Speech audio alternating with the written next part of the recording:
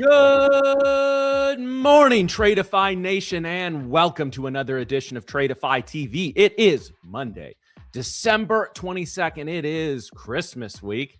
It is 60 minutes before the New York opening bell, which means it's time for us to get you ready for your trading day. I imagine a lot of people are beginning their Christmas vacations, their Christmas breaks. No doubt you're watching us on your phones while your relatives annoy the shit out of you. And for that, we thank you for joining us. And for the next several hours, the three of us and our various other hosts will be with you to take you through what is a full trading day today. We're not sure about volume. We're not sure about movement, but we do know it is a full session. And here to bring it with you, well, let's send it around the horn. It is Mr. YT himself. Swiss Santa, I think we'll go with today. Already got his steps in. And yeah, no, he's good to go. So let me introduce Swiss Nick. Nick, good morning. Let's do it. Good morning, Matt. Good morning, Mariam. Good morning, Tradeify Nation. Hope you're all doing well. Hope you're crushing it and had a nice weekend. Let me know in the chat. Did you do anything exciting? Want to hear it. Now, London, the session was extremely slow. So I don't have much of an expectation for today. I don't have much of an expectation for tomorrow. I don't have much of an expectation for next Monday and next Tuesday, because these last 2 weeks of December are slow and I'm going to be trading differently, you will realize. But before we dive into the charts and actually look at that, let me introduce you to our one and only future slaying, matcha drinking, self-muting, hawker walking, stranger hugging, snack notification hating, do not disturb, mob forgetting, phone buzzing, bottom take loving, rap battle killing, non-official Disney princess, Vegas casino gambler, rabbit gobble gobble, world traveler, cinnamon stick, coffee drinker, curly trader, matcha mommy. Good morning, Mary.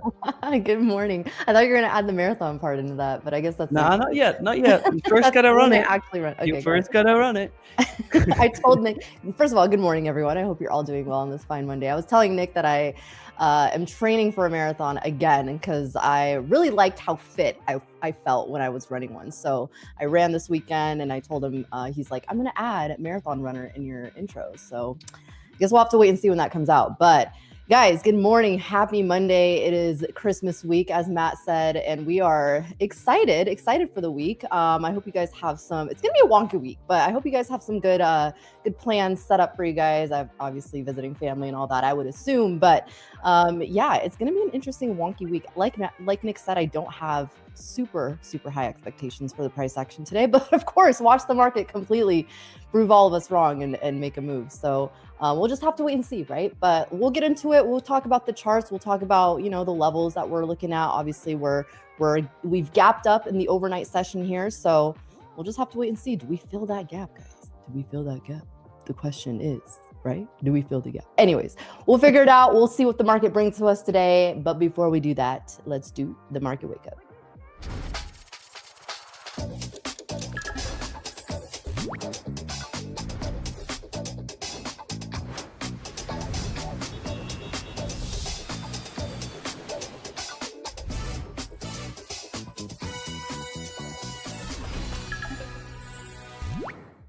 Oh yeah. All right, let's go. Let's look at NASDAQ. If we go to my screen here really quick. As I said before, right, we had a very slow London session, and you can tell, right, the charts right now, we have the gap from the overnight, from obviously previous week high 25,600, gapped up to 25,635. So not a massive gap, but there is a gap. And as Miriam asked before, like, are we gonna fill it today? I don't know.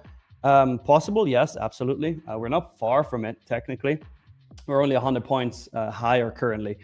So daily open was obviously that gap, 25,635. And since then, we've just been making this steady move to the upside. Our Asia low, remember Asia session opens at 7 p.m. Eastern time, is at 25,645.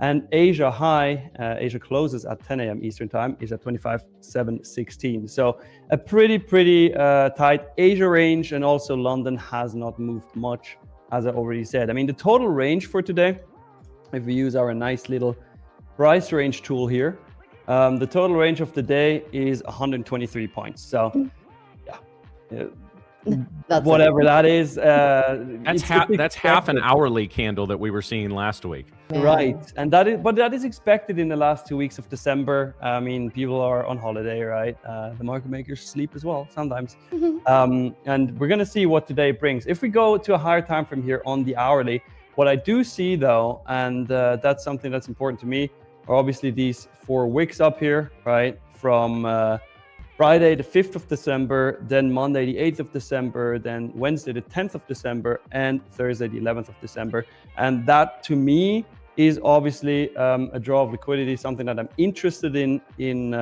seeing, honestly, like price moving up here. Do I think price does that today? Honestly, no. Could it? Yes. Again, it's only 140 points. So we could go up here, but I would, if we come back up here, I would expect that we get a sweep and then a drop back down. I would not expect personally that it just pushes through. That would be very, very unrealistic for the second last week of December, in my experience. If we move to the downside, like wherever we reject, if we reject the 800s or the 850s, or we sweep liquidity, as soon as we move to the downside, the obvious level that we're looking at right now is that gap, right? New week opening gap between 600 and 635, and anything lower than that, not interested right now until we actually fill it. Miriam, what do you see?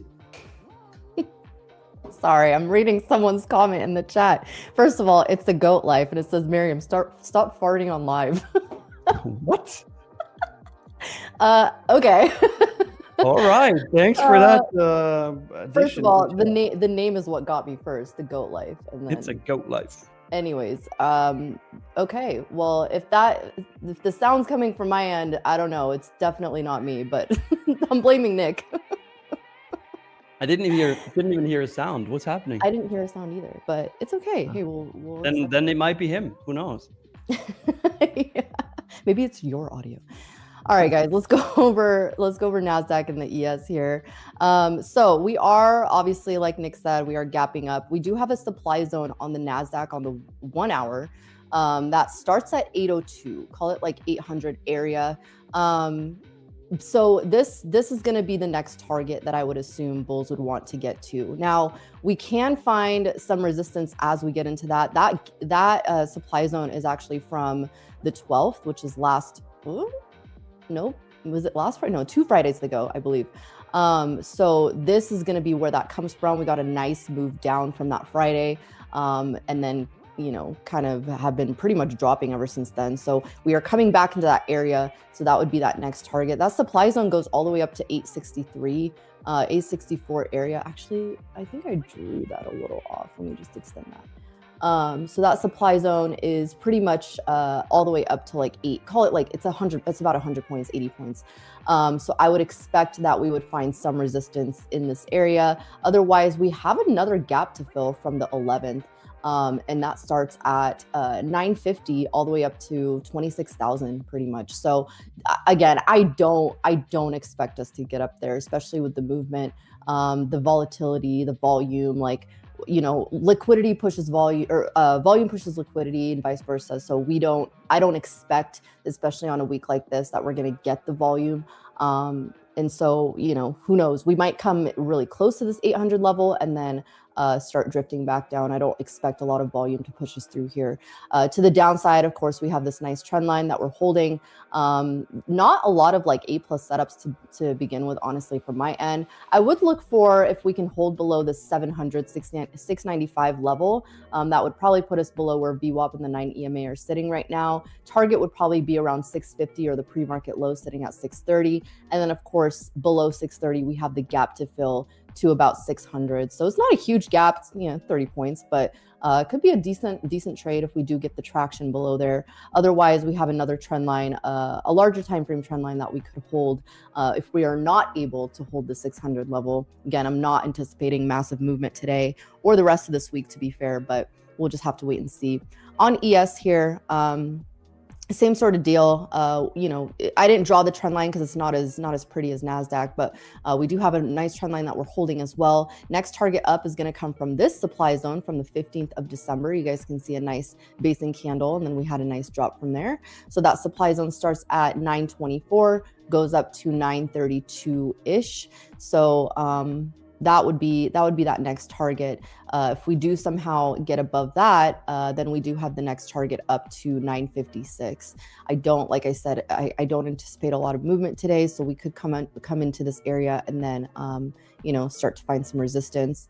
Below 908, I would think that we would target, call it 900. 900 is where the gap starts on ES, and of course, it is a small gap as well. It's about about 5 or 6 points to the end of that gap fill. If we do get traction below there, though, we do have a small wick to fill down to 878, and then we just have to wait and see from there. I don't expect a lot of movement, so a lot of this will be probably more scalpable moves, not really holding for a really, really long, crazy move.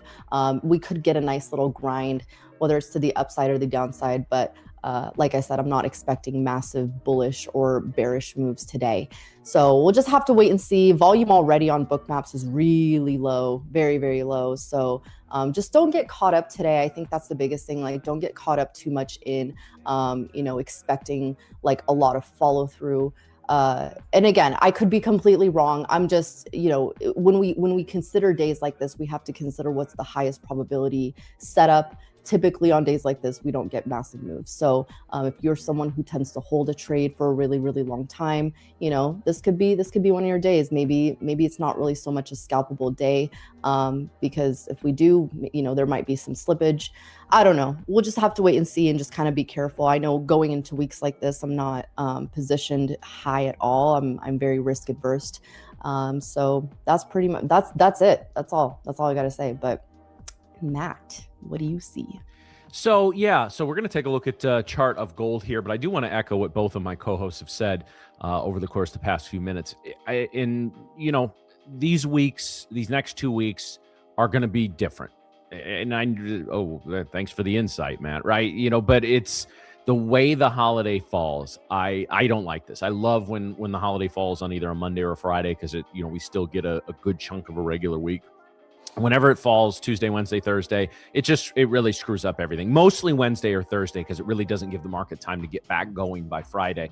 And so, again, guys, we're only on for Monday and Tuesday of this week, but let me rephrase this. Very unlikely, barring an outside unknown news event, some sort of tariffs, Trump makes an announcement, tweet, whatever, that we're going to get one of those 300, 400, 500 point intraday runs like we've seen actually very consistently over the course of the last few months. But just keep in mind, when volume is light, you can get swiped out of positions very quickly. When the HFTs, the algos, the bots, when they're running the show, and on days like today, it is more likely than not that they will be. It's very easy for them to just whip price action around. Now, you could see a bleed up effect, or if the markets decide they want to go down 60, 70 points across the NQ, but very unlikely that you're going to see those big moves. Just kind of keep that in mind, adjust position size wise. You have 3 people on this stream that have been doing this for, combined couple of decades. And we're sitting here telling you we're going to change a little bit of the way we trade this week, maybe a little smaller position sizes, being very careful. Just overall, guys, this is where we can kind of begin to take our end of the year break, right? Where we can just kind of seeking out A+ trades only, nice and easy, smaller position size. Trust me when I say, if you spend the next couple of weeks on reduced days, blowing evals or even funded accounts, or losing money in a personal account, it's really going to wreck your confidence heading into the new year. And we have kind of a scattershot start to the new year with the first trading day of the year being a Friday after a holiday. And then we're going to go through the weekend. So it's basically, it's going to be probably till Tuesday or Wednesday of the first week of January that we start seeing normal price action again. So Drew, if we could put up my chart here real quick, we're going to take a look at the 1 hour on gold. So we had a breakout move in gold in the overnight session, back to shocking new all-time highs yet again. We had a little bit of consolidation around the 4,400 level, and now we're pushing back up. So again, we're in uncharted territory, new all-time highs. but gold just continues to be probably the most bullish asset across the board.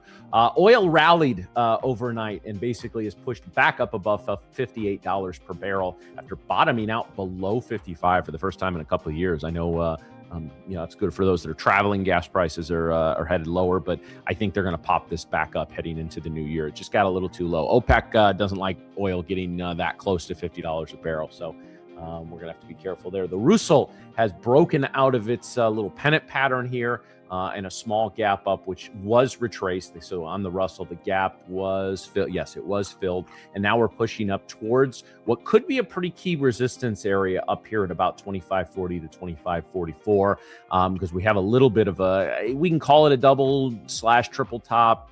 I mean, it's not the cleanest in the world, but it's going to need some momentum. Actually, what wouldn't the most rational thing to happen today across the board in the indexes would be a little bit of a pullback after the New York Open and then just sort of chopping around and consolidating. I don't see us necessarily, and of course I say this, and the markets can do what they do often, which is make us all look stupid, but it can, I don't think we're heading towards areas that we haven't been for quite some time. I do think it's probably not going to be the best price action. Again, the next 2 weeks, do not lose accounts, do not lose money. I cannot emphasize that enough. The way the schedule is choppy, right? So we have Monday, Tuesday, Wednesday this week. We won't be streaming with you Wednesday, but then we have Christmas Day is Thursday. We're off half day on Friday. It's going to be just a mess of a trading day. And don't be a degenerate and trade the day after Christmas on a half day.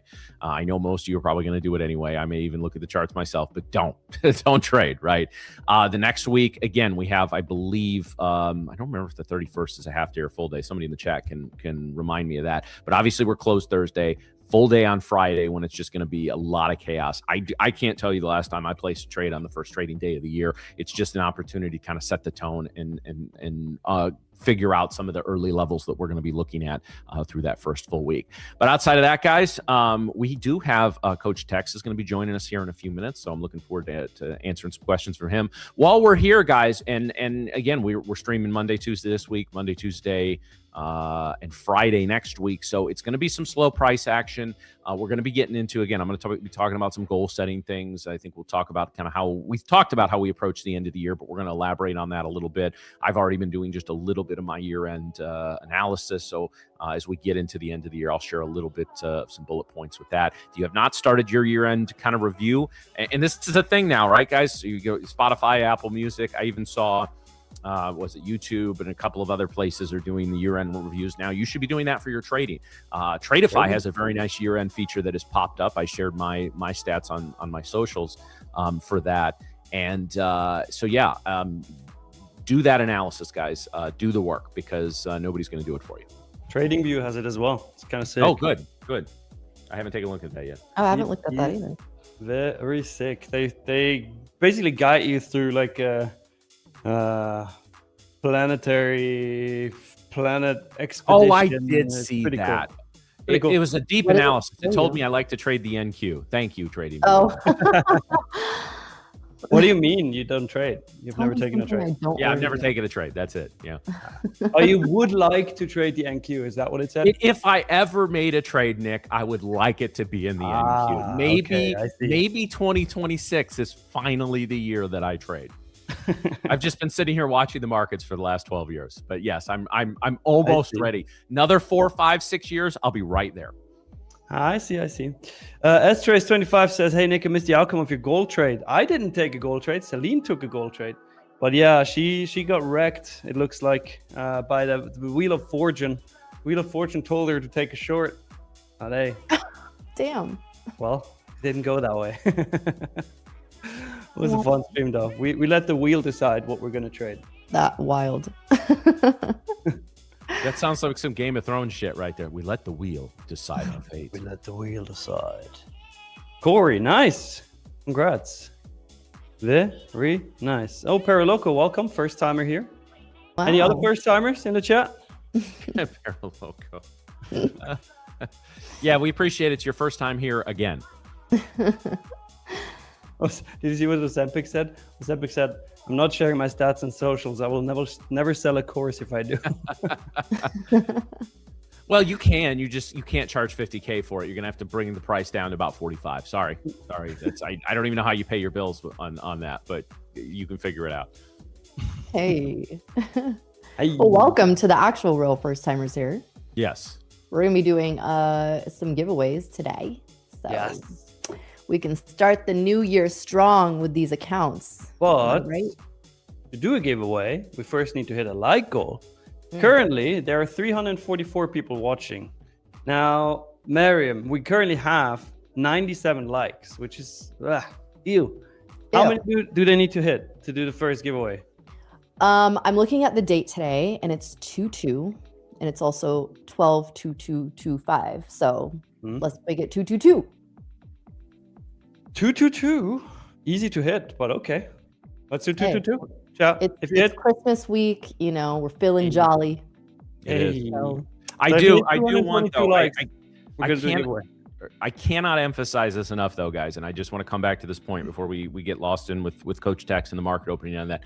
I do not want anyone in here blowing accounts for the next couple of weeks. Now, I know who I'm talking to.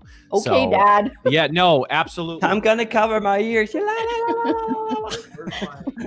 Oh, here. So I want you all to get your copy of the Disciplined Trader. I want you to put your hand on it, and I want you to raise your left hand and say, "I promise I will not blow any accounts for the next 2 weeks."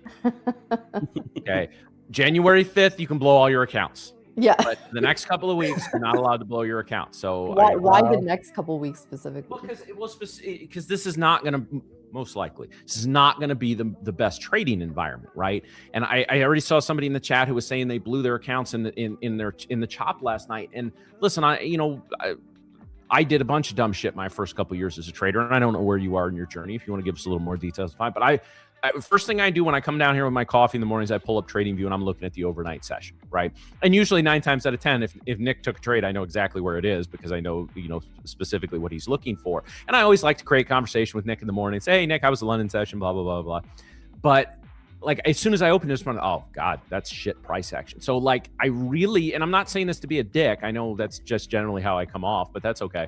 But guys, like I really want to know what you saw that you were like, yes, this is where I want to be in a trade. And this is what I'm talking about for the next couple of weeks, guys. Again, we don't really know what the price action is going to be because every year is different, but the way the calendar falls, I cannot emphasize this enough. And I know there's going to be people that do it anyway. And then, we get to the second or the Monday, the 5th, and you're gonna be like, Matt actually kind of knows, even though Matt never trades on stream, he actually kind of knows what he's talking about. So I just really want to emphasize that point before we get into the regular flow of the show.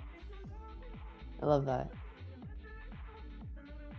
I love that. Sorry, I had to type something in the chat here. Now I'm ready. Where are we with the like count? Are we there yet? Hopefully. We're at 168. Okay. 168. We're close. We are close. And what are we giving away today? 50K growth. It's a solid account. Hey, it's a fire account. I love growth. Growth accounts are nice. The only payouts I've taken have been from growth accounts, and I'm working on building up those selects to fund it. I got a couple to fund it. I haven't traded them yet. I'm not doing that till the new year, but those growth accounts have been very good to me. Nice. S-Trade says, I went to play tennis today and I wasn't able to see the player in front of me because of the fog. Where the fuck did you play tennis, man? Like, that must be some crazy fog. And did you play tennis, racquetball, paddleball, pickleball, paddle tennis, paddle Shut your this, mouth, paddle Matt. this? And please explain the subtle nuances in the differences between each one of those. Actually, yesterday I did play tennis. Today I'm going to play paddle tennis, and Wednesday I'm going to play squash. Just saying. Okay. All right. I wanted to know the difference between all those, so I asked ChatGPT and I typed them all in, and ChatGPT just shrugged and said, "I don't fucking know." Nice. I'm going to set up a keyword here for the giveaway because I know they're going to hit it in a couple seconds. But in the meantime, Matt, you want to intro our guest? I absolutely do. So, guys, one of our newest coaches here at Tradeify, who works with our live traders. We've had him on a couple of times before. We always enjoy chatting with him. It is Ryan, aka Coach Tex, aka the Deer Whisperer. So let's bring him on. Ryan, good morning. Morning. Morning. Morning, Ryan. How we doing? I'm doing good. How you guys doing? Nice. Great. I want to know how many people you beat at chess already this morning. Honestly, this morning's been super slow. Didn't even pull up the chessboard yet.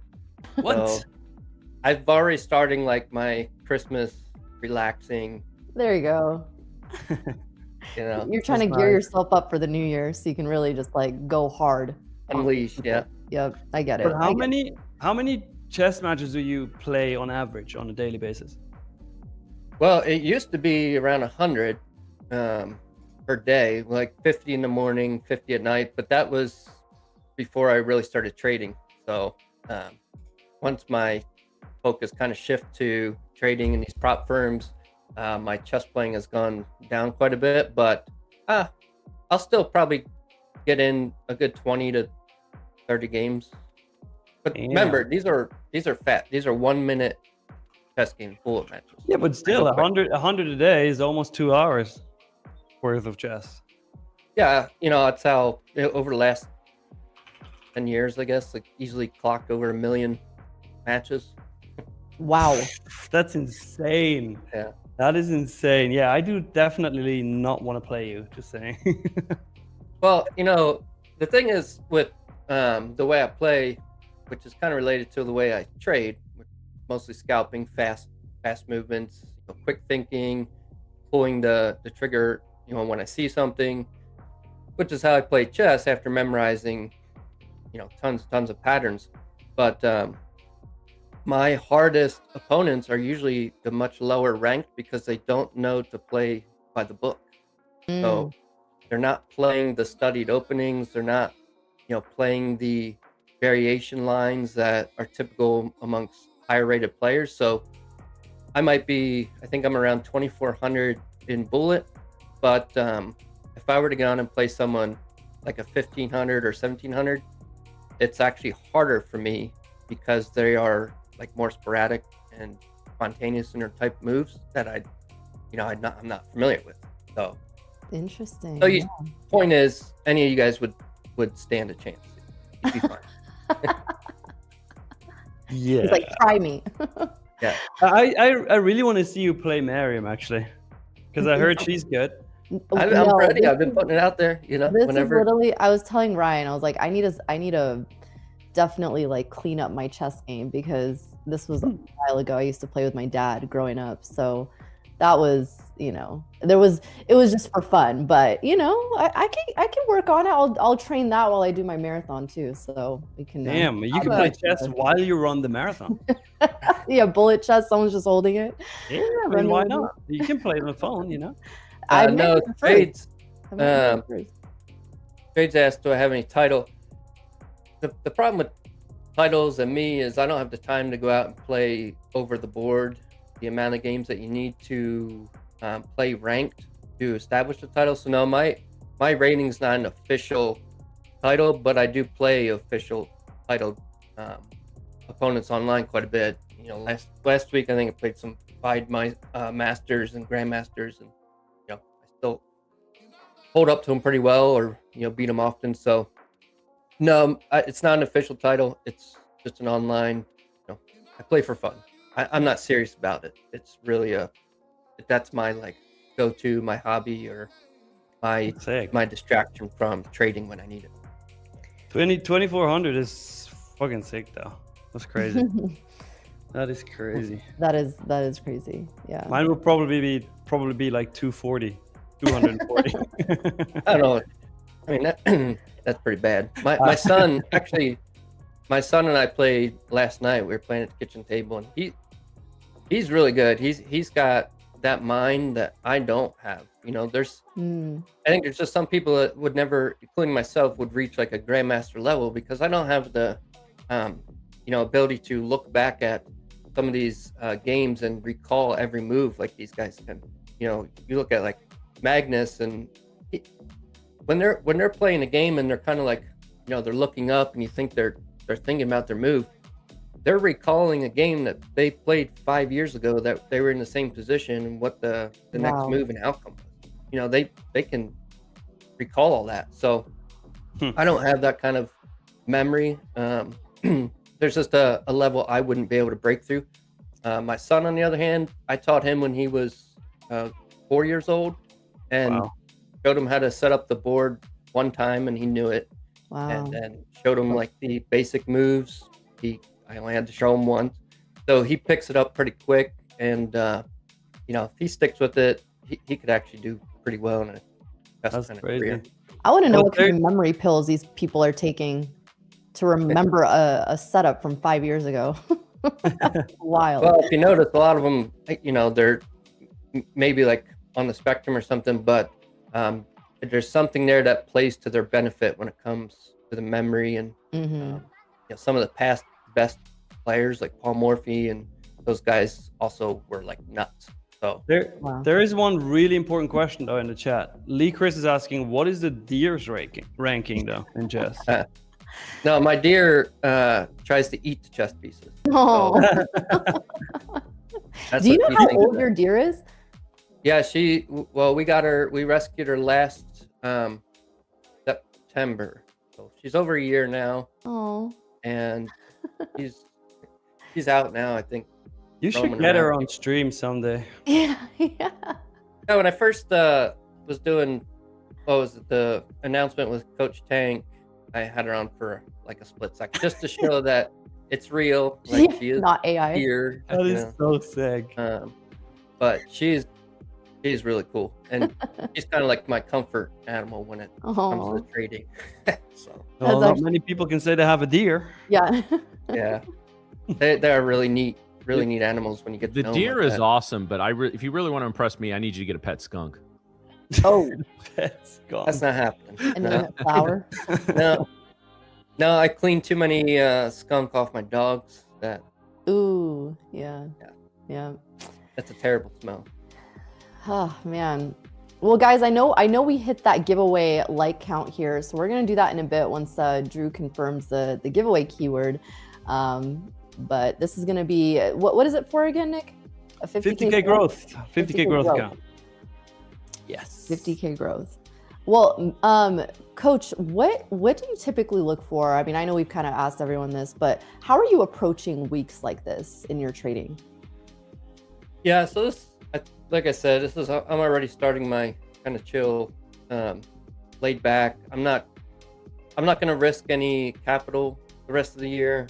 If I take something, it's probably going to be on an extreme end of a range. Like, so if I'm looking at, say, a daily range, then I might look for a retracement, like a 90% retracement on a higher time frame play before I would probably get in. Now, if there is a lot of movement where I can get in, get out on a quick scalp, then I might jump in with eval money. But most likely, funded counts, I'm going to protect the capital. The rest of the year, I'm going to take it slow and not do anything crazy. I don't think it's a good idea to head into the holidays and blow up accounts and just not be in the right state of mind. I think it'd be better to, especially if you had a good year and you've made a decent amount, it's not time to be giving it back. Don't want to then head into the new year with this kind of upset. Yeah. I did so well, and then I started blowing up in the last week. So yeah, I want to get my mind right and focused for the new year. So that starts kind of now with risk. All right, in the meantime, we got the keyword confirmed and we're ready to do the giveaway. So chat, if you want to win a 50K growth account, all you got to do is like the stream, subscribe to the channel, and once I give you the keyword, type that keyword in the chat, but only do it once. If you type it more than once, you will automatically be disqualified.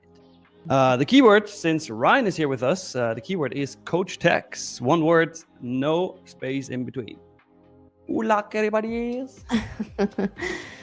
Yeah, this time of year does start to get, it's overwhelming for a lot of people, right? I mean, you have the holidays, you have in certain parts of the country, the weather is crazy, and it's just, it can be a lot of a lot of, just a lot going on, right? A lot going on. And then adding trading into that with low volume, it's really not, it doesn't tend to be the best mix.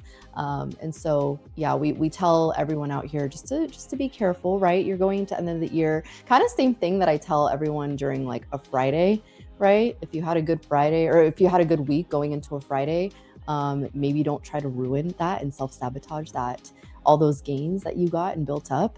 Take it easy. This is kind of the same sentiment. So yeah, I feel like we all kind of started gearing towards that, lower, just not trading as much towards the end of the year. I know for me, I'm not really looking to put on or expect a big trade today, or going into the rest of the week. So you guys have, you guys still, I know you've been trading longer than I have, but do you still recognize kind of your pain points or areas in your trading that you do still struggle with?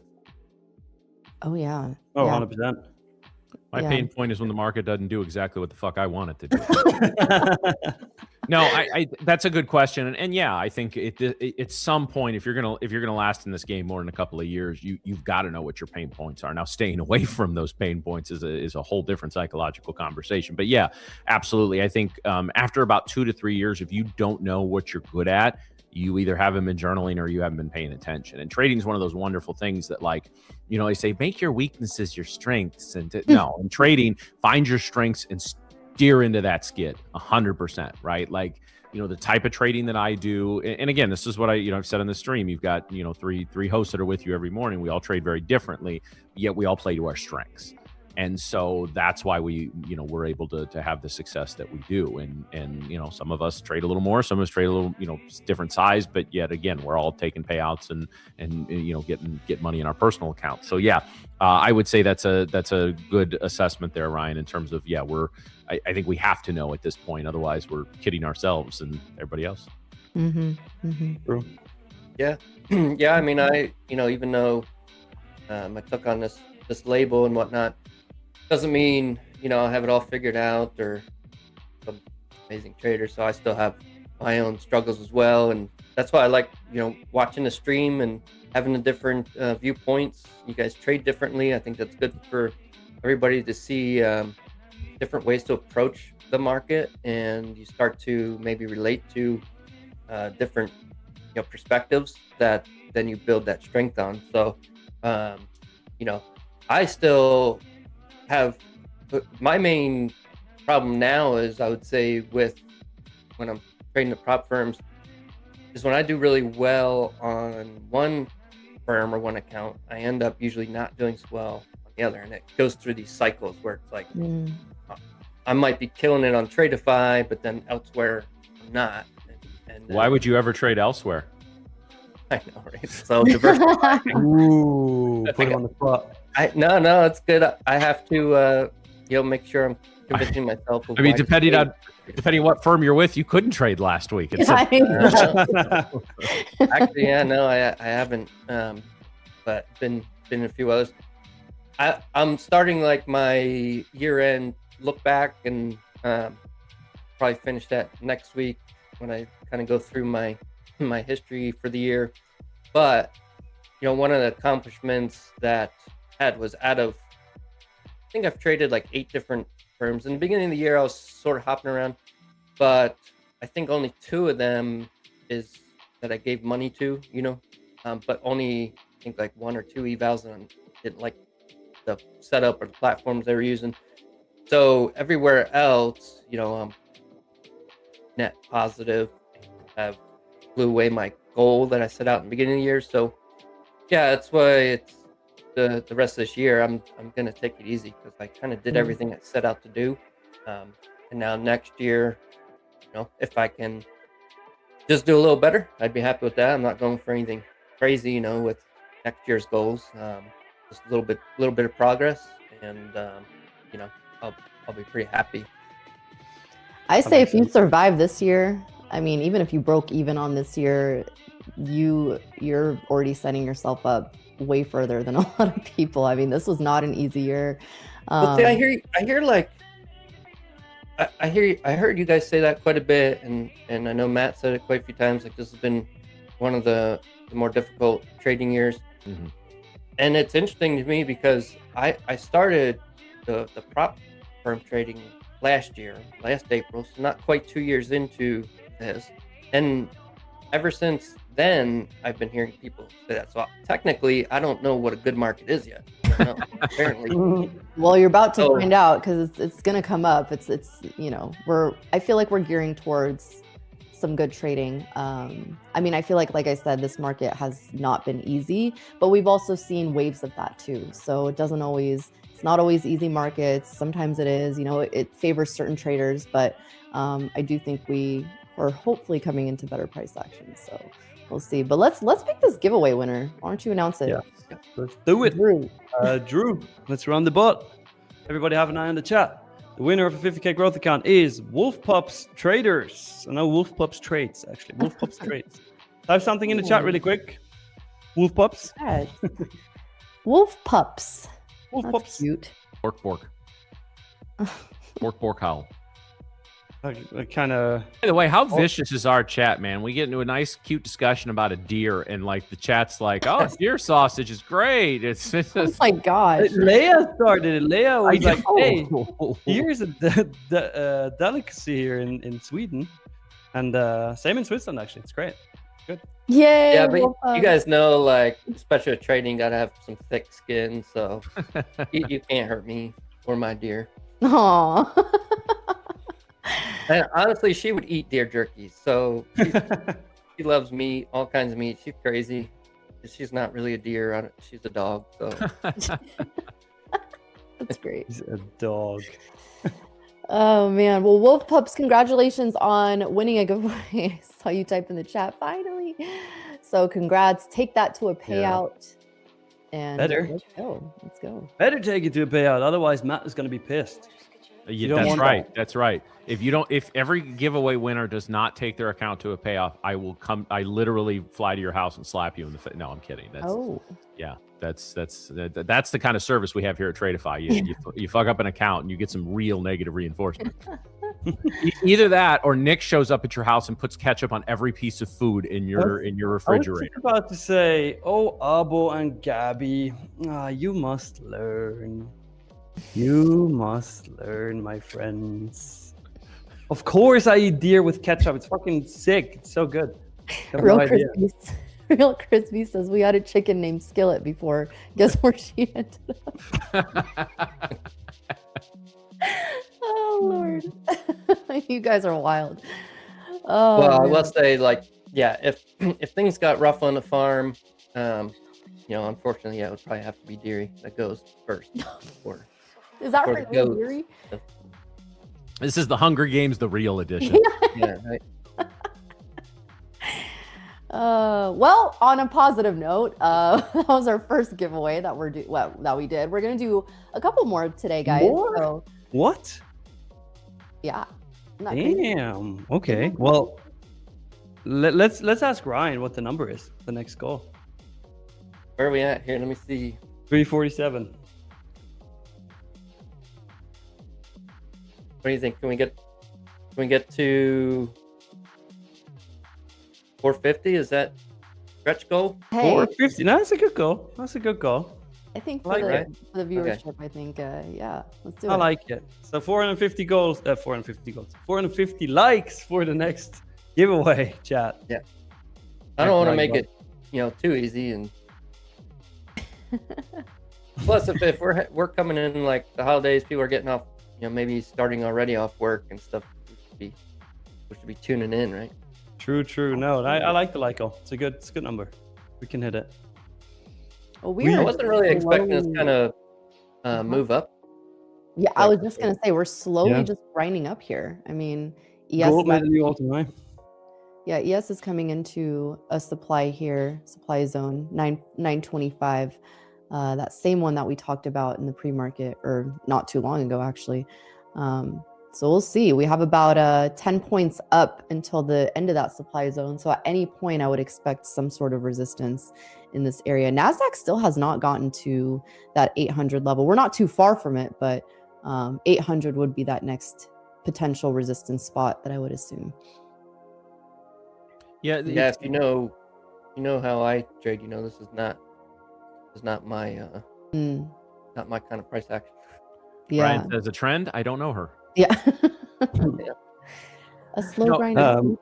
We could see one of two things on any given day for the next, really any day period, of course. But to me, you either get kind of a slow, steady move in one direction, or I'm still looking to play this as if I'm going to trade, I think it's going to be a mean reverting type of move. So I would be probably looking to the short side here, not here, but I would be looking for a pattern to develop into a potential short, just because, again, with a lack of volume and with the holidays, I don't think they're going to have the juice to really carry it too far without some sort of outside catalyst. Again, there's no data this week.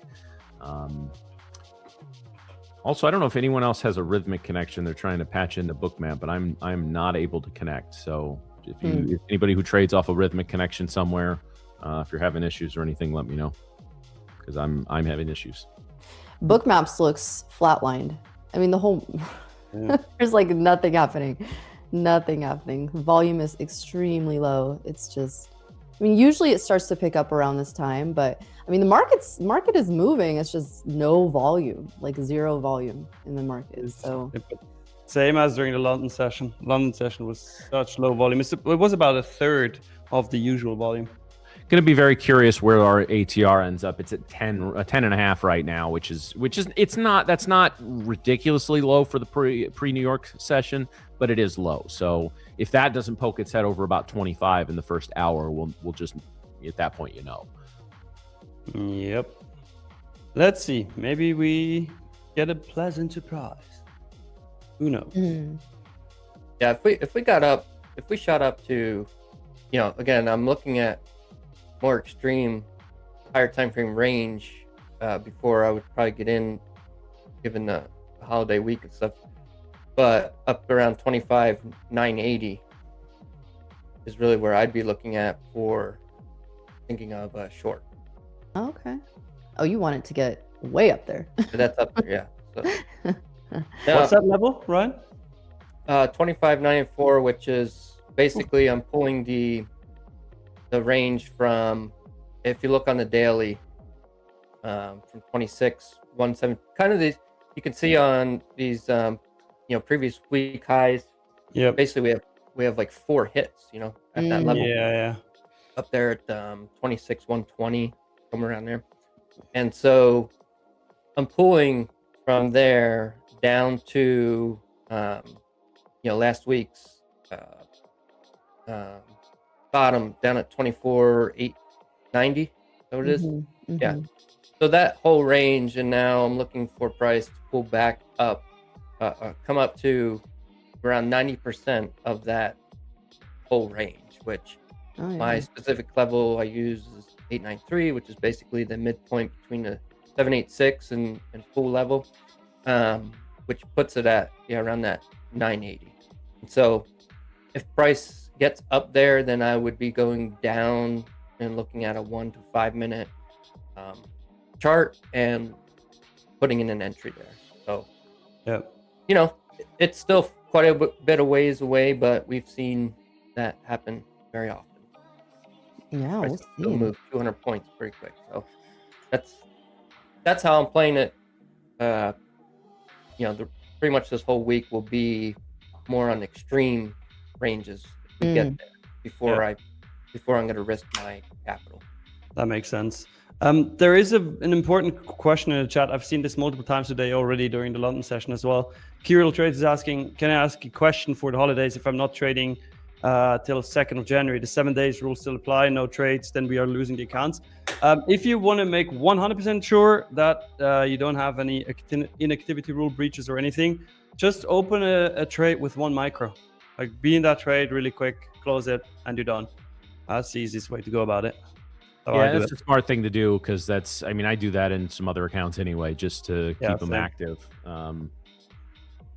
Always good to do that. Just, and somebody says for 10 seconds, but if you're not making much money off of it, it really doesn't, micro doesn't really matter. Just open a trade, count to 3, close the trade.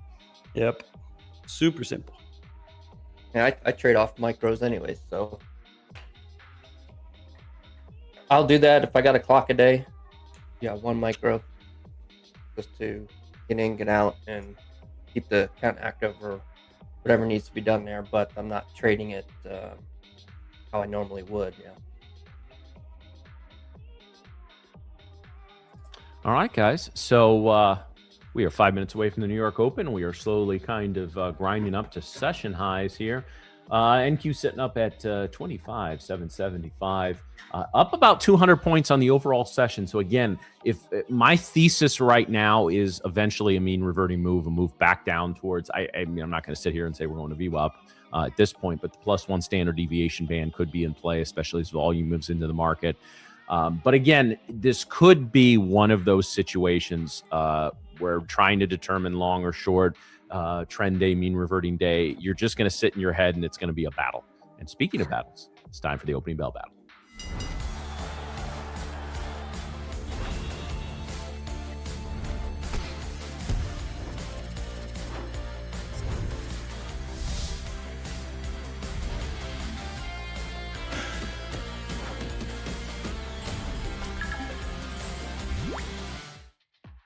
Matt, Nick, did you see the bass drum? I did see the bass drum. Nice. I always see the bass drum. It's like the first thing now. Yeah, it was one of those things that you don't see it until you do. And, Yeah. and then once you do, it's all you see during that whole thing. I just, yeah, don't get me started. It's the Christmas week. I want to be in a good mood. All right, let's see. Yeah, like I said, ES still has that level sitting at 69.24. It's gonna be interesting. It's gonna be an interesting open. There's a lot of sellers sitting there. Right now we are getting a little bit of selling pressure, but still volume super low, so it's not really convincing me either way. Volume is yucky, huh? Very yucky. Teriyaki? Very yucky. No, teriyaki. Teriyaki? Oh man. I heard a little bit there, Nick. You were No, close. you didn't close. know. That was You very didn't close. I mean, I was intrigued too, but No, okay, maybe later. hey, you can do as many lines as you I was want. gonna say nobody ever told me. Yeah, right? I didn't get the memo. That's All right. all right. We are under 2 minutes to the New York Open. We're pushing up again. Gosh, did we get 800 in play today?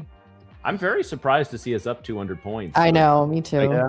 Let's again, nothing would shock me. There's things that would happen today, tomorrow that would surprise me. Like ending up 300, 400, 500 points would surprise me. Would it shock me? No. The markets this year they've been what they've been, right? And again, I cannot emphasize this enough, guys. If this is your 2025 or even late into 2024 was your first year trading, it was a tough one, right? And if you even just kind of stayed solvent, I know, you blew a few accounts here or there, but you didn't max out your credit cards, you didn't borrow money, you're not sitting here, wondering how you're ever going to afford another account. You're fine.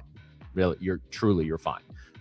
All you need to do is keep working on your risk management. That's position sizing. That's knowing when to enter trades. Keep watching. We're gonna help you with that. So, all right, guys, 45 seconds. Doobie doobie doo. Doo-doo. Wow, we And- really are pushing. Everybody's has to be in a good mood. It's Christmas week. Yes, that's why I wore the Santa hat. Where's yours, Matt? It's back here. I was just gonna put on the antlers for tomorrow. They're very special antlers, so they go on at very special times. Wait, I want to bring mine on. Hold, please. Oh, please. Thanks. Bye. Matt, I'm getting close to joining you. Yeah, you'll get there, man. Just embrace it. It's embrace it. Getting there. 3 seconds. All right, guys. Ding ding, motherfuckers. Let's get to work. Nothing to be ashamed about, Ryan. I gave up the fight long ago. It's pretty much when we took in the kids, and my hair's been going away ever since. My dad had very gray hair, actually, like full-on white hair, like late in his 20s. And my mom's side of the family goes bald, so I was screwed either way. Like the genetics were just not my favorite. I used to ask my dad. I remember Dad, when did your hair start going gray? And he would say, about the time I met your mother. Damn. All right. All right, she's back. Look at Santa. The other Santa. Matcha Mama Santa. Matcha Mommy Santa? Matcha Santa? Yeah.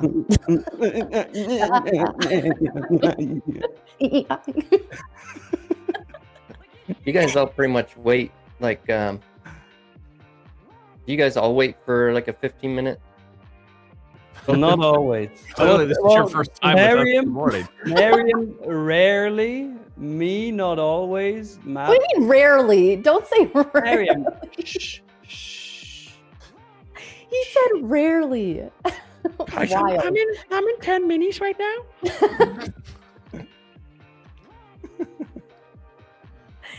It's not rare, but Uh-huh. these days we have been getting the move really quickly, so I will jump on the trend. Wow. I mean, don't get me wrong. She absolutely crushes those first 15 minutes. But damn, Nick, I say you're rarely. did you not have ketchup on your steak earlier? You're salty as fuck this morning. What do you mean? Oh, What do you mean, Matt? I'm not. wow, we salty. are going. Let's see. Yeah. But they deked the Bears in there too. Like That's they actually were crazy. Yeah, they were pulling some of the momentum shorts. As you could see them pile on about the 760 level, and then Well, volume really picked up too. Look at what Brett just said. He said, "I wait till 9:30 and 5 seconds." and he's out of the trade 5 seconds later. That's Yeah, with like 20 grand in profit, easy. Dang. I think SPX Brett said he's opened trading light with this week, only 100 minis per trade. So Yeah, that's chill. Light work. We are pushing up though. The Gold is SPX dropping a opened with bit. a massive gap up too. So let's see. Let's see. So my area of interest there on NQ is 860s down to like the 840s. That's what I'm looking at right now. If we move up that much, let's see. I want to see. We barely got into that 800 level. We have a lot of sellers sitting at 795, which is why we got that pullback here. Wow, dirty day so far, guys. I don't know. Never mind about that level that I just called out. Oh my goodness, look at that. It's just like a 60-point drop. Yep, NQ is like, good luck, everybody else. Yeah. Guys, these are the days you gotta be careful. Careful. just sitting here calmly waiting for my short, and it's gone. Brett, what do we think about 680 long? I kind of want to do that. I'm watching NASDAQ here below 710. 710. Getting a lot of selling coming in here. Volume really picked up. Wow. It's actually a much more extreme move than I would have anticipated. Crazy. Way more extreme. This is nuts. Yep. Right to beat Bob here, guys.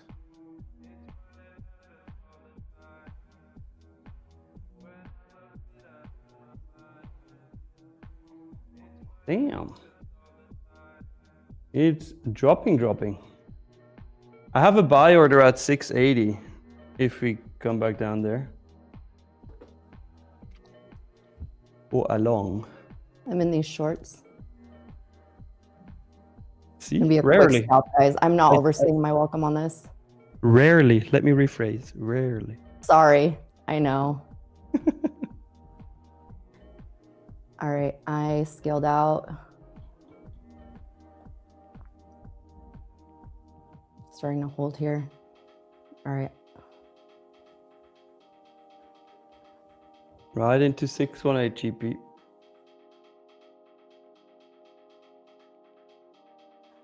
What was your entry on that? You were quick. 715. Nice. Yeah, I'm out. Holding view up here.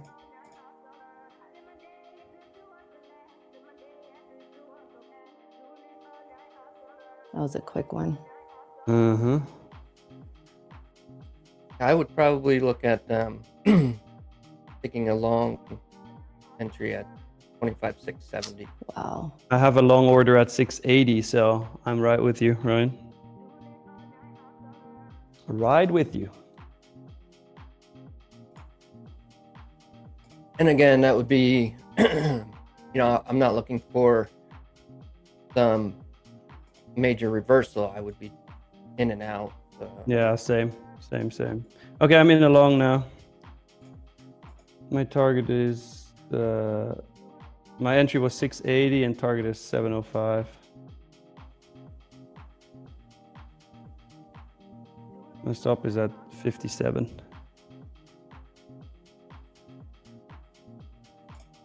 Good price action to start the day. Mm-hmm. All right, I'm moving break even with my stop. And Nice. target missed by a tick. No, don't do it. Don't do it. Give it to him. Okay, there we go. Hit target. Nice. 25 points. Let's go. Nice. Let's go. Wow, we are just in scalper's market here. Damn, that was a freaking sniper. 680 was my entry. It came down like 1 point lower. It's starting to look like it's holding here. ES not yet able to clear VWAP. Yeah, I'm waiting for this 5-minute candle to close. I needed a couple more points, Nick. I would have been in there. Hey, with you. you're going 4 points. How much? What's your fib level? No, my entry was set at 25,671. We didn't hit it. These sellers are still trying to come No, in. we might.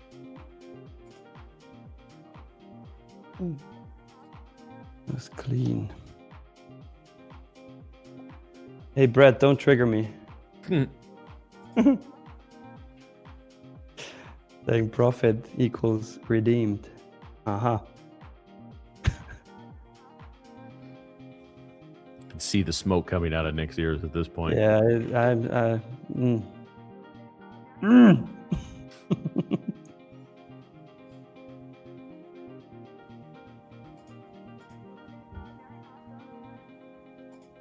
Damn, much more movement than I would have expected. But it's nice. Nice. Very, very nice.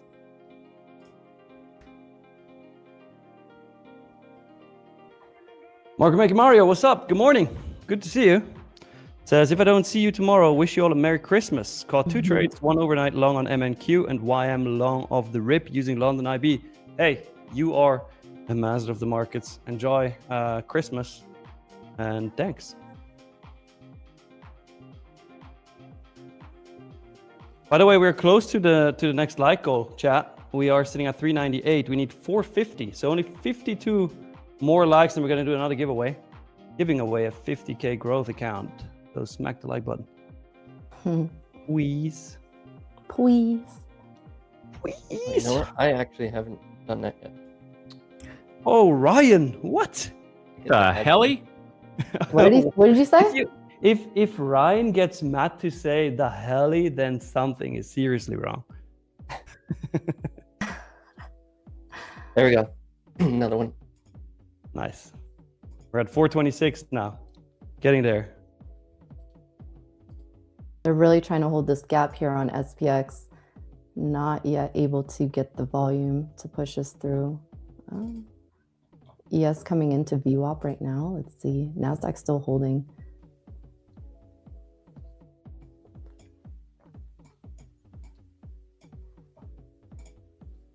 ES getting some volume here. NASDAQ's level that it needs to break to the downside is going to be 680.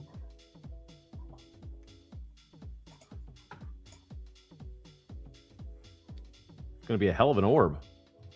Yeah.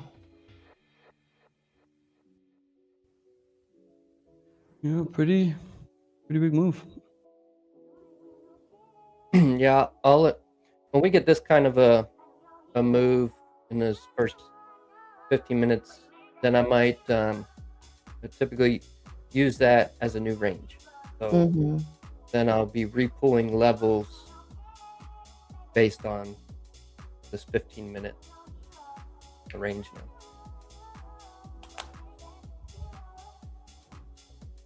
By the 722. way, sorry, go ahead, Mer. I was just gonna say 722 has some sellers on the Nasdaq. All right, nice. Kirill and everybody else who asked regarding the inactivity rule over the holidays, I just got confirmation from the team, from support, that you don't have to worry about it. You don't have to open a 1 micro position. You can just chill. Fine. Hmm.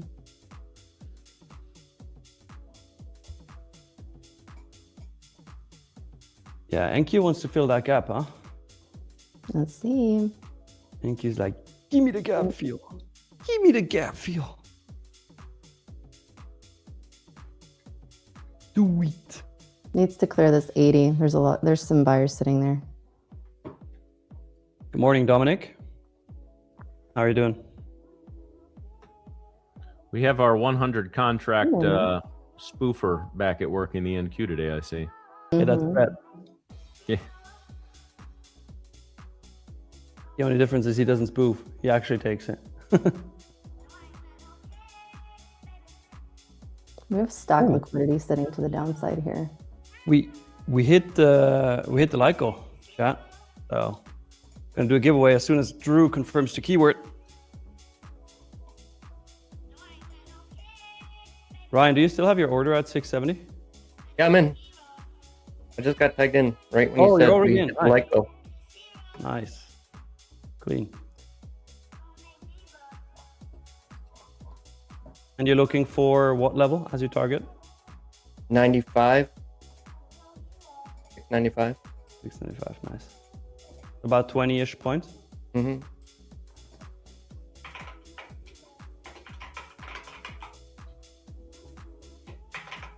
That is clean. I'm actually watching this here. This downside move. Yeah, I got a short on here at 680. Just got it. Ooh, Ryan and Matt fading each other. Yeah, where's our I am watching this short as well. I still wish you luck, Matt. we can Well, go you up can and both tag make money. you out and then get me in. I'm all right with that. Or That sounds take like me a for plan. profit. And both win going either direction. That's what's pretty neat We about can all this. win. There we go. So I'm- There we go. Now drop. Nice one, Ryan. All right, chat. We're gonna have the keyword ready. So all you gotta do right now is like the stream, subscribe to the channel, and once I give you the keyword, type that keyword in the chat. But only do it once. If you type it more than once, you will get disqualified. The keyword, since our one and only Ryan just hit TP, is actually Deer Whisperer. 'Cause he They're is the actually, whisperer do you guys of see, the- I probably see it a lot because I'm posting about my deer and stuff. But so on my feed, there is a guy's account, the Deer Whisperer. I think Really? he is in Texas, and he has so many deer that come up to his place that he feeds them and stuff. It's That pretty is cool. sick. I don't think his come in the house like mine do, but Well, yours is that's a crazy story that it just randomly walks into your house and stays. oh yeah, she was in this morning, up on the couch, chilling. That's so cool, honestly. When you sent that picture, I honestly first thought it was AI. I know, that's why I had to bring her on for a bit. So it's real. I love it. Like my daughter, I gotta make her appear because people are probably starting to think she's fake because I've talked about her. She started at 18, she's 19 now, but she's been like out trading me. Does really well. So she has a different way about her that she trades. I don't help her or doesn't get like lessons from me or anything. She trades her own way, and Does she give you an allowance? I know she still pays rent, so get that. I had to Nice. teach him like, nothing's free. Right? So I built a separate place for her. So like she's still on our property in her own little house. Oh, that's cool. but I wanted to do that kind of as a transition, like, before you go out to the real world kind of thing, get a little taste of living on your own and what it's like to pay bills and that sort of thing. So, and now she'll be soon here moving out, but she's got a good probably trading career ahead of her. She sticks with it. Yeah, that sounds awesome. Honestly, it's a smart way to teach. So competing 10-year-old, here, but I like where this is going, guys. And sorry, I have this on a different screen, but I was in at 680. I've been in drawdown for almost the entire trade. My target is at 650. It's just 2 minis, so it's a small position size. A strong pop over 710, I'll exit. So it's basically a 1-to-1 trade. It's not really exactly the, again, smaller position size. I'm giving it a little more room than I'm used to, but that's kind of what we need to do today. Need a surge below 700. I still like the trade, but we need to crack 680. I think if I can get it back in the green and get it out of drawdown, I think it's gonna be looking pretty good. There's some sellers sitting down there or some buyers down at 660. I want to see them go take that out, but 650 is my target. All right. I like it. Are you in as well, Mary? No, I'm waiting. All right. Are you guys seeing that new week opening gap kind of act as a? All right, I'm out there, guys. I'm out. Yeah, the new week opening gap is certainly something that's interesting. I'm pretty sure we're gonna go in that direction. Not sure if it's gonna fill though. Let's see. By the way, we have the giveaway ready. So Drew, can you run the bot? Let's see who wins the 50K growth account. Everybody have an eye in the chat. The winner is Dave G3443. Damn, that rhymes. Nice. Dave G3443. You just won a 50K growth account. Make sure to type something in the chat really quick.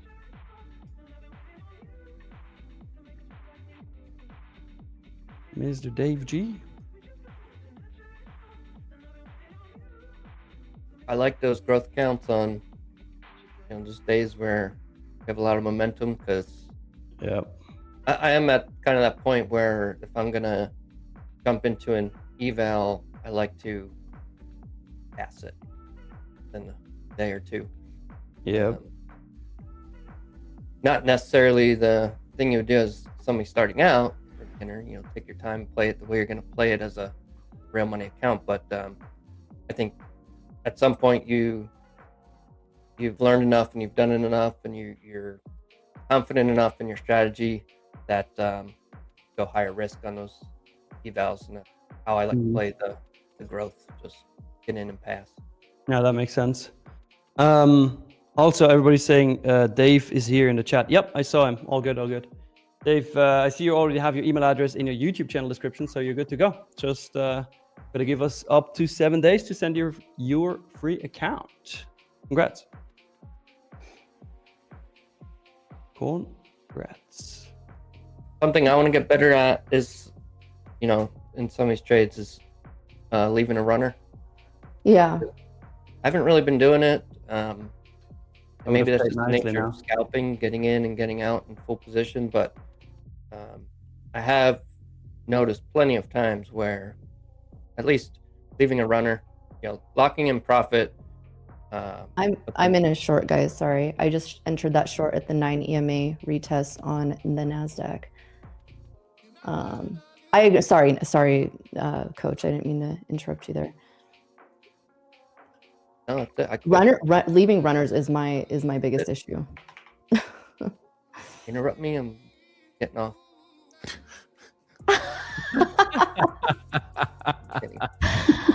I can have, I can joke.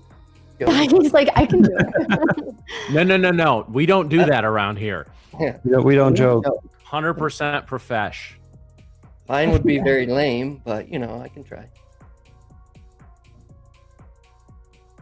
Not trying to overstay my welcome on this. My stop's gonna actually be pretty tight. My entry was at 732. So I'm not gonna, I already took some profit off, but I don't like how we're holding here. I wanted to see us get below VWAP on this candle. So, Beep pop. beep pop. Let's see. My stop is literally like 10 points on this. Nice. So we could push through. Let's see how this candle's gonna react here on this 5 minute. Okay, there we go. There we go. Very nice. All right, cool. You're I out. want to see us get down below 700. I'm pretty much going to move my stop to break even at this point. Like I said, guys, this is not the day for me to hold into a position and let it go red, just because I don't like the price action right now. Okay, I just got stepped out. Yeah, I don't like how they're holding view up. I wanted to see the movement come down below this area. So a little scalpy scalp. I have a short order at 78.50. Ooh, really holding view up here. No, what am I saying? 58. 58.50. My bad. 58.50. 758.50. Yes. I confused the stop with my entry. Lul. I actually don't hate that either. Stop is 20 points higher. If we get up there. At J Park 108, a corny dad joke. Why did the Scarecrow win an award? Why? Because he was outstanding in his field. No, boo. That's a good one, actually. I like that one. That's great. That is great. I love how Matt says boo, and then I like that one. Yeah, that's a good dad joke right there. When your initial reaction is to boo, and then you're like, no, actually, that's a good one. But Hell Saint, yes, that's a GP. That is correct. Correctamundo. And if his daughters watch, she's like, oh my God, Dad, that's so embarrassing. I'm not paying rent this month. Funny too. That's a really fun part of being dad, though. I don't care. Going out in public with them and embarrassing them. Yeah. Love it. Sounds like fun. Yeah, guys, after that first candle, it's been Chop City. So be very, very careful. Choppy City. Choppy City. If we got up to 25,780, I would take a short scalp. That's what I'm looking at right now. I like 776 area. 765, 776, like that sort of like little zone. 6-7. ES actually came right into that supply zone and rejected very, very nicely. So see if ES continues to get the move down. NASDAQ could just be retesting 50% here. If we don't get a close, or not necessarily on this candle, but if we can't push above 745, I don't really like this. Same. Still have my short order on. It's 58.50. Hey, Swiftleys, you got it. Somebody had to hear it. Last 30 seconds of this 5-minute candle. It's looking strong right now.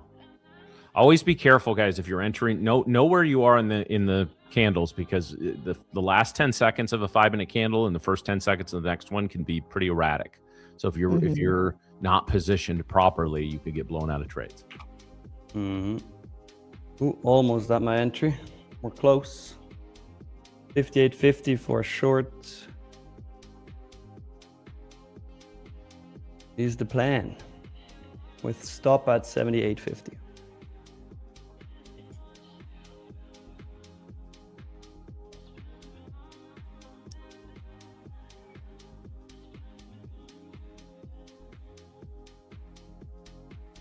We're all like focused. Mm-hmm.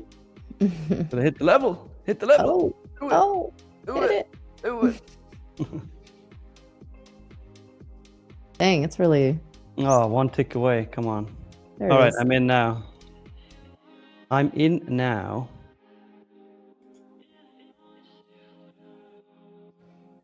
All right, so your stop is, yeah, watch the 760. If they break through here, Stop then at 78.50. Target would be 33.50. nice. Flush it. Flush Dump it. Do it. I'm taking this with you on a really, really small position. I'm break even with my stop. I need to follow through here. If it doesn't follow through here, we are not interested here. Around 760 here. area, I'm watching it. It's coiling. It feels like it's about to make a big move one way or the other. Worst case, I get out break even, but Ooh, I kind of, yeah, well done. I don't like how they're holding. like it. Probably get out, break even as well. I do still like it. They need to drop, like this is where they need to drop it. Drop it like that. 740. Like it's not. 737 needs to break. Yeah, 33.50 is my target for this. 25 points.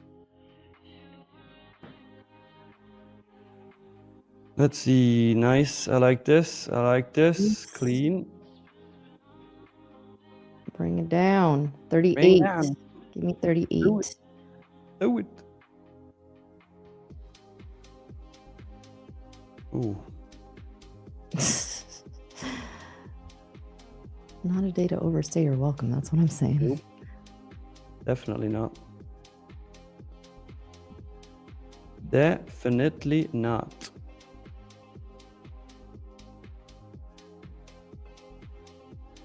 People still typing Deer Whisper. Yeah, They're a little behind. a little. Let's see if we get any sort of movement in 2-ish minutes right now at the 10 a.m. candle. The big dogs decide to come in if they're still trading. I don't like that we're holding this 35, this 30, 37, 35 level. Let's see. Come on, just drop it.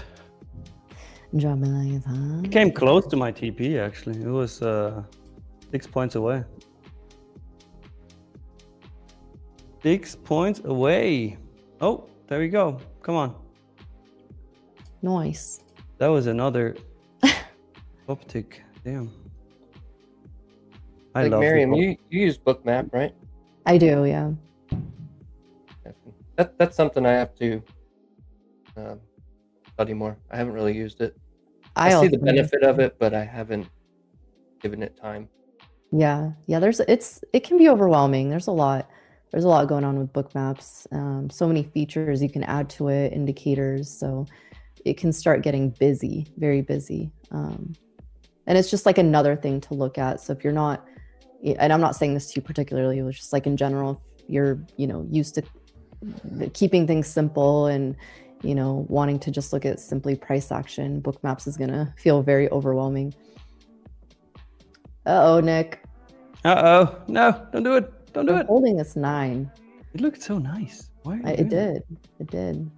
It looked so nice twice. It still looks like it could do it, but This kind of gives me bull flag vibes, honestly. yeah, it does. It does. It does. Let's see. Let's see. I'm holding this. It stops at break even, so I can't lose. Nice. There you go. I cannot lose. Yeah, Lion Mahone happens to the best of us. I've What had happened? situations like that's happened so many times. I'm in a trade or having an eval account or something, and it just like stops me out, either blows the account and then completely just like goes to my take profit right after. Just right after it took me out. Oh, that hurts. Those are fun. All right, here's the 10 a.m. candle. Come on, push it down. Just a quick whoop. A quick. Other way. Shroom it up. Come on, shroom it up. It does look like a bullish. Yeah, it does have to make the upwick, 760 will be that clear. It has to make the upwick so it can go down. You're right. Just don't make too large of an upwick, okay? Just give me my monies. It's still, I mean, it's still like rejecting these key levels though. So, We're still in this. Oh, oh, oh, oh. Come Oh, on, I don't break even need to look at the 738. charts There to we know how the go. trade is going. boom, DP. Let's go. Let's I go. know. Nice trade. Hey, Way to hang money in there. gone. Woo! Woohoo. There we go. All right, See if we get the follow through. I'm still in mine. that's crazy. That is crazy. Well, you could What's run your- down to 700 if it gets some weight Oh, behind it. shit. I just closed the position. Damn it. Well, in never profit mind. though, right? Yes, but All right. I meant to scale out and I just like took everything off. Oh, it's fun. I did that As last we were week. just talking about scaling out. I will say that's the one thing, I'm pretty good at as far as trading and emotions go and controlling bad trades and that sort of thing. Where I do get frustrated is user error. So, Mm, when I just do, yep. I'm on the wrong account or, I'm on the wrong contract worst. size, just doing dumb things like that. I still do those kind of mistakes. And then that gets me a little frustrated. That's user error. It's the worst. It's the absolute worst. Yeah. This is when I get annoyed as well, especially when it ends up like doing what I want it to do, just like right now. It's fine. It's fine. It's fine. No wrong. Let's see if ES holds VWAP again. 915. 700 is going to be that key area that NASDAQ needs to break through. I will be watching NASDAQ below the opening range low here for another entry. Actually kind of like ES as well. So ES to clear 911, that would put it back into the gap fill on SPX, and then NASDAQ would need to clear 670. 670? 670? No. Nick. Damn it. Amanda Prince is asking, could you explain us your analysis on this trade, Nick, please? Yes. Drew, can you go to my charts really quick? Please. Thank you. All right. This was basically Brett's strategy, Brett's golden pocket. So what I did was I looked at the New York range, right? The 15-minute, basically it's the 15-minute opening range, funny enough. But just to move that New York made so far, I took the high and the low and then set a limit sell at 758.50, which is the 0.707 golden pocket. As you can see, it literally top ticked it. Like it didn't even go a tick further, top ticked it, and then it dropped. So that was great. That was a really solid entry too. That was Stop clean. is always, for these kind of trades, my stop is always 10 points above the 0.786. So for example, here, so I had the short at 58.50, right? And my stop was 10 points higher than the 786. So it was sitting at 78.50 right here. So risking 20, I was risking 20 points to make 25 on this play.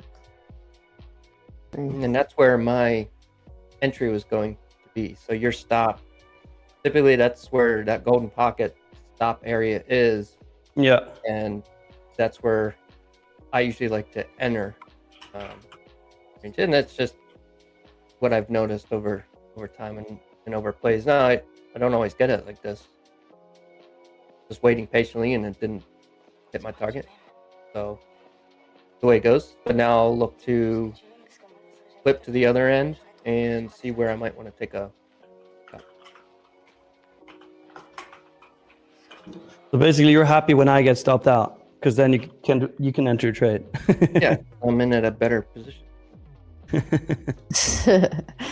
Let's see if the 700 clears or holds here. I would expect a hold, but if they hold it here, I would expect a new high. Otherwise, I would want to see opening range low break. Oh my God, I have to sneeze. Ryan, bless you. Bless you, Miriam. Ryan, somebody in chat, actually Schrödinger, of course Schrödinger. It has to be Schrödinger or Ozempic. Schrödinger said, just call it the deer pocket. Yeah, that's good, yeah. Yep, I guess see? that sounds better than 893. Imagine a deer with pockets, just like a kangaroo. That'd be kind of scary. That was also, Miriam, like the weakest sneeze I think I've ever heard. It was like a mouse sneezing or She muted You herself. heard it? I tried to mute myself. Oh, hey, that's why I was so. People are hearing things from my end. Apparently, there's other sounds coming out of me, but What was that? let's You see. know what's funny? That there's so many people who sneeze like they don't sneeze. They just go like.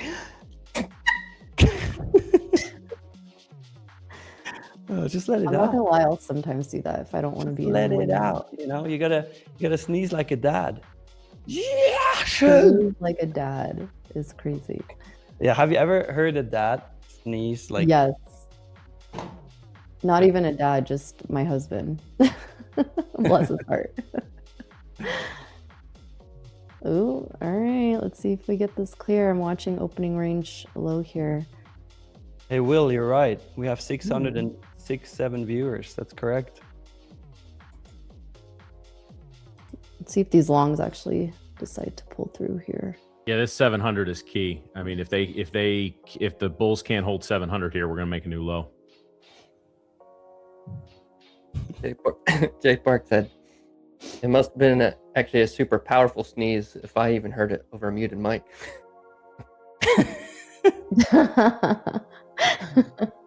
True. Maybe. Maybe, yeah. Ow. Gold is ranging.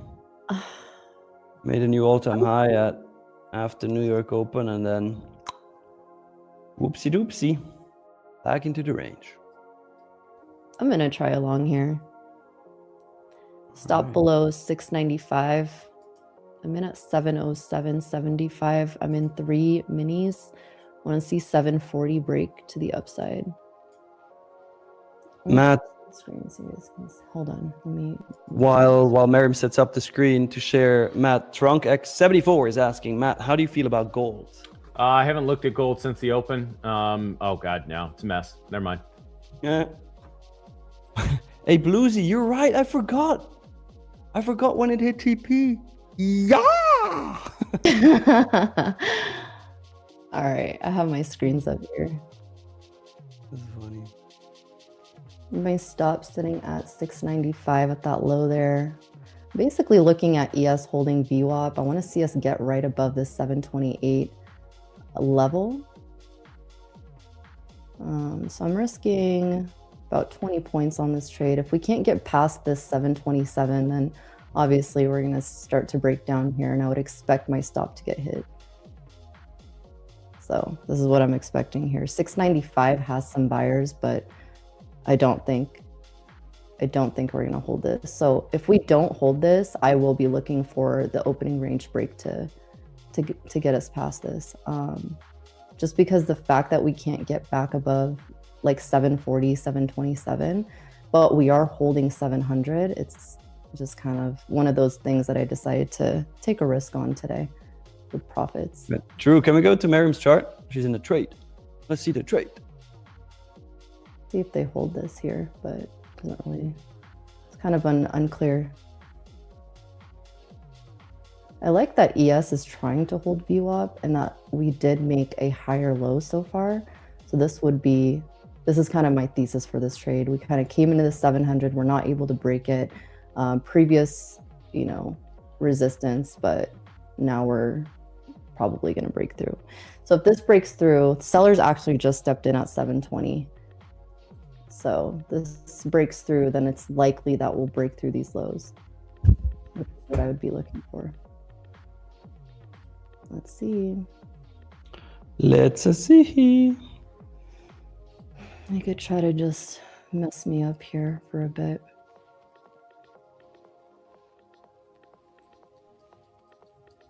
Yeah, not looking good. On the 5 minute, not really looking good.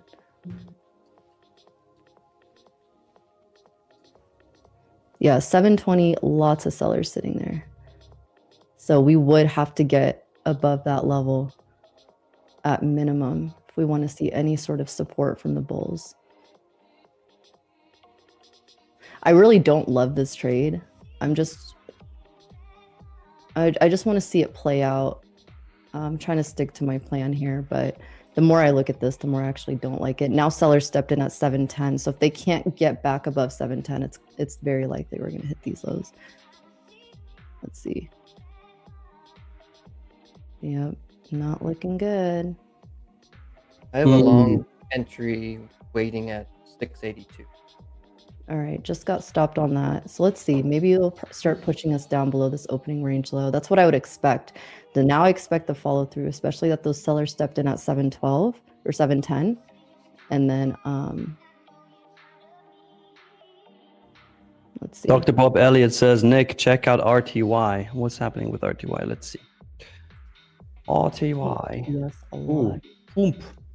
It is pumping. Almost back at all-time high. You said 82 is your entry, right, Ryan? Yeah, so I just got tagged in. Nice. And I would be looking for 725. 725, all right. I'm actually watching ES below this opening range. Then I have a stop at 652 because basically what I'm looking at is just playing if we're going to stay in this 15-minute opening range, then that's why I would be expecting a little bounce here.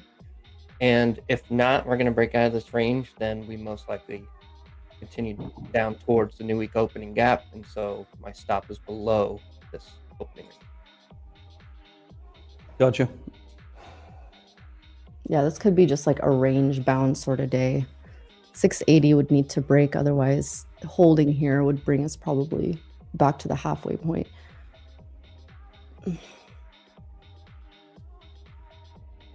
Yeah, and so basically that's what, I'll play these little ranges sometimes back and forth until we break out. And so obviously when we are ranging, I'm probably winning. And if we break out, then you probably know I took a loss.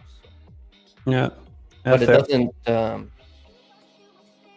I could take a loss and it's fine because I've played this so many times that the wins outperform the losses. So it's just the losses are part of the game. It's absolutely part of the process. Not really looking at the profit or anything like that. It's just did I stick to my process? Yeah. Gotcha. Domen Sastiga 302 is asking, when is the giveaway? Can someone respond? Crying emojis. Well, first of all, we already did 2 giveaways. For the third one, we didn't set a like goal yet, did we? I don't think so. I don't think so. Mariam, you want to say a number between 6 and 700? 6 and 700.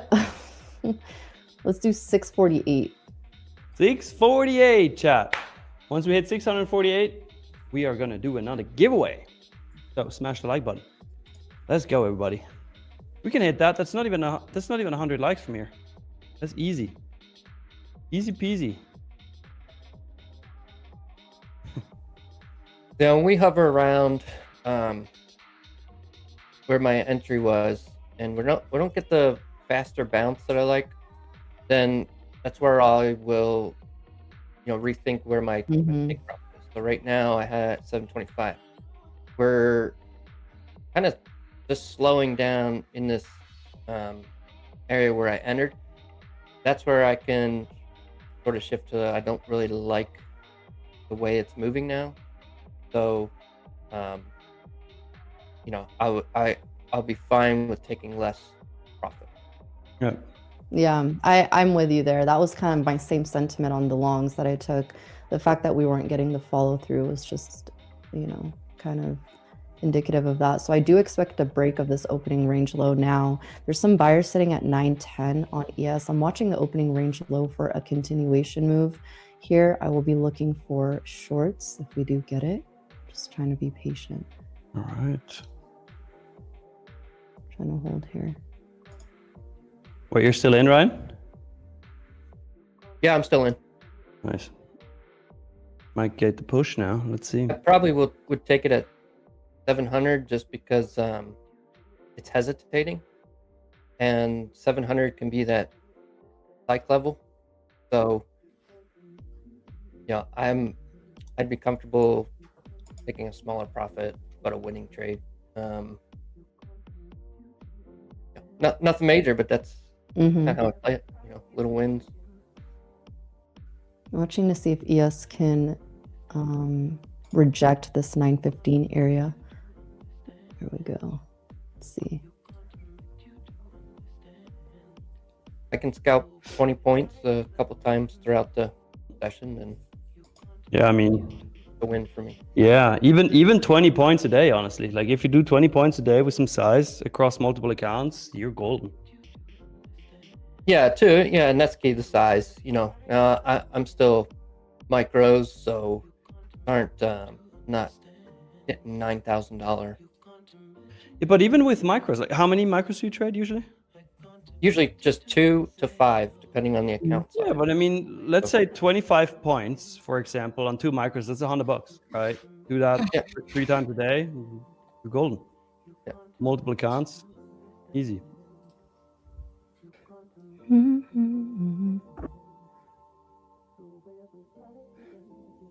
Yeah, and that's why, like, if I were looking back through notes for the year, it would rather than looking at how much did I make or how much did I lose, I would really be looking at how often did I stick to my strategy. So I just took my profit there at 700. Nice. So really, that's what I would like to tally is did I stick to my plan for the trade, or was I trading outside of my strategy? So I would rather tally that than how much did I make or how much did I make? Because I think long term it's going to be more important that sticking to the strategy that I've learned and that I've got my data on, and when I want to start scaling up, I'll be confident that the numbers are going to be in my favor, and the price action works with my strategy. So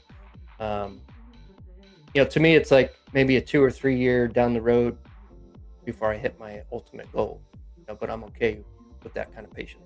Well, absolutely. And that's something I've been encouraging on this show and, with other people I talk to as well, and especially for newer traders. If you're in your first 3 to 4 years of trading, I don't believe in setting any kind of monetary goals.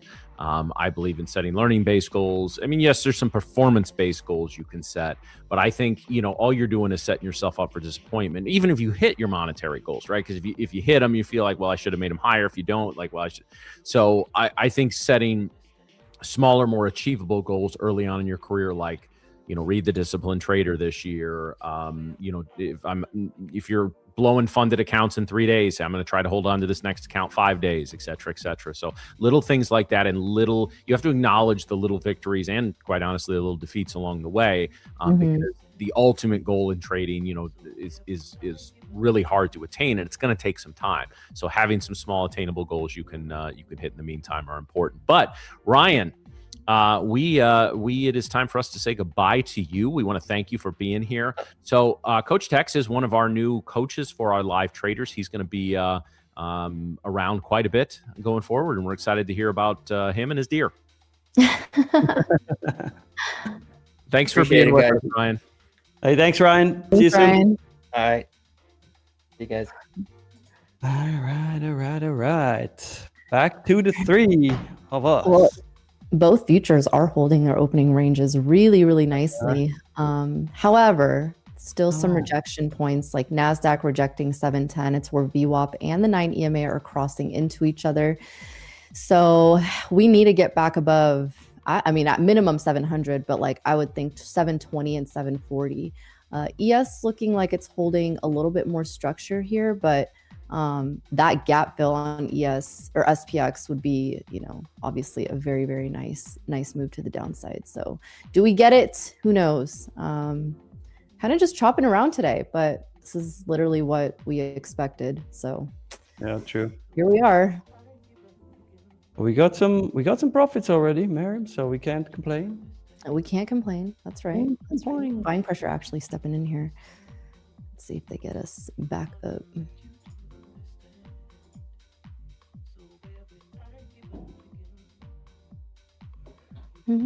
How's the chat doing?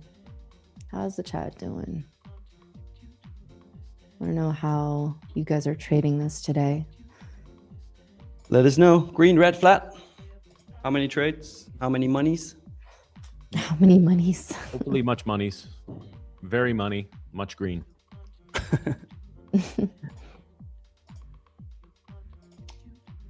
Amenza, in a second. In a second.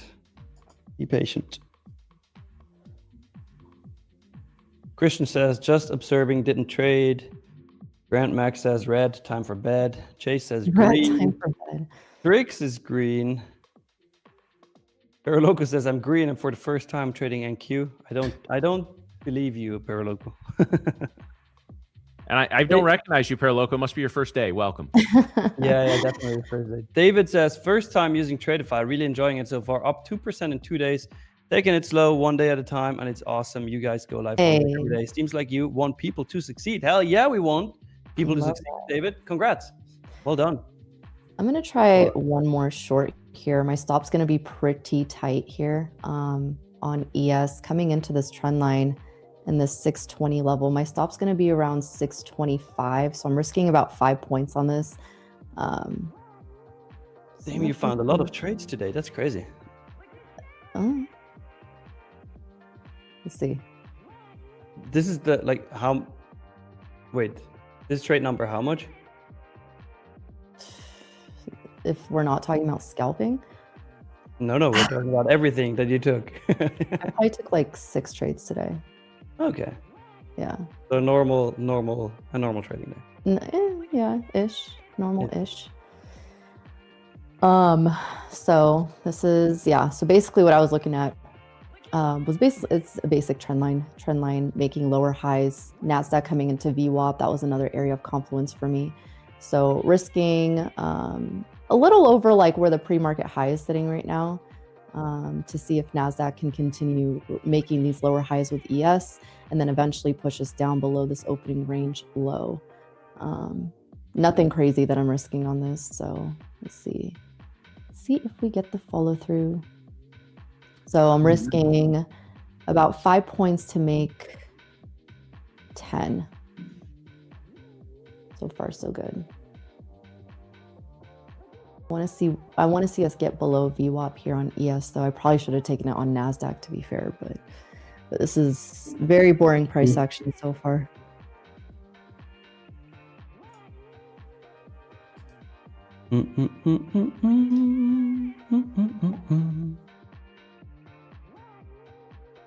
Dooby-dooby-doo. A dooby-dooby-doo. How was your weekend, Nick? My weekend was really nice. Actually, pretty chill. Pretty chill.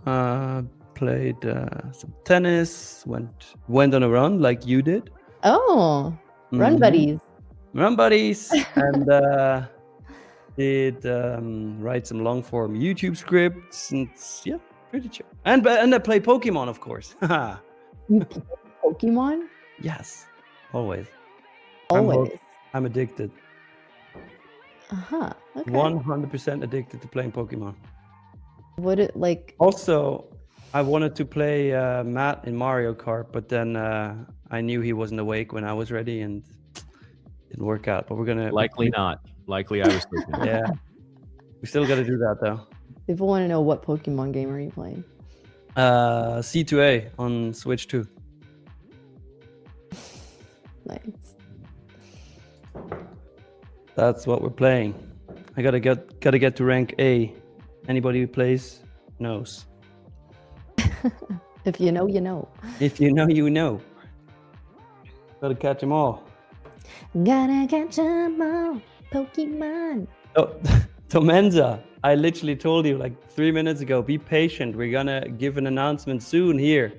A couple of seconds, so chill. If you ask one more time, you get a little band hammer from Matt. Yeah. I just looked at the chat history, man. Come on. Literally every message is about to get, we're working on it. We're generous here. You're going to get your giveaways. We're working on it. Come on, Danny. Does he not rank A yet? I started last week. What are you talking about? I'm rank C. Come on, man. Like not Z as in the last letter of the alphabet, but the third letter of the alphabet. Do you say By the Z? way, question. Why do Americans say Z to both letters? It makes no sense. Wait, what? Like A, B, C, D, F, G, blah, blah, blah, blah, blah. And then the last letter is C as well. Like, why do you have two C's? What? Who said the last letter is C? Like, everybody says that. Z. Yeah. They're two different noises. Wait. Okay, say the third letter of the alphabet. Z. And the last letter. C.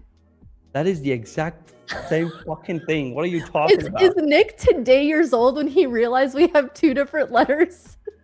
No, like why don't you just call it Z and Z like everybody does in Europe? Because this is America. America, All that communist bullshit with your letters like Sid. Who the hell is Sid? It's funny when Who's Miriam Zed? said Z and Z, it sounds like the exact same thing. Why I do get it. Americans say C and C? It makes no sense for me. Oh, that's good. Yeah, please clip that. Well, Yeah, Charlie Zebra. It's not zebra. what's the difference? You said it the exact same way twice in a row. What the fuck? Say it again. C and Z. What's the difference? C and Z. You said the same thing twice in a That's row. not What the even fuck? remotely close to the same thing. Oh Who my god, pulled Nick's Your doing it. string this morning, Nick. Jesus. Thing twice in a row. Guys, are you fucking pranking me right now? Okay. We're gonna do this one more time, and I want you Yeah, to I'm listen listening very closely. We're closely. gonna do this one more time. It's gonna be okay. C is in Charlie. Z is in Zed. Bro, what? Are you high? I'm really wondering. I mean, I'm like, Nick it probably sounds- does. It sounds the exact same to my ears. Like, I'm not even kidding. It sounds the exact same. I don't get the difference. I don't Okay. get it. okay, Drew, we need a poll. Can we get a poll up there?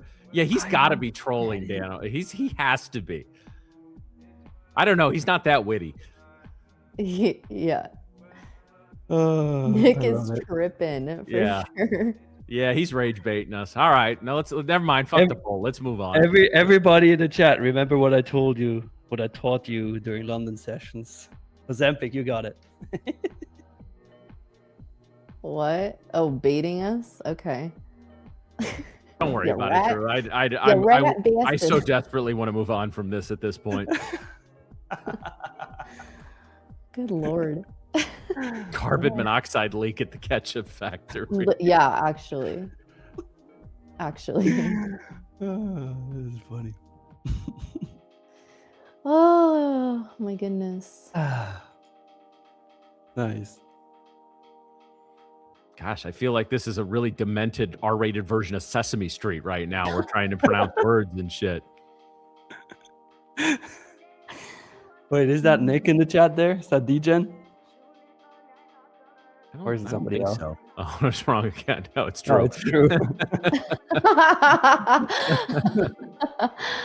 Drew has taken over the Tradeify TV account.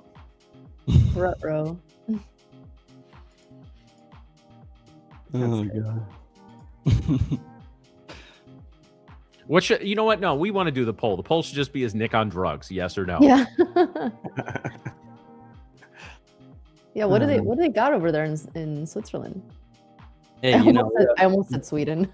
you got the good stuff. Apparently, Yeah.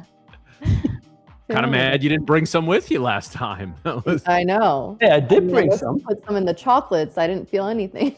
It's too weak for you guys. You need stronger stuff. Oh man. Yeah. Yeah. Oh, Lord. Wow, this market, it's really something.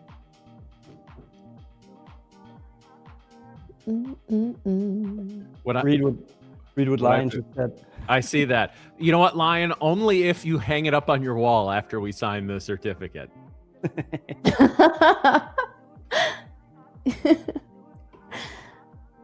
If you know, you know. If you know, you know.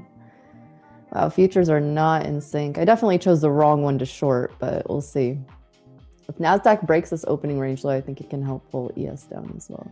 Yeah, I think this is one of those days where it's like, and I talked about this last week, is that there are days where you can look at the chart in hindsight and say, oh, well, that's a clear trend. But watching it in real time is completely different, which is why as important as back testing is, as important as, seeing textbook chart patterns on charts at the end of the day, that's important. It helps with your pattern recognition, but it's no substitute for actual screen time. And it's why, the again and again, people have said, that I learned from, screen time is the most important thing, because this is not the price action is okay. It's not the best. Yeah, we're starting to get some. NASDAQ just broke below its opening range low, but ES is struggling. Ay. Yeah, Let's see. I wonder how big of a trend we're going to get at this point. We got that first candle, which was just so strong. And then we've really, we made a lower high, then we made a lower low. And yeah, I don't know. I don't know what I'm looking at right now. So I'm just going to kind of, I'm getting a little data chop right now. I know. I feel the same. I feel the same. Let's see if we can break here. This 9. I need to restart my trading view here, because I just got a hiccup. I did too. That was weird. It was very strange. That, and I have my book map up now, but when I was loading it pre-market, it was not cooperating. So I wonder if we're getting time to check down detector. Oh, great. Here we go again. Yeah, I don't see a lot on down detector. That's good. So.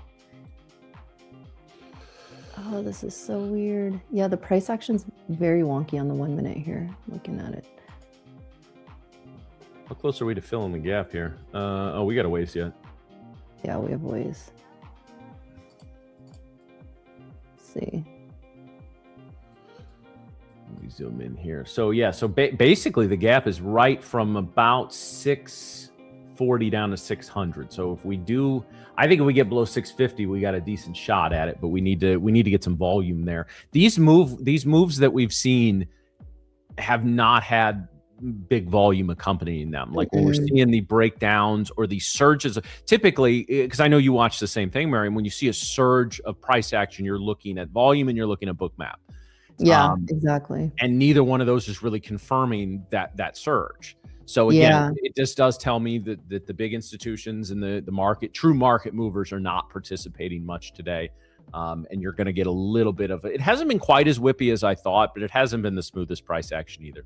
Yeah, it has not been smooth, and this is, yes, it's a little frustrating, but I mean, it's what we anticipated, guys. It's not like, you don't have to trade every day. This is, you don't have to have a conniption for not trading. Like, this is absolutely fine to not be in a trade, especially on weeks like this. This will test your patience as well. So we're on here with you guys every day, obviously looking at the markets, but just because we're in a trade doesn't mean you have to be in one. So just keep that in mind. But yeah, there's nothing wrong with taking this week off from trading, guys. Yeah. I mean, still show up and participate and comment and like and et cetera, et cetera. But this is if you went into this week, say I'm not trading this week, most of those people that said that and are sticking with it are probably not watching right now, but it's okay, guys. Like there's nothing wrong with taking a little time out. Like, this is literally the trade that I've just been stuck in this whole time. So I had my stop sitting at 24 even, 24.25, because I don't like even numbers, but really pretty much the high of this pre-market high. So I just moved to break even or a little below. So I'm looking for this extension. Finally, good Lord. All right, moving my stop to 17. I want to see this volume start to come in here. I'm actually going to take 3 off. If we get that, there we go. I'm only in 2 left. So my stop is sitting at 17 here. If we start to get the pump back up, obviously I will be stopped out of this trade. And this is ES. This is ES that I'm playing. I slightly regret trading ES. I wish I would have taken this on the NASDAQ, but I do want to see this opening range break here. NASDAQ's getting a move down. We need to break 910 on ES. It's that next level down. So I'm going to set 1. I'm going to set 1 buy stop at 1175. If we do get down there, NASDAQ could try to hold here right at this 650. In my stop, there we go. Good move. Good move. Why? Right. That volume came in there. Yeah. I want to see this 11 break. This is where I start to hold my runner, because if this 11 clears, there's a lot of buyers sitting there on book maps at 910, 909. So we could, if we start, there we go. If we start breaking this, we could have room down to 905. I'm going to keep my stop where it's at because I don't want a liquidity grab here. NASDAQ also at pre-market low. Right at that gap, guys. Right at that gap on the NASDAQ. SPX also. Shit, what happened? Trying to get this flush, man. Damn, I was going for freaking 5 minutes. What? Thanks for the well wishes, DL. No need to yell.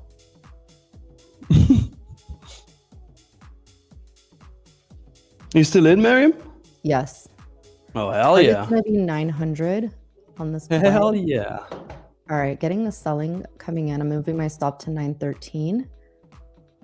NASDAQ needs to clear this gap, entering into the gap fill here on the NASDAQ. So let's see. There we go. The gapsy feelsy. I want to try to hold this and see if we get to 900. 913 has some sellers, so that's why my stop is sitting there. Wow, how crazy would it have been to hold that short from 780 at 758? Oof. Yeah. Move it to 914.25. I did move my stop to 914.25 because I just don't like if we do get a wick, and I don't want to get stopped out on the wick. So I'm already in profits about, what is that, 8 points or so from the entry. Yeah. Nice trade, Miriam. This is a banger. Thank you. Thank you. Does Miriam ever struggle? Yeah, I do. You don't have to. I took a loss right here. You guys can see that. I took it on M&Q, but still. Yeah, I struggle. I'm just like you guys. I've struggled before. I've had my days where I've fucked up. I've had many days where I've went on tilt. So yeah, I do struggle. I just know how to handle it a little bit better. What would you say was your key lesson in learning how to handle it better? I think honestly, my biggest thing is just remembering like the next day is always a new day, because I do get emotional with my trades. Like for me, you guys, some of you guys see me as being calm and, trying to be collected. I'm doing that primarily because you guys are watching and I'm not trying to like lose my shit on the stream. But yeah, I'll have days where I'm just like eating myself for a trade that I took, or not sticking to my plan, or like not seeing something, or a user error or something, right? Like we all get emotional, but like I've realized too, there's always going to be a new day. You have to treat the next day as a new day. It has to be a blank slate, because if you can't get over it, then it's just going to keep eating at you, and that emotion is going to go into your next trade. And I've had many times where like the following day has been so much better. Like I would take a loss and be pissed about it, and then the next day I would make that loss back and make more money. And so I just have to remember that like the market is going to do what it wants to do, and sometimes it doesn't give you what you want, and that's absolutely fine. But you just have to remember that every day is a new day, and you move on. You just freaking move on. Like you have to learn how to move on. Like you're going to eat yourself alive, like going nuts trying to, think about the trade that could have been. Okay, it passed. So what? It happens. So It just helps to like remember that, because that's another thing too. Like my comeback is very strong.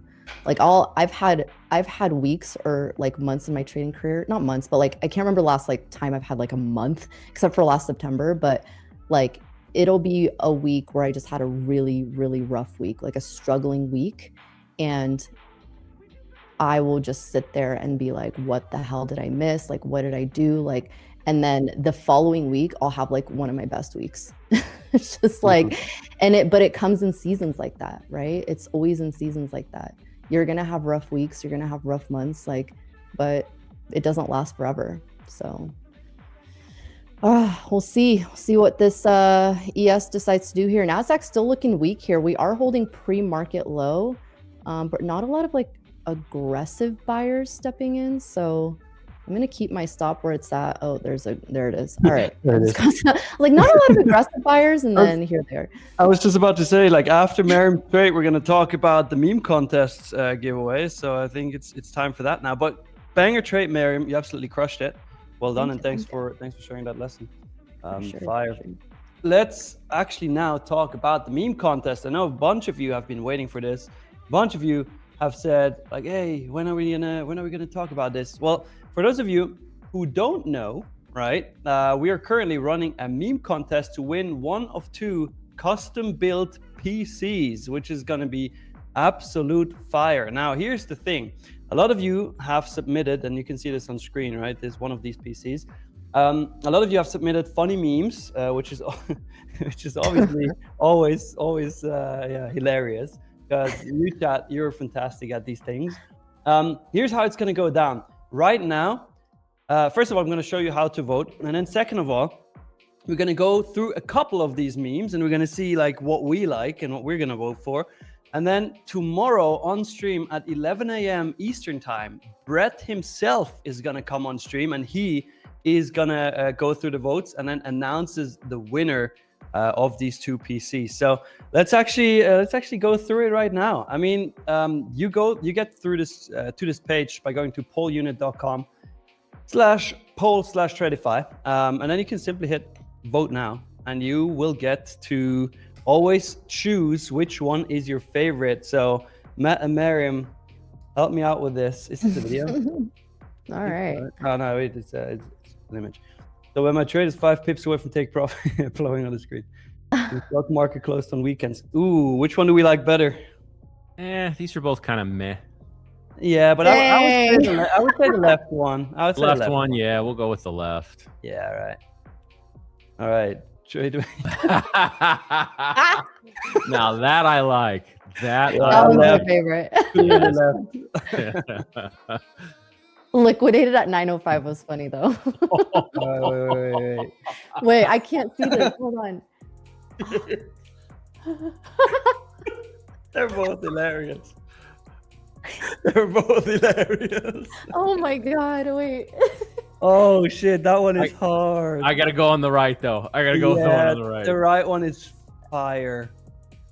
Matt, I dare you to print this and hang it behind you. All right, my plans for day trading doesn't work out. Plan A, plan B.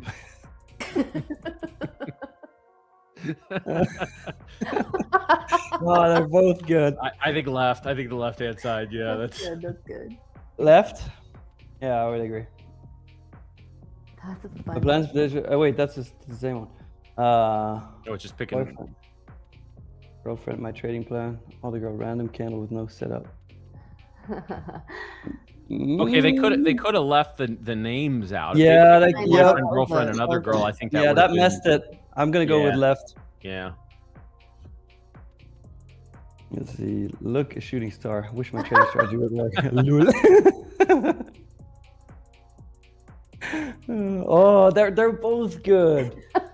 They are both good. That one is hard. That one's hilarious. Well, the problem with the one on the right is it doesn't have the second panel that shows the skeleton on the bottom of the pool. That if they had put Project X on that, I think it would have been perfect. But they're both good. Yeah, they're both I would go with left. I would go with left. The left one. Yeah. All right. When you love what you do for a living, you'll never work a day in your life. Yeah. Wait, left. how is that trading related? It's really not. It's funny, but it's not trading related. It could be. It could be. Best trade of the day. There's nothing there. That's it. Yeah. And no trade is the best trade of the day. I think the one on the right is more obviously trading related. So Yeah, all right, let's go with right. When your parents ask about a mysterious charge on their credit card from a company called That's good. Oh, they're both good again. Damn. Mom, talk to my son. He knows a lot about investing. Me, down 74%. yeah. I gotta go with the right on that one. That one's good, yeah. All right, let's go with right. What happened to him? He took a screenshot instead of taking profit. Yeah, left. Yeah, Clearly left. I don't know what the right's even I trying don't know to do what that there. one is. Nope. Wait for dip, FOMO, panic sell, panic buy, panic sell. Wait for dip, FOMO. That's it. No, yeah, it's got to be on the left there. Yeah, 100%. Oh, I wasn't done reading. Dinner with candles. Day one trading futures. What does it say? How hard can it be? Day 7. What is this? I just need one good setup, and then the day 30 says we're so bad. Yeah, they're I like both the good. dinner with candles. That's funny. Yes, Yeah, I think we'll go left. All right, 3 PD arrays are value. Oh God, okay. Me jealous as a professional trader, I can lose your 1 month salary in 1 minute. I think we'll go to the right on that one. Yeah, that would make more sense. Apparently these weren't screened before they came in. Just one time won't hurt me trading local dominance futures in 3. Damn. Okay, I get it. That one took me a minute, but I got it. Yeah, it's gotta be on the left there. That one. Oh, Lord. Let's start trading. Liquidated. Yeah. Yeah, left. These will suck. Both me, but left. Okay, I'm a fight. The trend. Damn. Trend got hands. Yeah, I gotta go on the right. Me developing my 5th algorithmic trading strategy after the first 4 lost me 60%. But it just, Right. Which one are we gonna choose? I don't know why I laughed so hard at the left one. Yeah, left. Left. Let's do left. Oh Wait, well. how many are there? Well, we're almost done. Jesus, I see what you've done for other people, and I want that. That's not even trading related. There's nothing No, it's trading not. related in there. Clearly, the right. Who's your friend? Oh my gosh. Brett's gonna be pissed if we don't choose that one. That's so creepy. That is very creepy. Yeah. They're both like creepy in their own ways. Yeah. So what are we doing? I don't know. You make the executive decision on this. Okay. Well. Brett Trenba.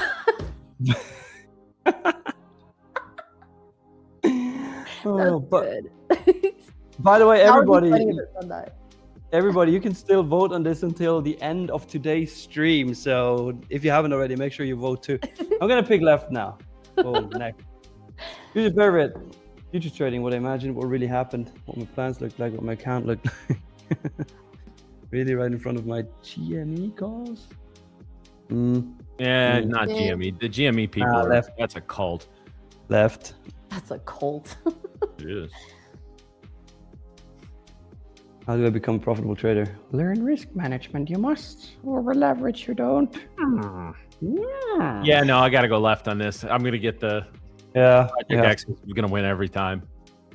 Okay, wait. I'm zooming in Not here. read that. You see it. Me, I'm going to be rich by TP3. Liquidation engine activated. Wait, I didn't even get to TP1. Okay. Yeah, the right one is a classic. The right one is a true classic. We got to take that Oh one. no. All right. Voting done now. Chat, you can still vote. So go to that. The link is actually posted and pinned in the chat here on the YouTube. So go vote on your own. And then tomorrow during the stream, we're going to have Brett on at 11 a.m. Eastern time. And we're actually going to go through the top voted ones together. And then we're going to pick 2 winners. So have fun voting and definitely tune in tomorrow for that. That's going to be fun. That sounded like we're ending the stream. We're not ending here, chat. Just to clarify. Michael says, "Happy birthday up next, to me." Nick has got a song and dance for us in the Christmas theme, so stick around. Wait, what? Huh? What? What? Oh, you meant background Nick. Yeah, he does. He does. Michael says, "Happy birthday to me, guys." Well, happy birthday, Michael. Yes, happy birthday. 48. Dang. Nice to not be the oldest one here for once. Once in a while. Damn, we're ranging to the downside on ES. Man. Nice recovery, though. On NASDAQ, not even ES is trying to hold. Yeah, but it's making lower lows and lower highs, but it's still kind of ranging. Yeah, I see some people saying they put in some memes. I actually did that earlier, and there's a bunch I didn't see. I think it just picks random ones, and whoever gets the most votes. Like, I think if we did it again, a whole different one would come up.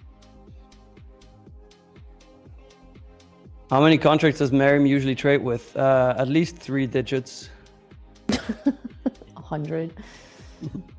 I traded with three NASDAQ minis today, NQ minis, and then 5 on ES. I usually trade like 5 to 10 on ES if I'm trading ES, because I typically don't trade ES. You're not even on screen ananymore, but you're God's Bye. voice now. See you soon. Come back soon. Oh, nice. Nice. Is it nice? It is nice. Nice. Okay. Yes. All right. Yeah. All right. Yes. Gold making new all-time highs here again. Damn. 4467. I didn't even. That was not intentional. I literally just read out the price. I'm sorry. Time man. out. That's I'm sorry. Go stand in the corner. Okay. 1 sec. All right, come back. It's giving me Blair Witch Project vibes right now. All right. Oh, You might be too young for that movie. yeah, and I do not. I get like 0.1% of your movie quote references, so this one was not within the 0.1%. Drew just said what? I'm assuming he doesn't. You never saw the Blair Witch Project? It's a really, it was kind of a groundbreaking classic film, and major spoilers for anyone who's never seen it. So it's like, it was in one of the best. It was seriously, the marketing campaign for this movie is in college textbooks. So it was late. It was like 99, 2000 ish. Oh God, yeah. Drew put the image in there. So it follows 3 filmmakers that are checking out a legend of like a murderous ghost witch or whatever that lives in the woods. But you know how a lot of movies now are that found footage or like security cam, like the paranormal movies and all that.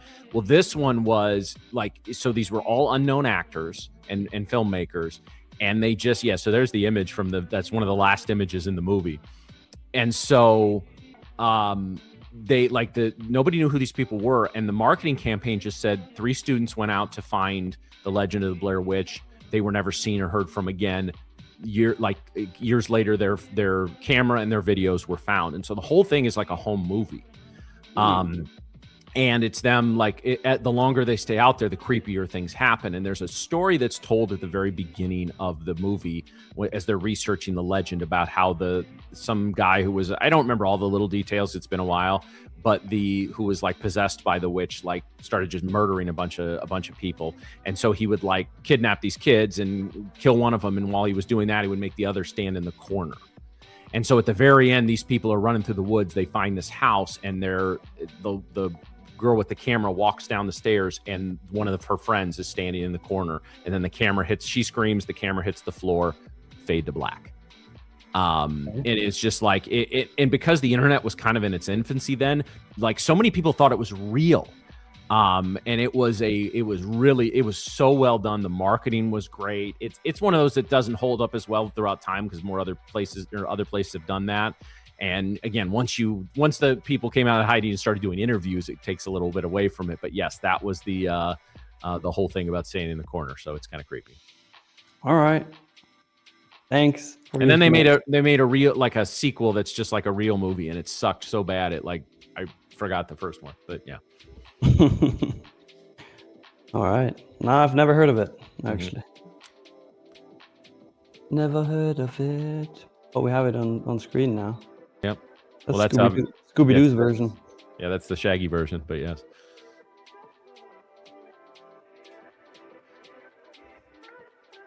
Yeah, gold is running. Yeah, I was just about to say the same thing. Gold is ripping. Gold is ripping. So what are you doing for Christmas there, Nick? So 24th we celebrate with my girlfriend's family. Okay. And then 25th we celebrate with my family in the mountains, which is gonna be nice. But yeah, mostly just chill, family Christmas, good food, good wipes, and then snowboarding the day after. All right. Sick. Everybody's asking, and I know you just explained this, Nick, but please explain the meme thing one more time and when we're voting and when we're picking the winner. Yes. So, chat, right now, there is a link on the top of the chat pinned, right? It says pollunit.com/en/poll/Tradeify. If you go to that link, you will land on this page, and there you get to vote until the end of this stream. So you leave your votes right now. Don't even have to sign up, nothing. You can literally just hit vote and just vote, go through it. And then tomorrow on stream at 11 a.m. Eastern time, we're going to have Brett on, and we're going to go through these memes together with Brett, and we're going to actually pick 2 winners out of the top voted ones. So yeah, it's going to be good times. So tomorrow the winner will be announced at around 11:30 a.m. Eastern time once we have Brett on. After, like, we'll have him on at 11, but we will announce the winner at around 11:30-ish.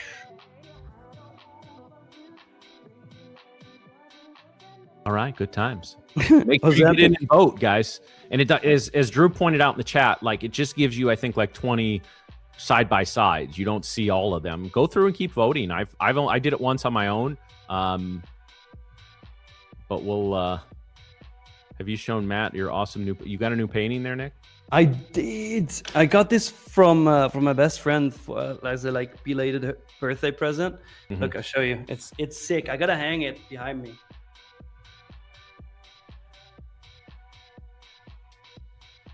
Here you go. Wait.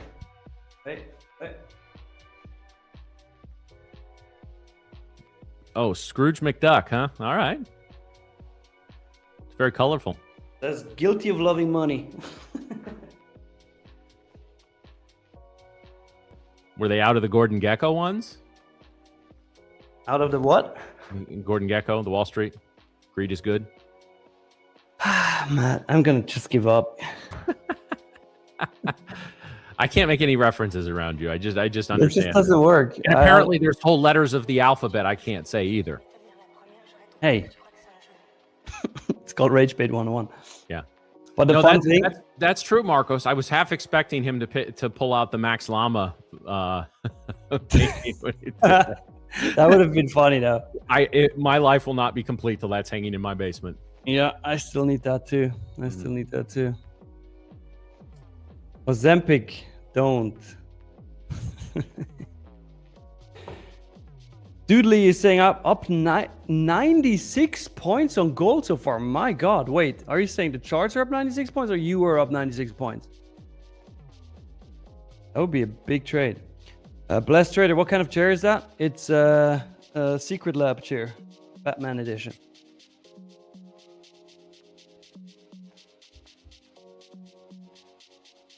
Kaisar, what did I trade today? I took 2 trades on NQ. Here are the executions. One long here from the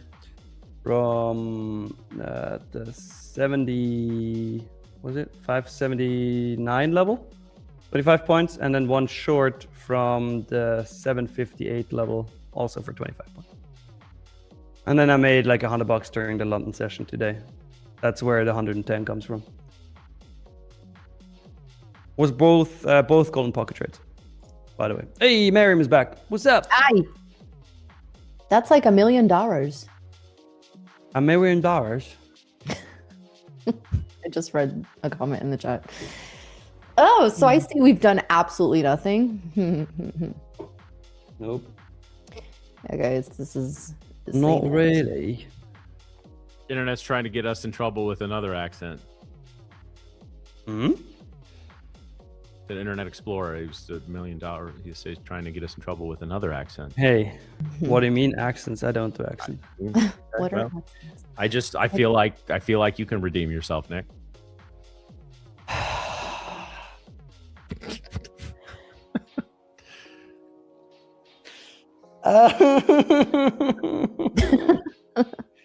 He took something today. I don't know what it was, but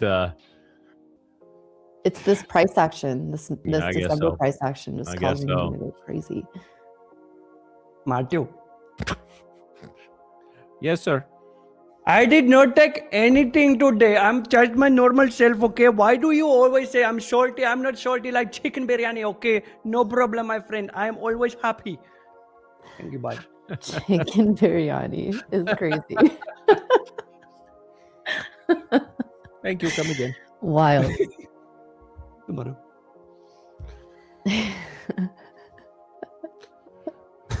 By this time tomorrow, they're going to be questioning why they didn't give us the full week off. Yeah. Yep. Oh, that's good. Good times. Hey, Six, we love you here. Always good to see you. Always good to see you. What did you do this weekend, Matt? Honestly, just got a lot of stuff caught up on. Kind of some stuff around the house. My parents are coming, so getting a little cleaning done. Got through a good chunk of our thank you cards for gifts for the wedding, and just kind of like I said, just sort of catching up. And actually, I'm doing some pretty heavy grocery shopping later today to get stuff for various meals. So yeah, so that was it. It was just sort of a we'll call it executive time and just catching up. Oh yes, admin work. Yes, admin work. Yeah. Admin work. How are you celebrating Christmas, by the way, Matt? I didn't even get to ask you before. Yeah, my parents are coming down. So my sister and her husband, he's from London, so they alternate Christmases, and they were here last year. So my sister, her husband, and my niece are over across the pond for a few weeks, really, because my sister's a physical therapist for school, so she's got a good chunk of time off. So they're over there right now. So my parents are coming down here Wednesday through Sunday. So we're gonna do a couple of meals, take them out, going to a hockey game with them on Saturday. So yeah, so it'll be nice, but yeah, good Nice. time. You know what? I just read a comment, and it's so funny. I love when a smart asses themselves without even realizing. Somebody says, "This is not Indian accent, bro. It's South Indian who speaks like this." Well, wait a minute. Uh-oh. You don't know what you just unlocked, my friend. If South India speaks like this, then that's an Indian accent, right? Mm-hmm. That's like saying I ain't an American accent because I'm from Southern. America, fuck yeah. Very underrated. Round to save the motherfucking day, yeah. Walmart, fuck yeah. Britney Spears, fuck yeah.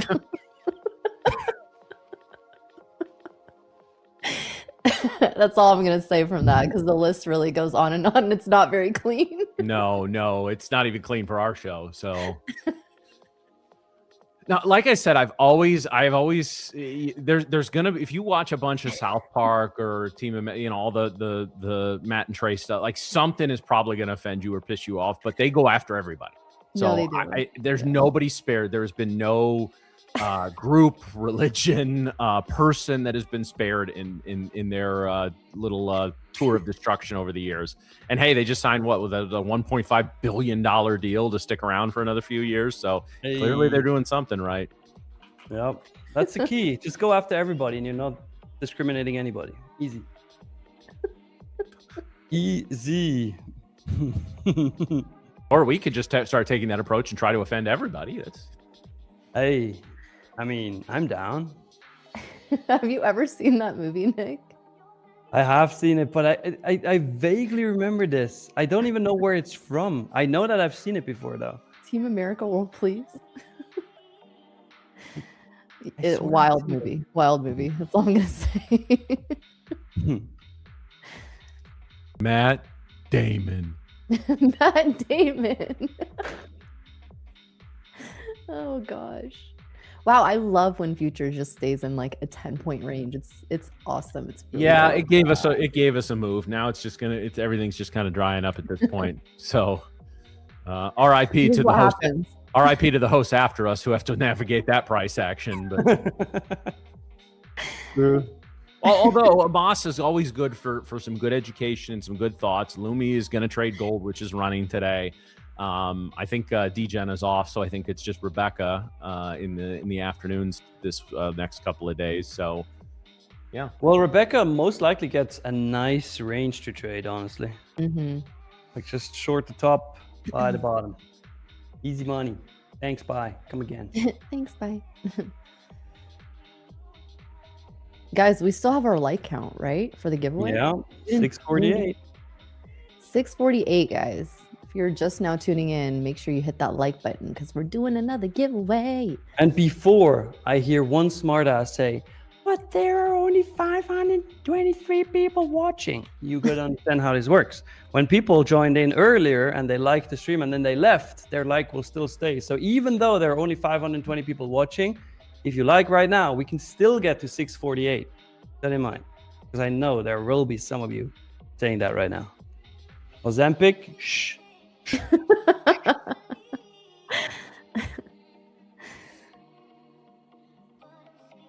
feel like we got to get some of our OG members on the stream one day. I really want Ozempic and Schrödinger on at the same time. That would be my dream. That would be my dream. That would be. Are you guys down, Ozempic and Schrödinger, to come on stream at the same time? One of them's probably actually 80 and the other's like 16. So that's perfect match. Well, yeah. I've seen the face reveal of Ozempic, so I can confirm he is not 16 and not 80. In between. Somewhere in between. Somewhere in between, yeah. Rafine, you want to come on as well? Well, Patrick. Oh yeah, we gotta get Patrick on here too. Patrick, you were not here during today's London stream, and now you come at me like this? What? What? Ozempic was there. Yeah. Yeah, where is USA? USA. Yeah, we haven't seen USA. Vacay. Here in a while, yeah. But USA and Saturday in a combo, that would be. Yeah, because you know, USA always triggers my accent as well. So I hope I'm not offending anybody up there in the Dakotas or Upper Minnesota or the Yoopers or some places in Canada, Derry. But if you're not offended, if you could bring me down some poutine, I'd appreciate that. Poutine. I've never had poutine. Ahmed, golf club for Rage Bait 101. Nice. Oh, I thought he passed something. I was about to do a golf club. Okay, all right. You said golf club. I'm like, oh, somebody passed an account. All right, great. Yeah, he passed the Rage Bait test. That gets you a golf club too. That works. Hey, but Ayrton says, hey guys, later today, I'm about to take my first select payout. I joined Tradeify like 3 weeks ago. I'm locked in. Let's go. Nice. Damn, 3 weeks ago? Let's go. Yeah, all right. Love to see that.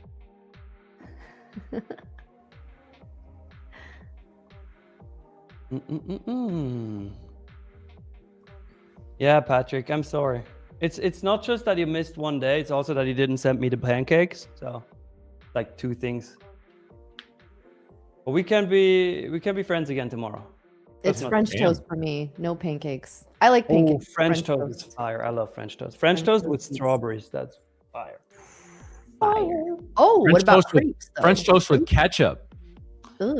How about no, Matthew? You finally fucking found something you won't put ketchup on? No apples either. Like apples are they suck with ketchup. Oh yeah, because that would just be ridiculous. Yeah, I tried it once. It was not that good. Why am I not surprised? Crazy word. You gotta be open. It's new experiences, Matt. By the way, where's your little reindeer thingy? I have it. I said I will. God damn it. Oh yeah. Yeah. There we go. Got the whole crew. There we go. Ding ding, motherfucker. I like how you shook it too. You did the ding ding. Tomorrow at 9:30 Eastern, Matt, just do this. Just motherfuckers. Imagine somebody There we comes go. on for the first time, like a guy called Perloco or something, and then the stream, they watch the stream, they see you at 9:30, like, motherfuckers.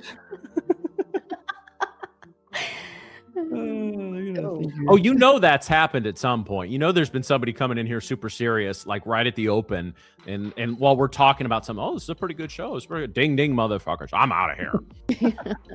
These cretins. Or some saw it for the first time, they heard ding ding, motherfuckers, and they're like, oh, fuck yeah, this is my show. Yeah, there's sort of the in-between, yeah.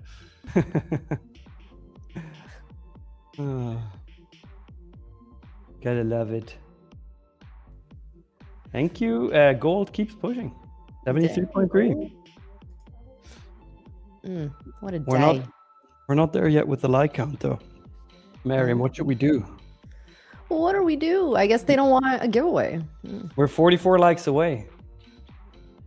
Well, I'm gonna say some people are making fake accounts as we speak.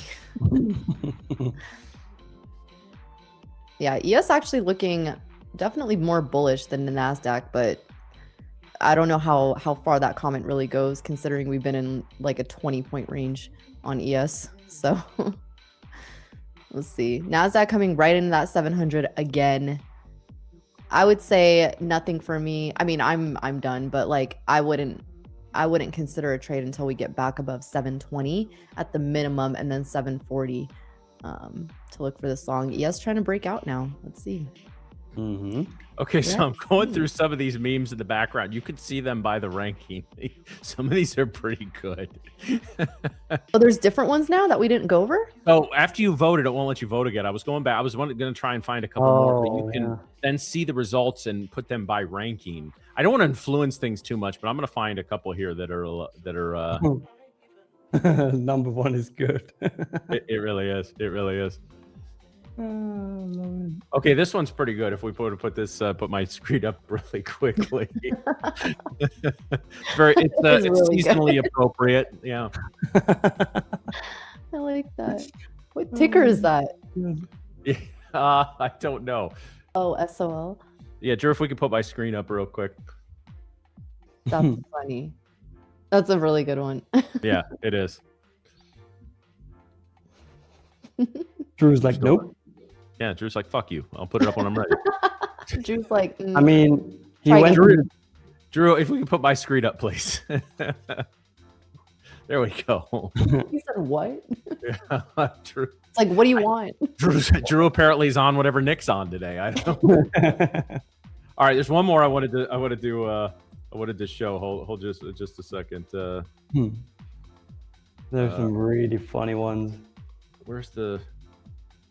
Oh, here it is. I love these. I love SpongeBob. There may be some more that take some shots at our favorite punching bag recently, but we'll leave that alone. Favorite punching bag. Oh man. Hey, ES made a new high. Oh, actually, this is a pretty good one. This is currently ranking number 1. That one is really good. I love that one. Well, let's go through these favorites tomorrow with Brett. That's gonna be really funny. That's gonna be really funny. So the link is at the top there, guys. Make sure you get in and vote. You won't see all of them, but it'll let you vote, and whoever gets the most, You're gonna see these now. I'm sad I didn't enter this. I would have had some good ones. You should have entered it. Oh, thanks, Emma.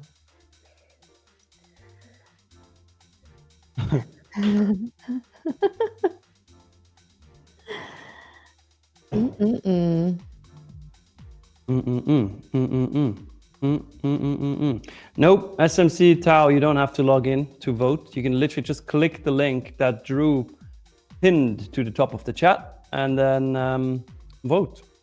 Easy. It's free. It's fast. It's fun. And we're 23 likes away from the next giveaway. So chat, keep it going. Hit the like button really quick. We're so close. Let's do it. We want to give you another free finally account. Breaking out. Trying to. I don't trust breakout moves on a day like this, but it's going for it. Do you think it's going to be a sweep and then lower again? I just don't trust it to it's holding opening range high open right above it. I mean, in terms of how far up we go, ES has some sellers at 39.35, so that would be the next target. Buyers sitting at 69.27 and 69.24, which is pretty much where the pre-market high is sitting. So, and the opening range high. So, shocker. But I think ES has room. I think it can go up. It's just going to be I don't expect a massive move up, maybe a slow grind, stair step to heaven sort of situation, but yeah, nothing crazy. Nothing crazy, yeah? Isn't it? Isn't it? You want a copper, Matthew? The what? What? You want a Cup of copper? A copper. I learned that the tea is implied. You just ask, you want a copper? Okay, well, no, thank you. Not a tea fan. Just hot brown water. Hot brown water. Oh, I'm not going to say what I'm doing. Behave yourself, Nick. Mm-hmm.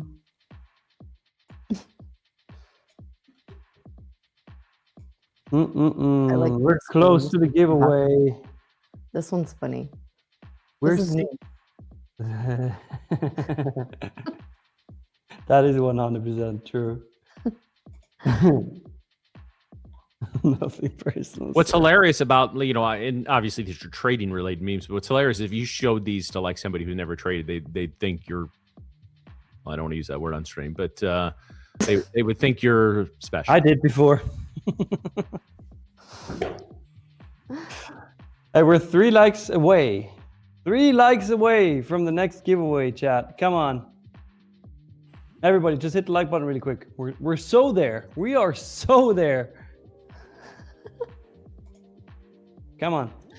You can do it.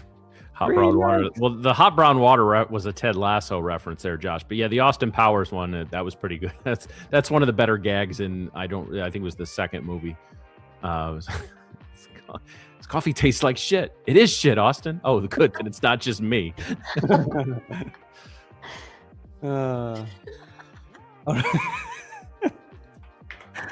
God! All right, let me do the giveaway, chat. If you want the chance to win a 50K growth account, then you have to like the stream, subscribe to the channel, and once you give it the keyword, type that keyword in the chat. But only do it once. If you do it more than once, you will get disqualified. Keywords. Take advantage of these giveaways, guys. I'm not sure how many of us are going to be here tomorrow. Since we're doing a lot of meme reviews right now, the keyword is meme time. One word, no space. Good luck. Everybody use.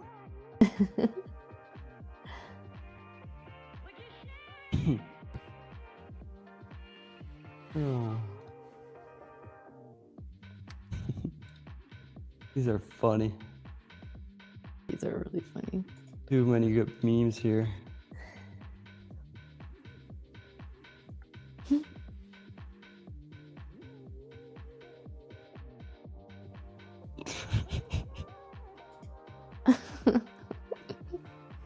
This is riveting. It's riveting television here. Us looking at memes behind the scenes. My younger self would be very excited to know this is what I do. You look at memes all day and just trade? Great. You just trade and wear a Santa hat on stream. Love this.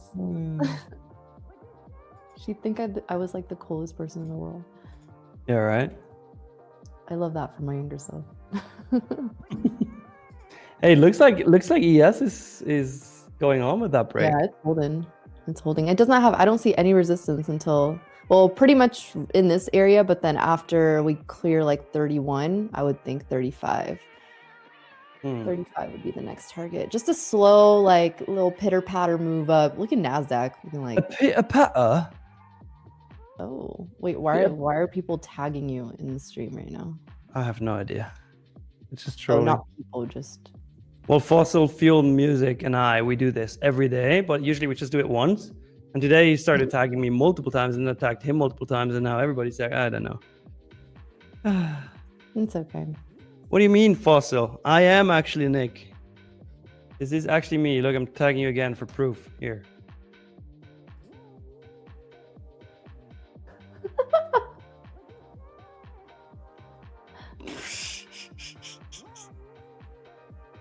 Wow. Oh, God. Yeah, I saw one meme too many, guys. I'm out of here. I think it's a good time to fire Nick.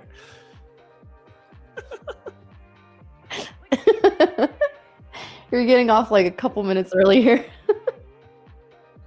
He's not making it. I don't think he's gonna make it. Bro, what?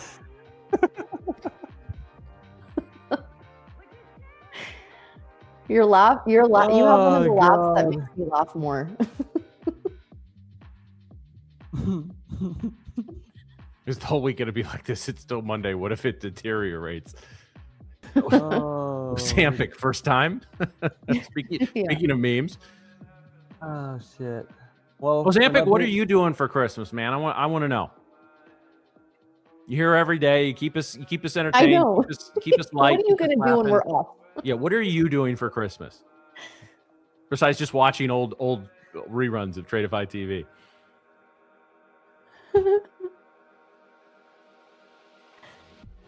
Nick is all time high. He said new all-time highs. That's correct. That's a good one. I like that.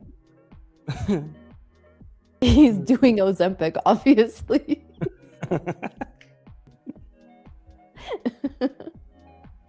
You guys are good.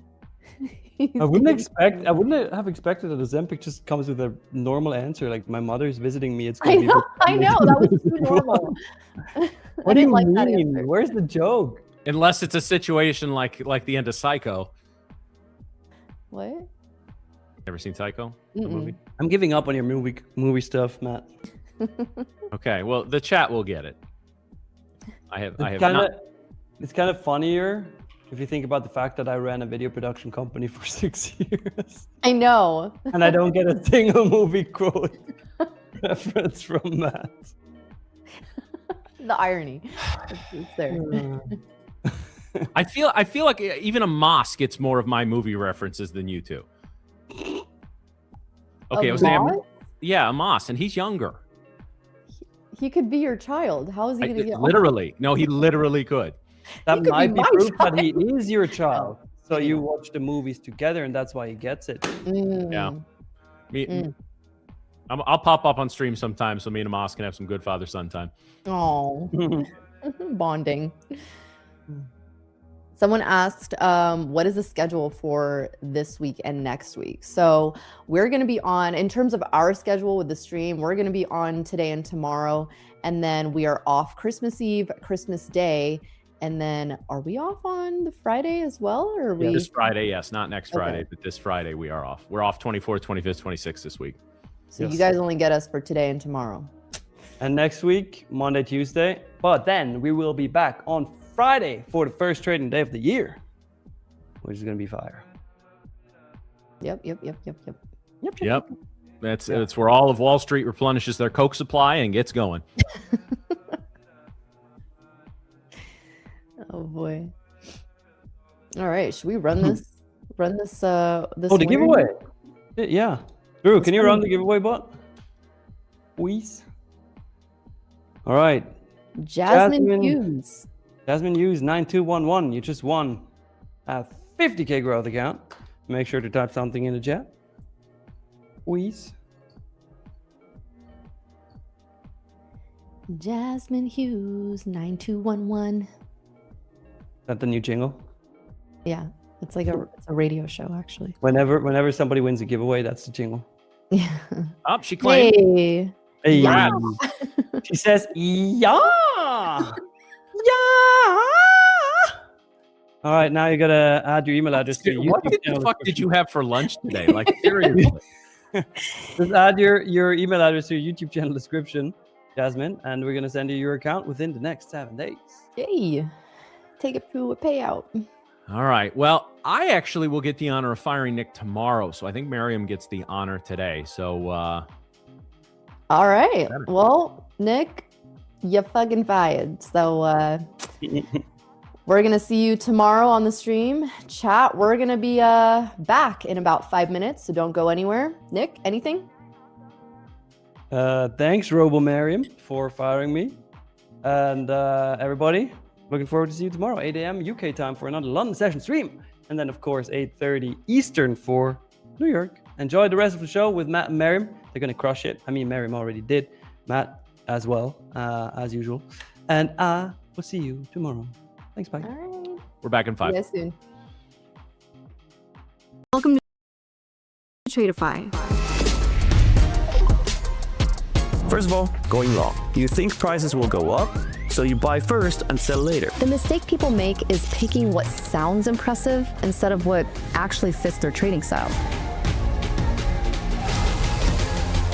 Let's start with the basics. What type of account am I actually trading? Do you want to learn more about trading but scared to risk your own money? Let's talk about the 3 most important numbers you need to watch in Tradeify.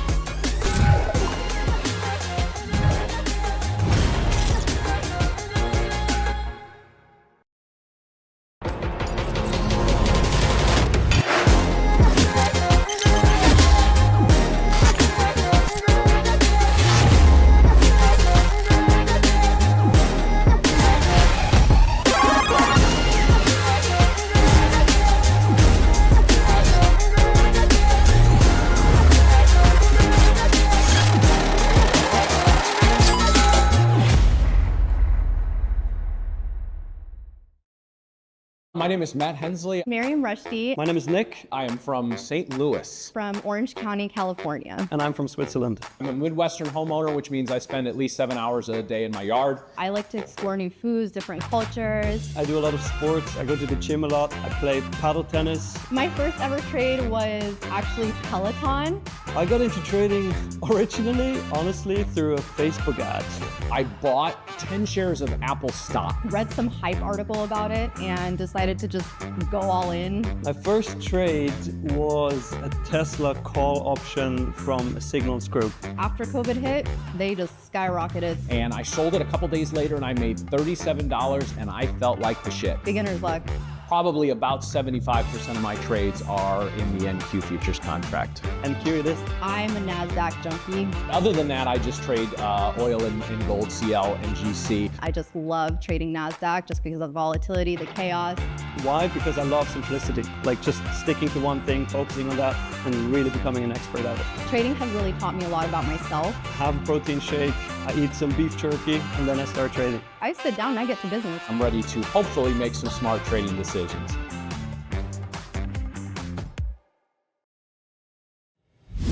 At Tradeify, we believe traders deserve a better way to trade. No endless evaluations, no unnecessary barriers, just a direct path to capital. Built for real traders who want to focus on what matters most, the next trade. With instant funding, you're not waiting weeks to prove yourself. You're working to get payouts from day one.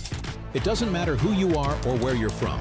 If you can trade, you deserve real opportunity. We built Tradeify to give traders funded capital without the delays, complications, or fine print. Our advanced trading journal tracks every detail of your performance, giving you the insights you need to consistently improve. When you trade with us, you control your profits. We take on the risk that holds most traders back, because that's how funded trading should work. Trading is hard enough. You need a partner who provides the structure, the speed, and the support so you can stay focused on execution. Confidence comes from knowing you have capital behind you and a firm that moves as fast as you do. This is Tradeify, funded trading built for real traders.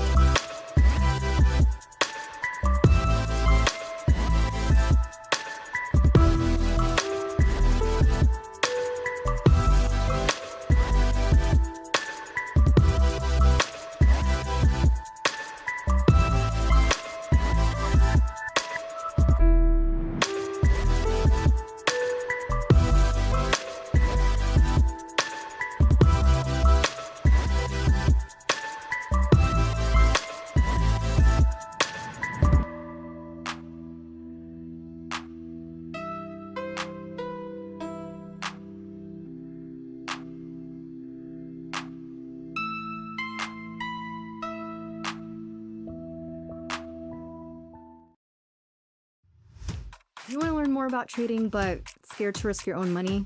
What if I told you there was a way to trade with someone else's capital while you learn? Welcome to Tradeify. This series explains everything about the funded trading world. The reality is, gambling is random. Professional trading is calculated risk management.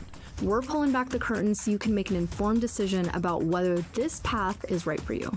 The reality is, you don't need to know everything. The traditional barriers don't apply here. Without the proper education or support, this is going to happen. But this is exactly why Tradeify exists. And that is exactly why programs like ours exist, to give you structure. We provide the structure and capital while you develop your skills. Without risking your own money while you learn. You don't need to know everything. You need to start with the basics and keep learning. Whether it's concert tickets, sneakers, if you've ever bought something and sold it for more money, congratulations, you're already a trader. Once you understand this language, trading becomes 10 times clearer. This series will show you everything that you need to know. Check out the whole Futures Foundation series over on our YouTube to learn more. My name is Asanka Wiratunga and I'm from London, UK. A financial institution visited my university and they were looking for physicists. As a scientist, speaks German, I managed to get a decent job at a bank. I actually started on a foreign exchange desk, so my first ever trade was dollar South African rand because I spent some time in South Africa playing rugby. My favourite markets to trade generally the London session, so European indices. I very much like to cook. That's actually probably my meditation from trading. Pre-trading, I'll always make sure I have already had a cup of tea. My earliest mistake was to assume that I could trade financial markets simply on the back of mathematics and not take a holistic approach. I'd say my trading style is calculated. I like to apply analysis to any decision made. It's calm. I'm always making sure I'm not too overexcited and consistent. I think a consistent application is key.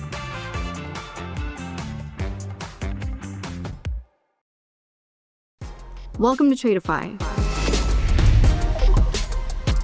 First of all, going long. You think prices will go up, so you buy first and sell later. The mistake people make is picking what sounds impressive instead of what actually fits their trading style. Let's start with the basics. What type of account am I actually trading? Do you want to learn more about trading but scared to risk your own money? Let's talk about the 3 most important numbers you need to watch in Tradeify.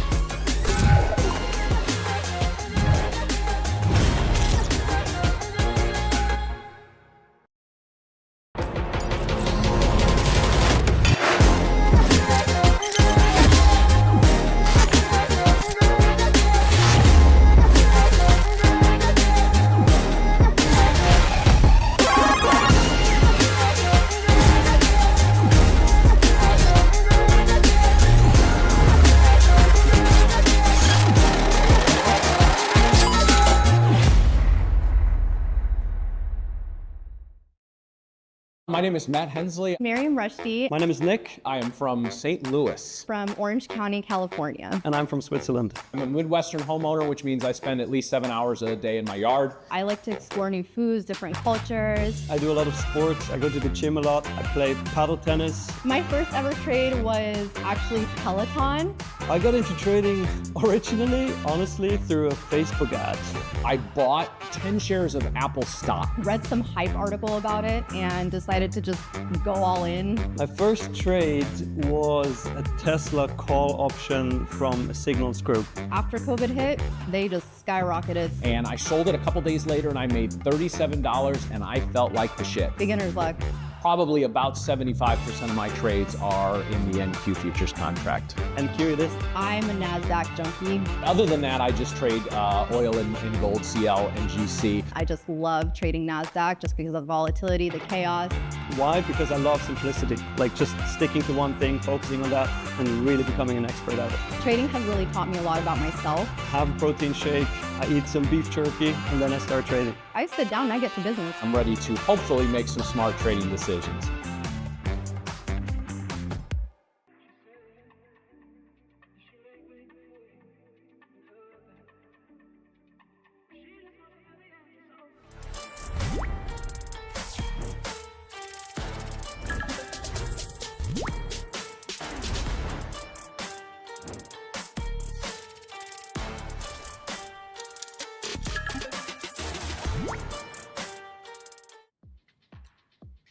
All right, guys, welcome back to the Market Pulse, where we go over this amazing price action that we've gotten today on ES and NASDAQ. And then Matt will go over the rest of futures here.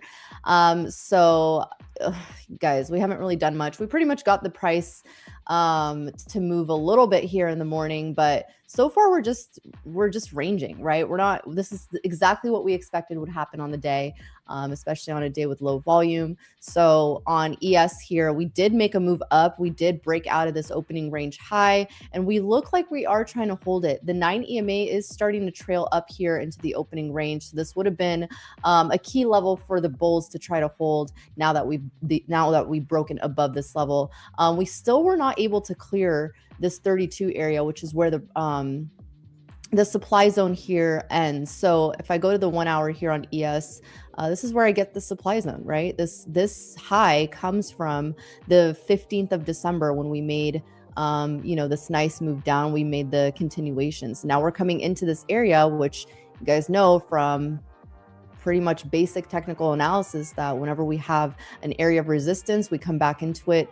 We tend to get some resistance as well until we can break above it. We find it as support and then continue higher. So this is not, I'm not at all shocked that we are stalling in this level, but that would be the level for us to clear to the upside, 932.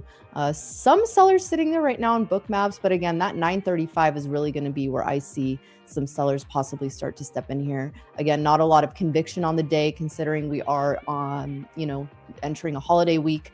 So if we do get that clear, I think the next level up on ES could be the 950s. And then we have that next supply zone sitting at 957 up through 968. Again, not expecting this to happen today, just throughout the rest of December, essentially. So we'll see what we get on that. On the NASDAQ, though, not really much happening, So NASDAQ came into this pre-market low, right? We dipped right below it barely, and then we've just been holding since. So, this opening range low has been a little bit of a key area. We came into it, bounced several times until we finally broke out of it.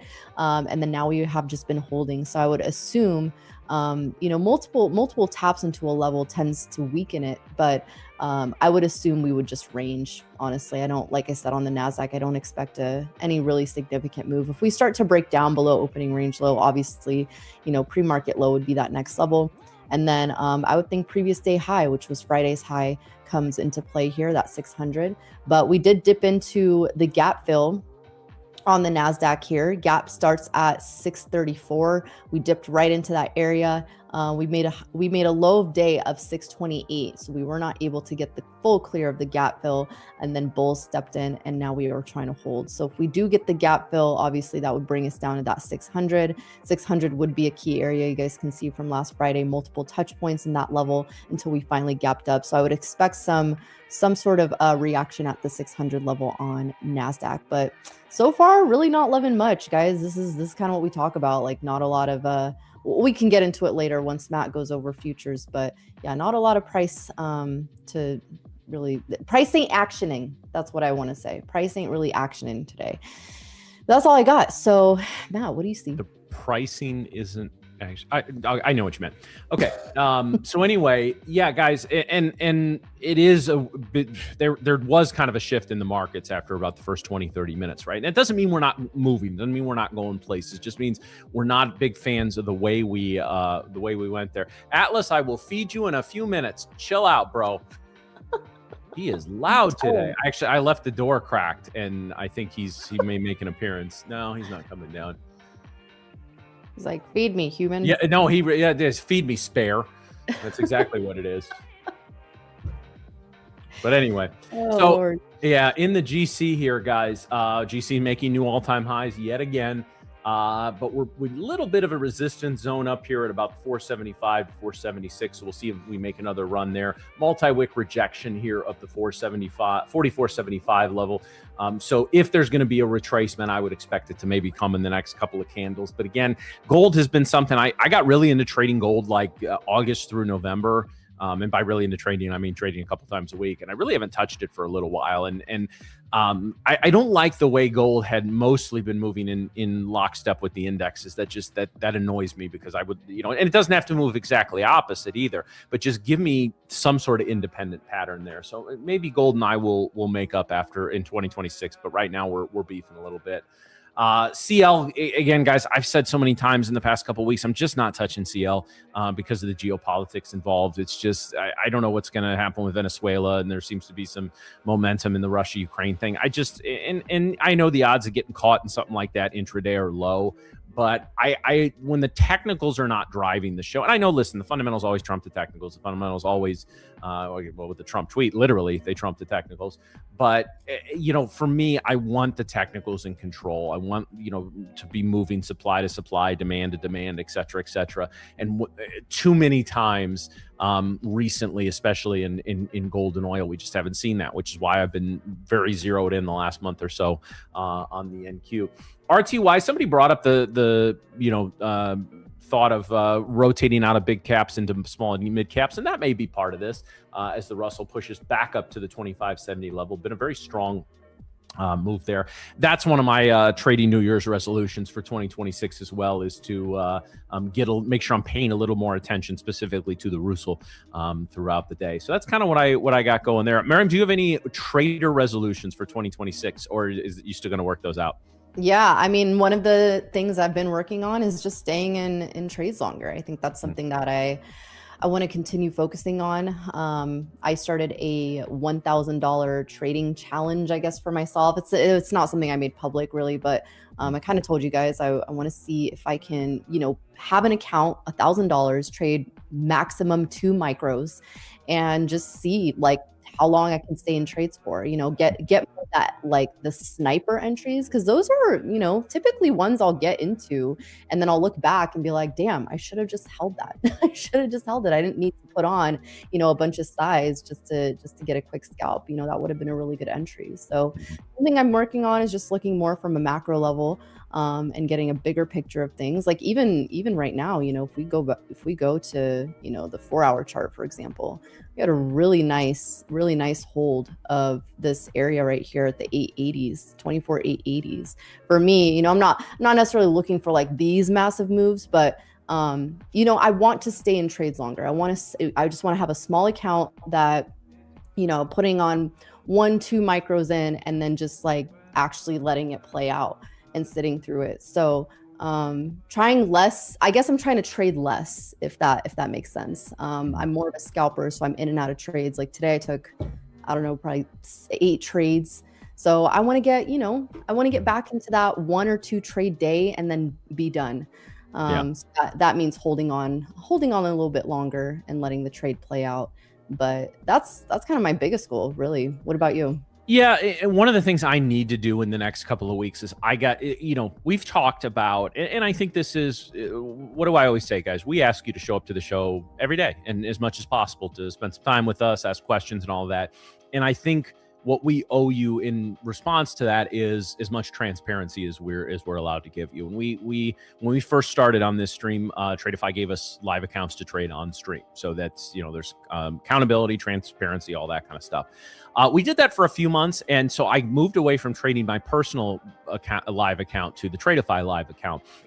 And it took me a few weeks to adjust to that. And right about the time I started to do well, we got really comfortable. The suggestion was made, and again, it came from you guys in the chat. Hey, you guys are talking to us, or coming to us from Tradeify, like, why don't you trade their accounts? And you guys didn't mean that in a shitty way. I mean, we took it in the hey, if we're gonna be talking about drawdowns and DLLs and MLLs and all that kind of stuff, like, put up or shut up, essentially. And we agreed. And so we then pivoted into doing, some various evals into funded accounts, no lightning fundeds. None of us skipped straight to that.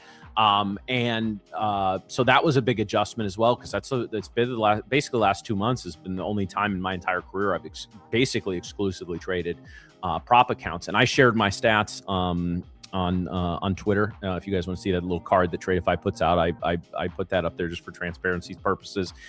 Good stats, not great stats. I'd probably like those to be a little higher, but 7,800 in payouts and basically about 8 to 10 weeks, I'll take that. And I'm a little behind the 8 ball now. I busted out another one of my funded last week. So I'm reloading up with some selects, and I really want to get to do the daily payouts in 26.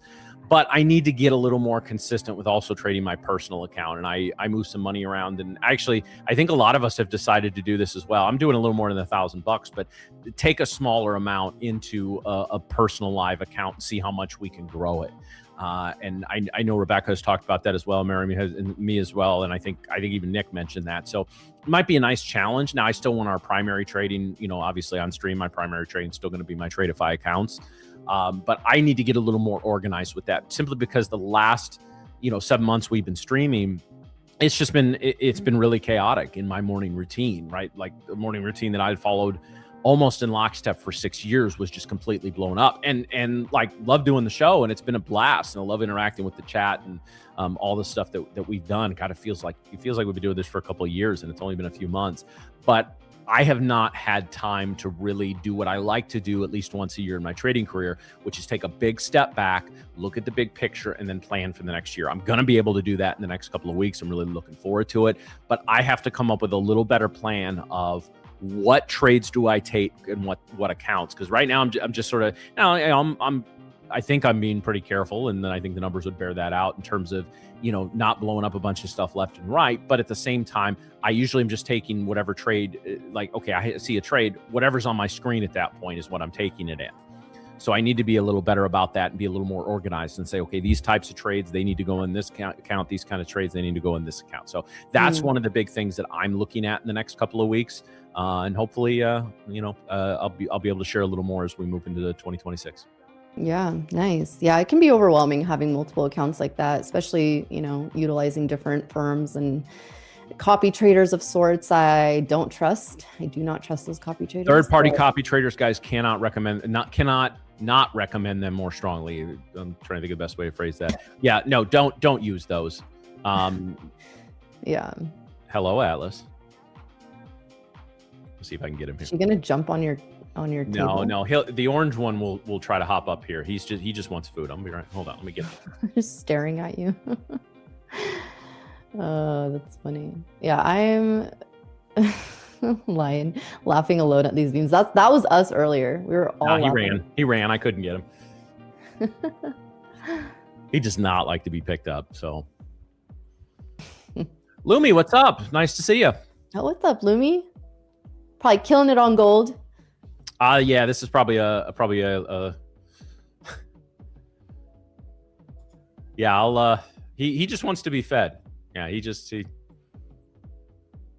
now he's upstairs yelling. Gold actually looked pretty clean on the 5-minute, holding opening range as well.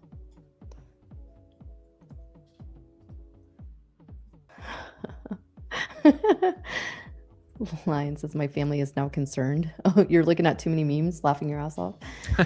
There's some good ones in there, guys. I'm not going to say anything more. There's some that I would vote for, but can't put on stream. Yeah, we should have vetted these before.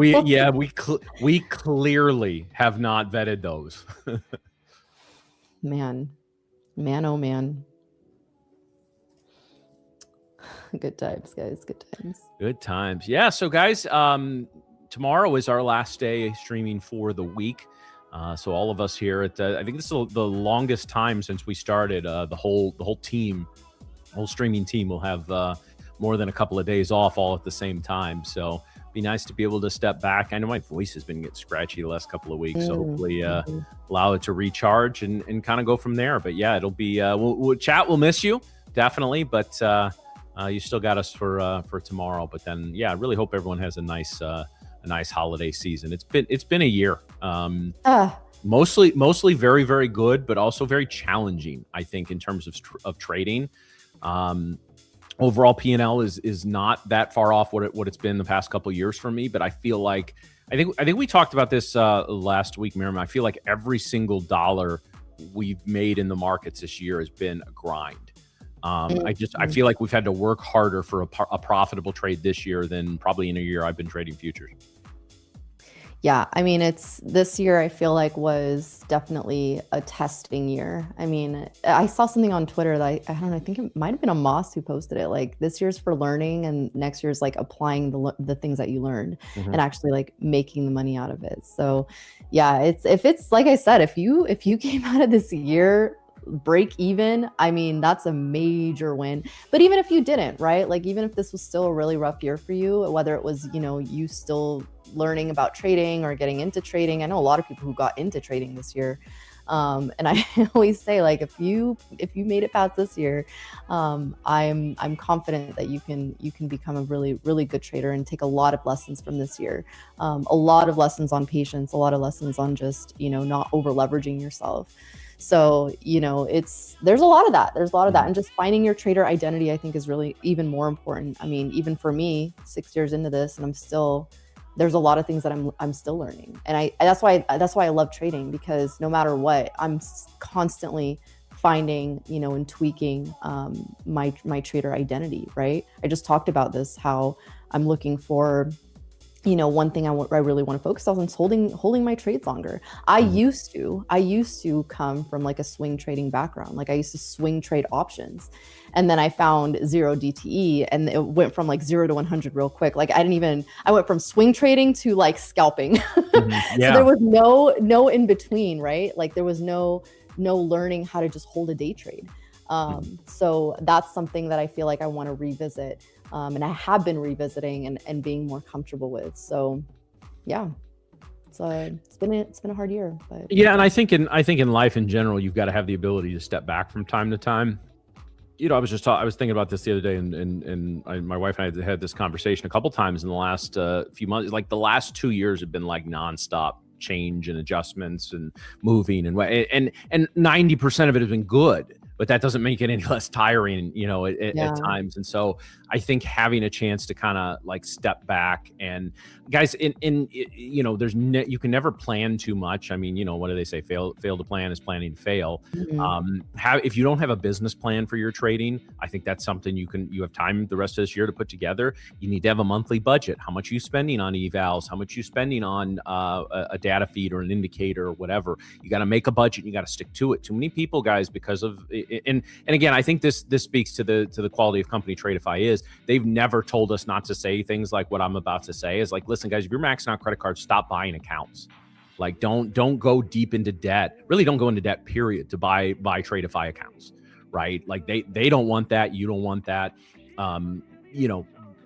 If you've blown 20 accounts in a row, it's time to step back and figure out what's going wrong. Blow 2 or 3 accounts when you first get started. Guess what? Welcome to trading, right? But if you're like, I always say, and the textbook definition of insanity is doing the same thing again and again and expecting a different result. So if you're on combine or eval number 20, 21, 25, what are you going to change for the next one? And if the answer is nothing, just donate your money to charity, right? It's going to be the same result. You're going to lose it. So just be really, really careful, guys. Come up with a business plan, come up with a budget, and in 2026, stick to it. Absolutely, guys.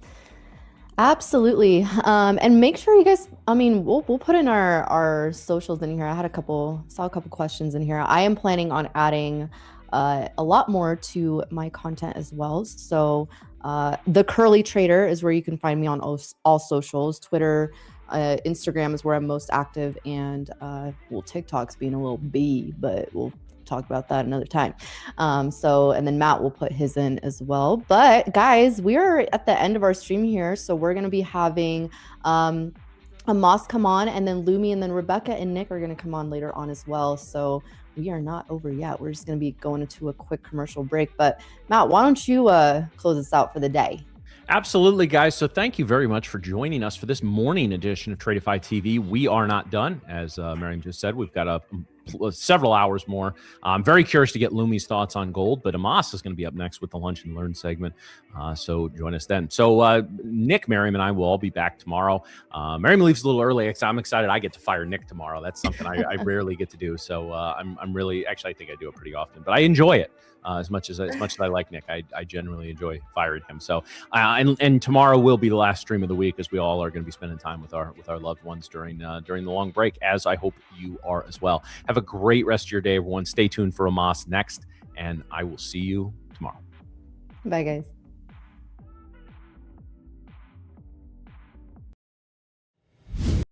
At Tradeify, we believe traders deserve a better way to trade. No endless evaluations, no unnecessary barriers, just a direct path to capital. Built for real traders who want to focus on what matters most, the next trade. With instant funding, you're not waiting weeks to prove yourself. You're working to get payouts from day one.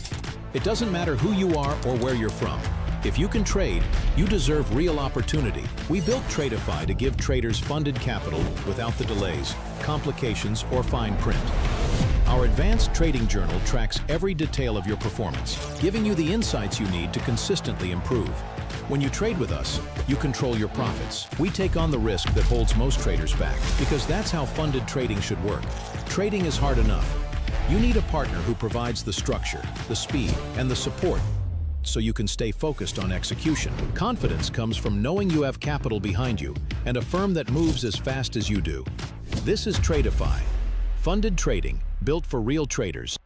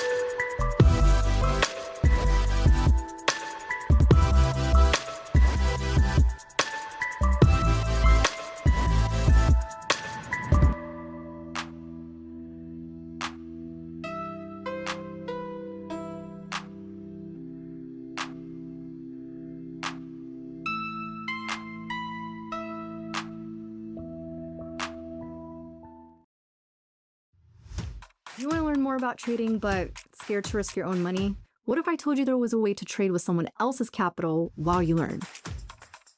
Welcome to Tradeify. This series explains everything about the funded trading world. The reality is, gambling is random. Professional trading is calculated risk management. We're pulling back the curtain so you can make an informed decision about whether this path is right for you. The reality is, you don't need to know everything. The traditional barriers don't apply here. Without the proper education or support, this is going to happen. But this is exactly why Tradeify exists. And that is exactly why programs like ours exist, to give you structure. We provide the structure and capital while you develop your skills. Without risking your own money while you learn. You don't need to know everything. You need to start with the basics and keep learning. Whether it's concert tickets, sneakers, if you've ever bought something and sold it for more money, congratulations, you're already a trader. Once you understand this language, trading becomes 10 times clearer. This series will show you everything that you need to know. Check out the whole Futures Foundation series over on our YouTube to learn more. My name is Asanka Wiratunga and I'm from London, UK. Financial institution visited my university and they were looking for physicists. As a scientist, speaks German and managed to get a decent job at a bank. I actually started on a foreign exchange desk, so my first ever trade was dollar South African rand because I spent some time in South Africa playing rugby. My favourite markets to trade generally the London session, so European indices. I very much like to cook. That's actually probably my meditation from trading. Pre-trading, I always make sure I have already had a cup of tea. My earliest mistake was to assume that I could trade financial markets simply on the back of mathematics and not take a holistic approach. I'd say my trading style is calculated. I like to apply analysis in a decision made. It's calm. I'm always making sure I'm not too overexcited and consistent. I think a consistent application is key.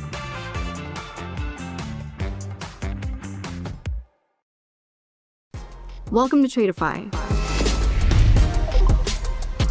First of all, going long. You think prices will go up, so you buy first and sell later. The mistake people make is picking what sounds impressive instead of what actually fits their trading style. Let's start with the basics. What type of account am I actually trading? Do you want to learn more about trading but scared to risk your own money? Let's talk about the 3 most important numbers you need to watch in Tradeify.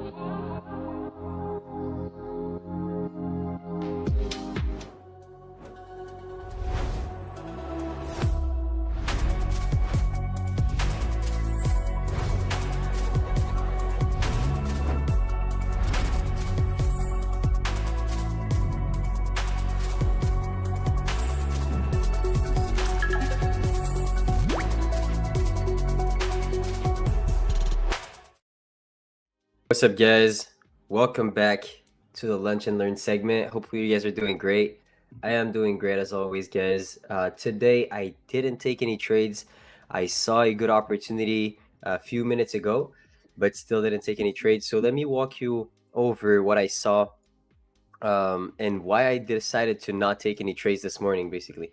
So in the opening hourly candle, which is usually what I'm looking at in a lot of the cases, look at what happened. We swept the previous candle's low. We swept the previous candle's high. This was kind of an indecision candle, so I couldn't really have a good read of the market. I didn't know if price wanted to go back higher, go back lower. So I decided to sit on my hands for that whole hour and just let price do its thing. Okay, and it decided to go down.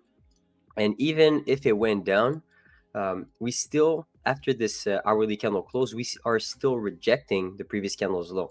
So that tells me that some buyers are present in this price action. It is pretty hard to get some follow through. So then when I see this kind of price action basically on the 15-minute chart, I really like to go to the 15 and try to get a read and more of a quick scalp kind of play. I think it's really important to know how to do both. All right.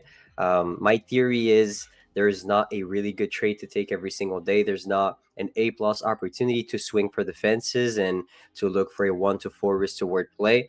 Not every day will be distributing and will be, unidirectional, I would say. So this is why I love to know how to scalp also. So when I want to scalp, I look at the 15-minute chart, and I wanted to take that 15-minute play on ES. All right, look at what happened right here on ES. It was absolutely perfect.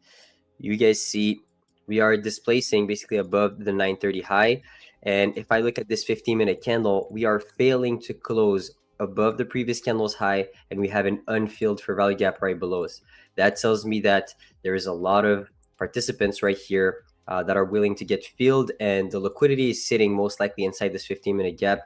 So the best thing to do is basically short back down towards this 15-minute unfilled fair value gap, which looks like a pretty scary play, I would say, because you are extremely up inside the range. But you gotta know basically that when you're taking those kind of trades, you're just stabbing for 10. So let's say on ES 5 handles, or on NQ 12 handles, or 10 handles. So it's not like you were predicting the top and tried to go for a really high risk to reward play. It's really more of a quick scalp and more of a capitulation scalp, I would say, rather than a total market structure shift play. So this is what I saw on ES. I also saw it on NQ, but NQ was a little bit stronger in terms of the candle closure above the candle that created the gap, basically the second one. So right now, I like the range that we're forming. I like that we're consolidating a little bit. We could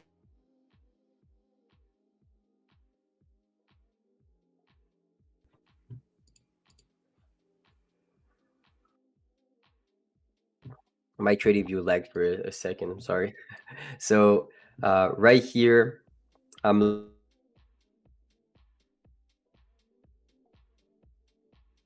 Is it going to close strongly below its opening price? If it does, I will potentially be looking for a short back down inside the range and targeting 89. That's what I'm going to be looking for. So what's up, guys? So yeah, this is my analysis on NQ for, let's say, if I look at this hourly chart, this hourly candle traded inside the range of the previous one, which means that this is a accumulation candle. All right. Even if this is an accumulation candle, I would still want to see this high getting breached. I think we're closer to that high than that low, so we have more chances of seeing that high in a sense. And buyers were present in the last hour, so I would judge that if we get some nice displacement from the 700s, we would go back up and clear 25. So that's pretty much my thesis right now. I would want to see around those 25s here on NQ. And if we do get a pretty big retracement, let's say on this 15-minute candle, I would want to short back down towards this liquidity pool, because this would be the low-hanging fruit, and then potentially be looking to a long right after. What's up, Lumi? How are you doing? Did you catch any trades? This morning was I didn't like how that hourly candle closed on ES and NQ, so I just stayed out, to be honest. When I saw this, I was like, no.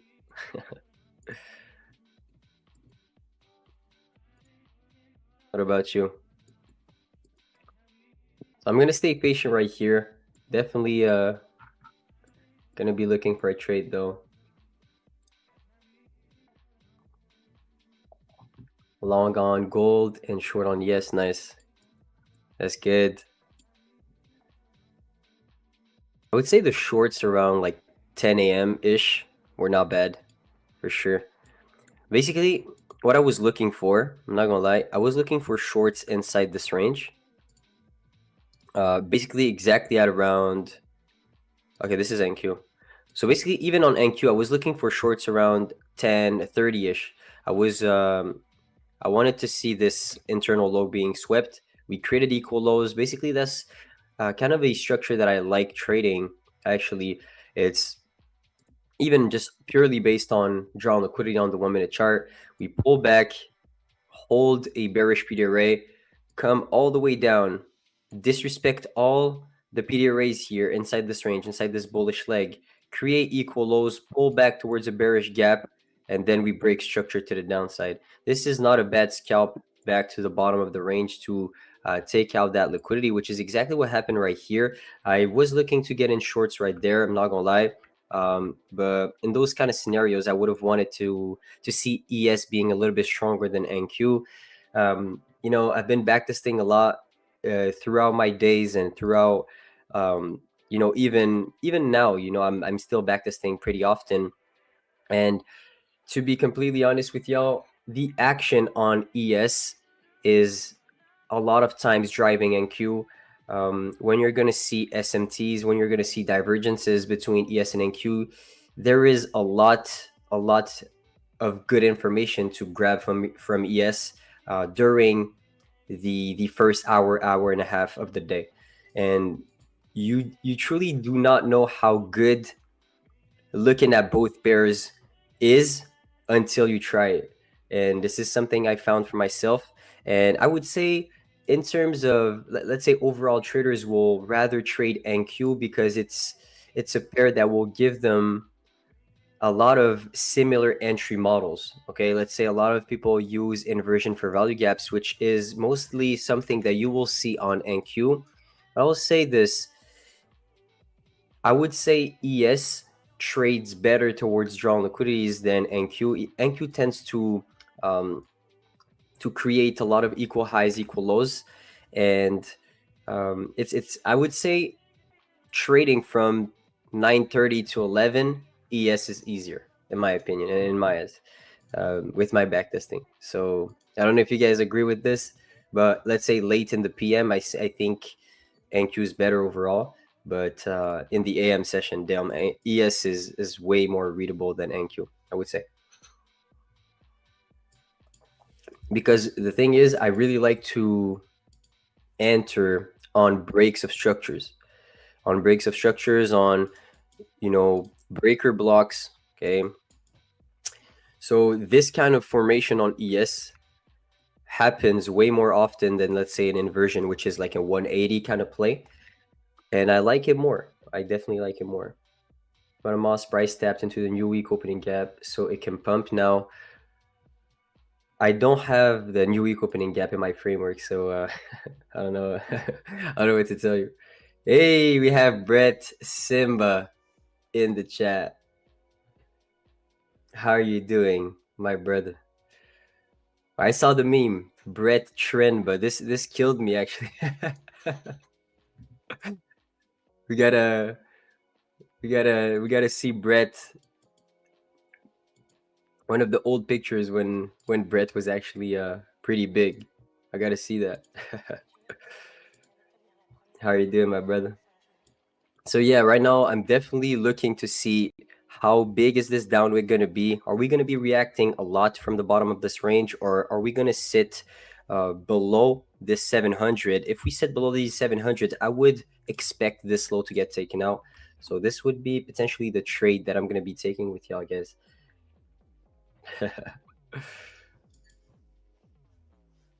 Hey, Brett, when are you coming live on stream? Everyone likes you, Brett. You are just such a hype guy, I would say, on stream. You gotta give me the ways.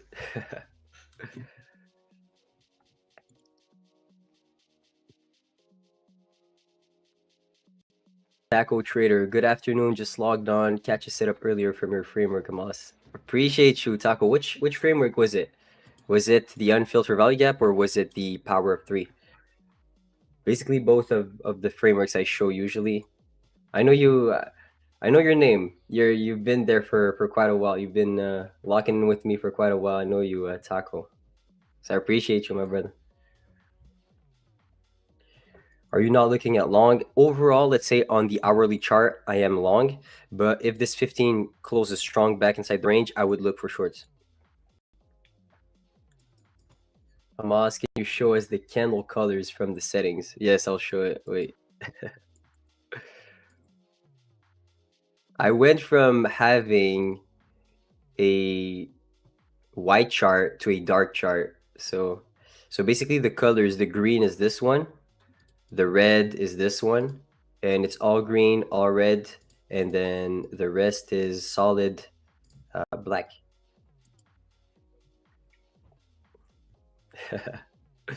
Yeah, Brett is busy with his 100 minis trades. So, all right, this is not a bad short in my opinion right here. If we do get a nice closure below this level, I would be tempted to short, guys. Let's see what we can do with that.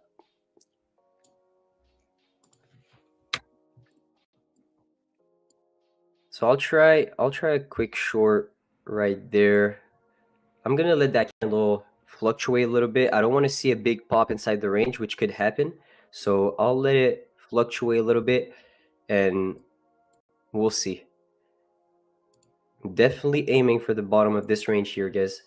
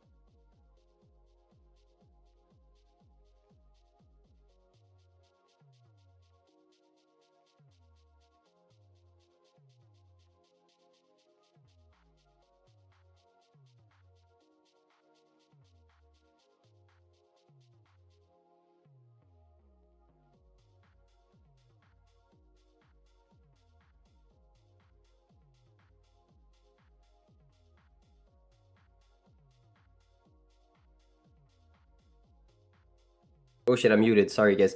Type 1 if you think I'm winning this trade. Type 2 if you think I'm losing this trade. Oh, sorry, I was muted for like 30 seconds.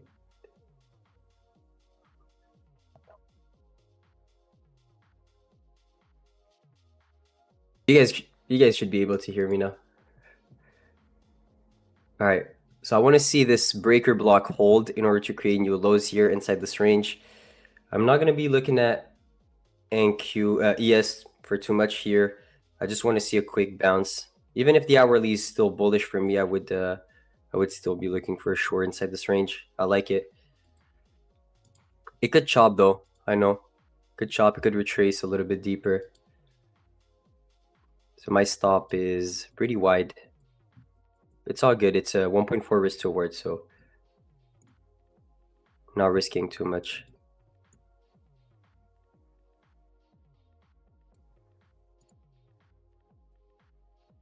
Not the type of reaction I wanted to see, not gonna lie, guys.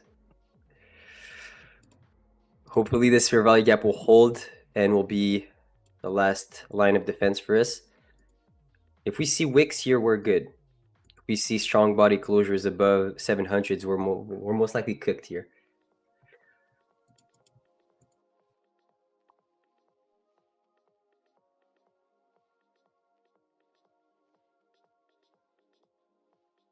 We also have a 5-minute fair value gap being inversed here. Could see a pretty big bounce to the upside, grabbing some orders. We'll see. Come on. We need to see that gap hold though. If we're seeing wicks here, it's a good thing. I don't want to see any strong candle closures above this gap. No.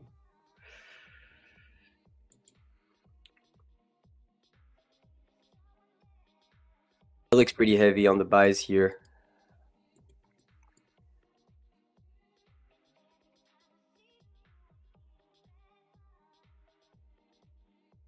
Come on.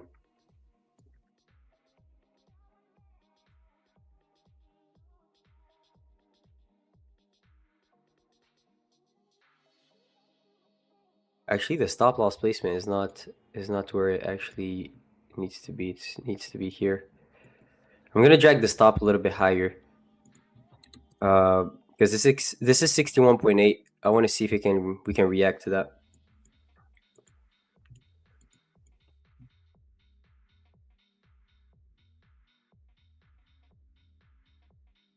This is a big retracement back towards the engulfed candle on the 5. I want to see a react right now, actually. Come on. Come on, sellers, step in. If we start going down from there, and we start moving back towards the 98s, let's say, and the seller stepped in, I will drag my stop loss back towards 709. This is going to be my play here. But I put in the initial stop loss that I put, it was not covering the whole range. I like to have a wider stop on those kind of plays and just let the bias overall just play out rather than having just a top tick, bottom tick entry. Actually, we'll see. Buyers are pretty strong inside this range. We inverse that gap on the 1. It is not looking too good, let's say on the 1, but framework wise, it's still being respected. So we'll see. Just with how this 5-minute candle closed, I knew we had a lot of a lot of probabilities to see some higher prices and see a pullback, but let's see.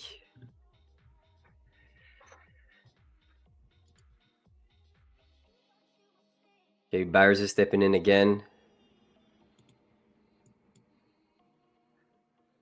Not too confident in that close.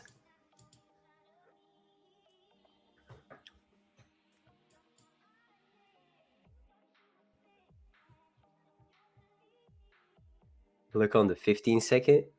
Do you want me to have a heart attack? 15-second, bro, chill. I'm not looking at that time frame, bro. 1-minute chart is actually enough for me. All right. It's enough. Nice bid here. Come on. This is exactly what I wanted to see. I want to see this 5-minute have a failure swing, go back down, accept below 99s, and push back down. Come on. This is a pretty good short setup right here. Is 2 minutes gonna get inverse? We're gonna engulf 701 on the 2. This is pretty clean. If we're trading below 98, I will put my stop loss back at 709, so risking pretty much nothing.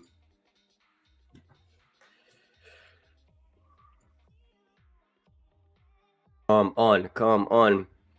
So right here at this exact moment, we're almost at break even. So type 1 if you think I'm going to win this trade. Type 2 if you think I'm going to lose. But literally anything can happen inside this range. We're literally at break even. So our sellers actually stepping in right here, or all the profits are going to get wiped out in one candle, which is a lot of the time happening on NQ. So we'll see. Timing wise though, 21. If it goes back up again, we're losing this.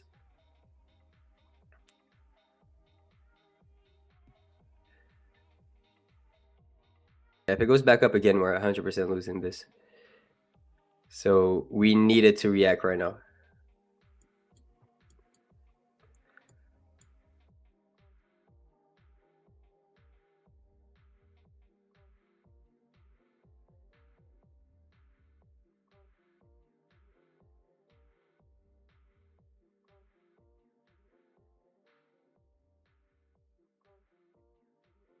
We got the same entry, but long. Let's fight. Let's fight. I'm not gonna lie, it's taking some time right now.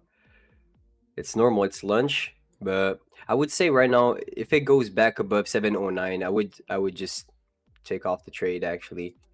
This is a pretty big bounce. Yeah, I'll just trim the stop back to 6 points. All right, we're out.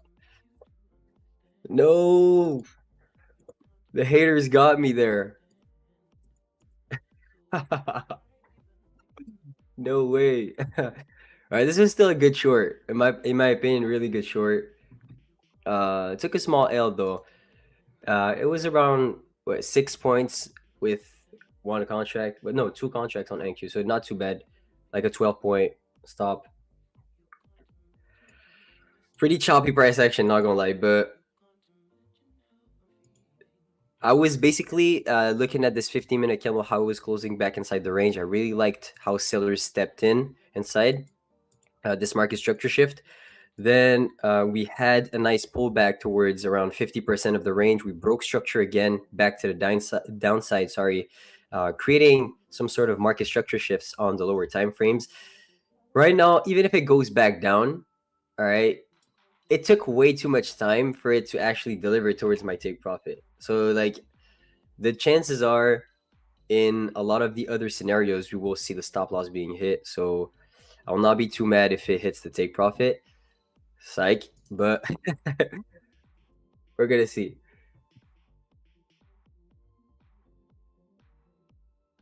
The setup overall was clean. I'm pretty sure this is just accumulation.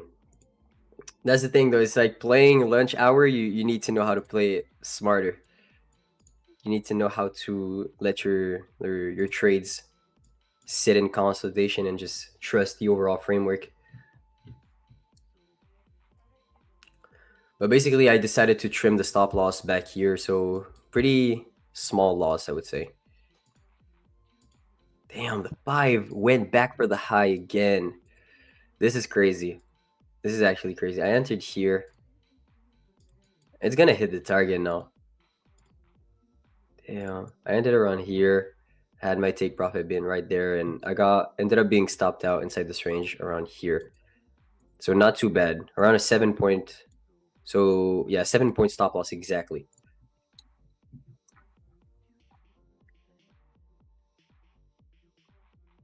Yeah, for sure. No, it looks like he's gonna deliver now. It just had to take out my stop loss.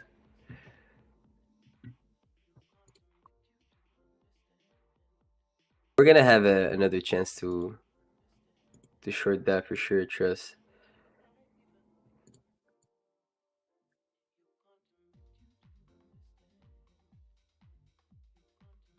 This 30-minute candle is gonna close in 4 minutes.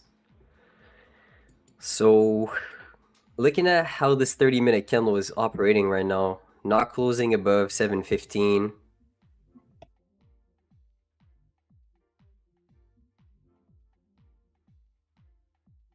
I'd say I favor shorts even on this 30. I favor shorts. I would want to see price go back down and fill 89 here. This is, in my opinion, this is how I read the chart.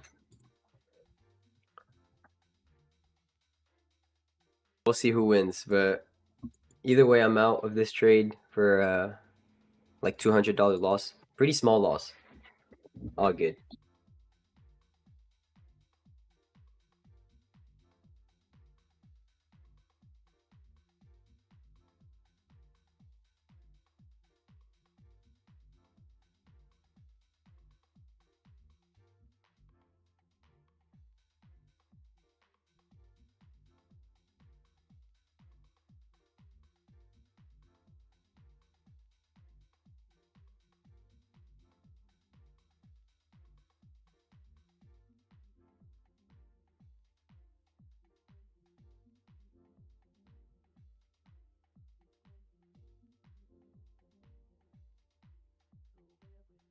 Yeah, muted again. Sorry.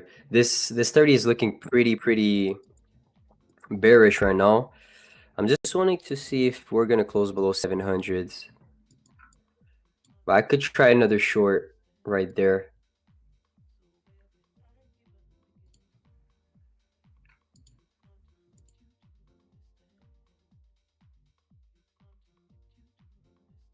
You know what? I'm gonna stay patient. I'm gonna stay patient. We're gonna let price do its thing inside this range. And we're gonna try to get our get back, all right? No. Went back down again. So the trade setup ended up working out in our favor. Framework was respected. Timing was off. Timing was off. Can't really blame myself on that one, I'm not gonna lie.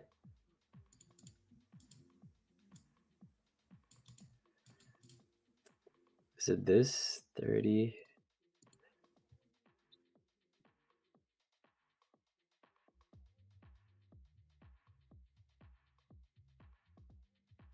What was that?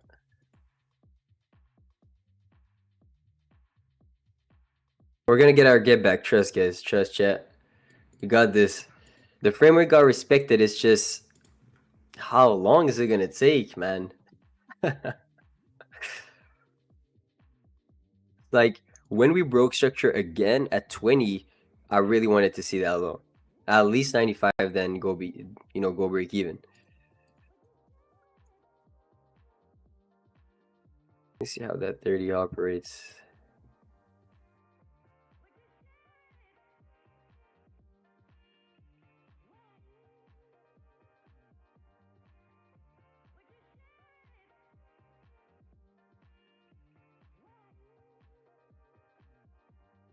This right here looks like a pretty good trade to me.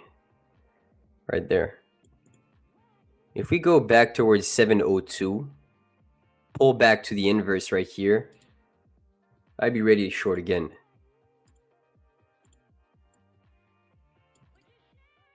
So like even if you went long when I went short, you still lost the trade. If you didn't take out your profits at like 710, which I really doubt you would do, because I was still in 2 minis. All right, I'll try a short right there. I'll try a short. I don't know if we're gonna get picked up on that one, but I'll try a short exactly at the tap in of 702 inside the inverse. So we're in. Hopefully it doesn't open high extremely aggressively on our faces. But I want to see that structure hold on the 5, wake back down, aggressively come back to 89. Come on, guys. Type 1 if you think I'm going to win this trade. Type 2 if you think I'm going to lose.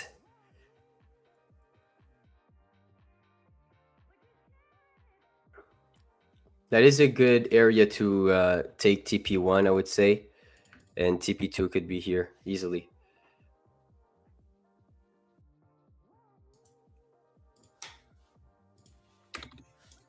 This is not a bad TP1, I would say.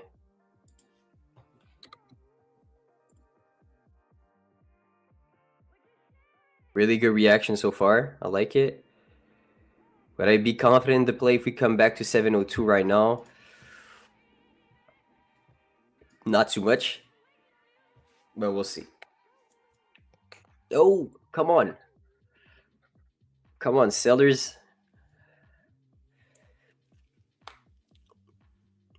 Can we see some selling pressure stepping in right now?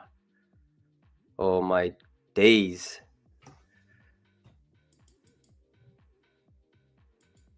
Okay, this is not the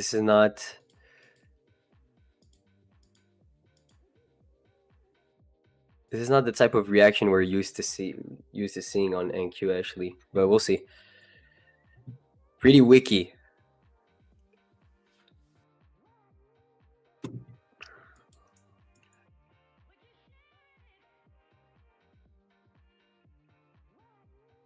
It wants to pull back. Wants to pull back a little bit deeper.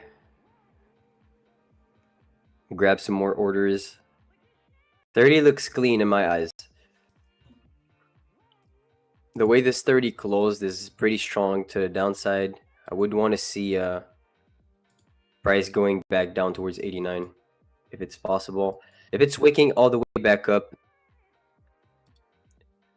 I was just off today. The framework overall is just pretty good. Pretty decent price action. It's just how long is it going to take for it to hit the take profit or the stop loss? Come on. We're seeing some rejection here at 702. I can't really trust those kind of rejections though. We're seeing wicks, a lot of resistance at the bottom of the range. So until we see a big closure towards our take profit, I'm not going to jinx anything.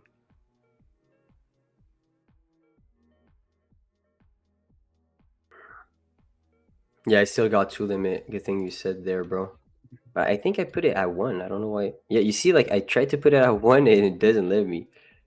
I'll just take it off. I'll just put a new one. But good thing you said, like I definitely did it though. Really good displacement, come on.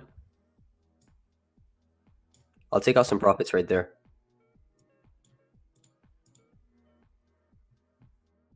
At this point, if it comes back to break even, I'm out. Like 2 handles away from the take profit. If it wicks back up towards 702, this price action is absolutely doo-doo. All right. So I need to see TP1 being hit. We're gonna make back what we lost on the first one. All right, TP1 smashed. Come on. I want to see it use a 94 as stops. Come on. We still have some room to go to the downside. Really good displacement here. Really good aggression from the sellers. Exactly the same kind of framework that I used. Just this. You see how fast it went towards the take profit compared to the first trade. So I do not want to see any resistance here. I want to see those lows act as stops in order to run back lower. Doesn't look too clean now with that rejection of 93, but we'll see. We're at break even right now, so it's a risk-free trade. We made back the loss though, so I'm all right. I'm all right. Sometimes you need to go to war, man. Not every day will give you the perfect reaction immediately. And you see here, I decided to put my stop loss back at 709, which ended up not being the play here. Even here, the break even might not be the play. With that displacement, we're most likely going to get stopped out at break even. If this candle inverses the previous one, it's most likely done. Most likely donezo.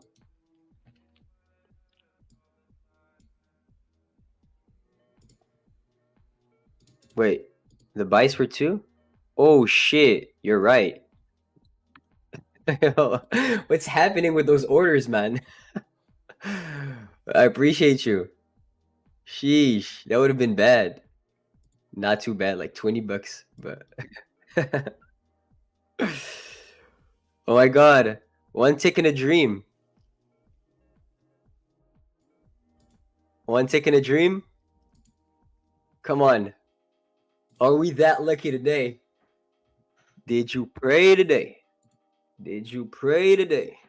Oh my god. Oh, I'm him. I'm actually him. Yeah, I'm actually him. Come on. Don't jinx it. If I jinxed it. All right. It went literally 0.25 handles away from hitting my stop loss. It needs to re-inverse this gap. No. I talked too early. I'm not him. I am not him. What? Yo, this price action is so weird. Look at this, guys. The spikes are insane. It's like if you're like a momentum kind of trader, oh my god, you're getting wicked. You're absolutely getting wicked here inside this range. With how we reacted to that inverse, this is not looking too good, Briv. This is not looking good, Briv. But when your stops at break even, you just pray. You just pray. That's the only thing you need to do. It's not even up to you. It's up to something else at this point.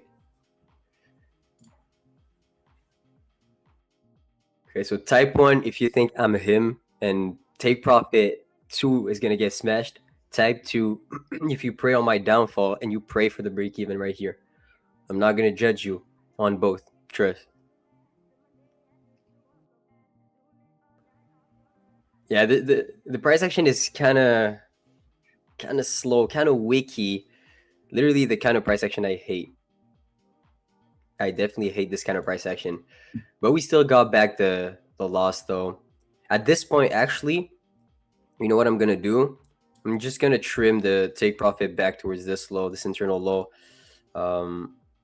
Seeing no kind of follow through here. If we put in some sort of internal highs here, and we go back down towards the bottom of the range, I'm gonna be scared at that support level. So, you know, guys, what we're gonna do is that we're just gonna lock in that trade here at this low, which is 92, a little bit below this low, and we're gonna make our little $400 day. So, hey, you know, $400 days keeps a 9 to 5 away, so that's perfect for me. So we're up 125. The stop loss is still a break even, so it's a risk-free trade. I'm gonna answer all the questions right after about like the reason why I took this trade overall. It's the same kind of framework, you know. For me, wicks do the damage, body tells the story. If a candle closes strong and bearish, then I want to be looking for shorts. I want to be looking, you know, to see some continuation towards where the open of that candle showed me aggression. So in this case, it was sellers on the 30-minute chart, and seeing pretty much a lot of rejection here at the bottom of this range. Not the kind of price action I like to trade though. We're still in it to win it though. So I just trimmed the take profit back towards 92. We just put in an internal high. So if we go back down, I wouldn't be too confident in smashing 89. What concepts do you use? Overall, I use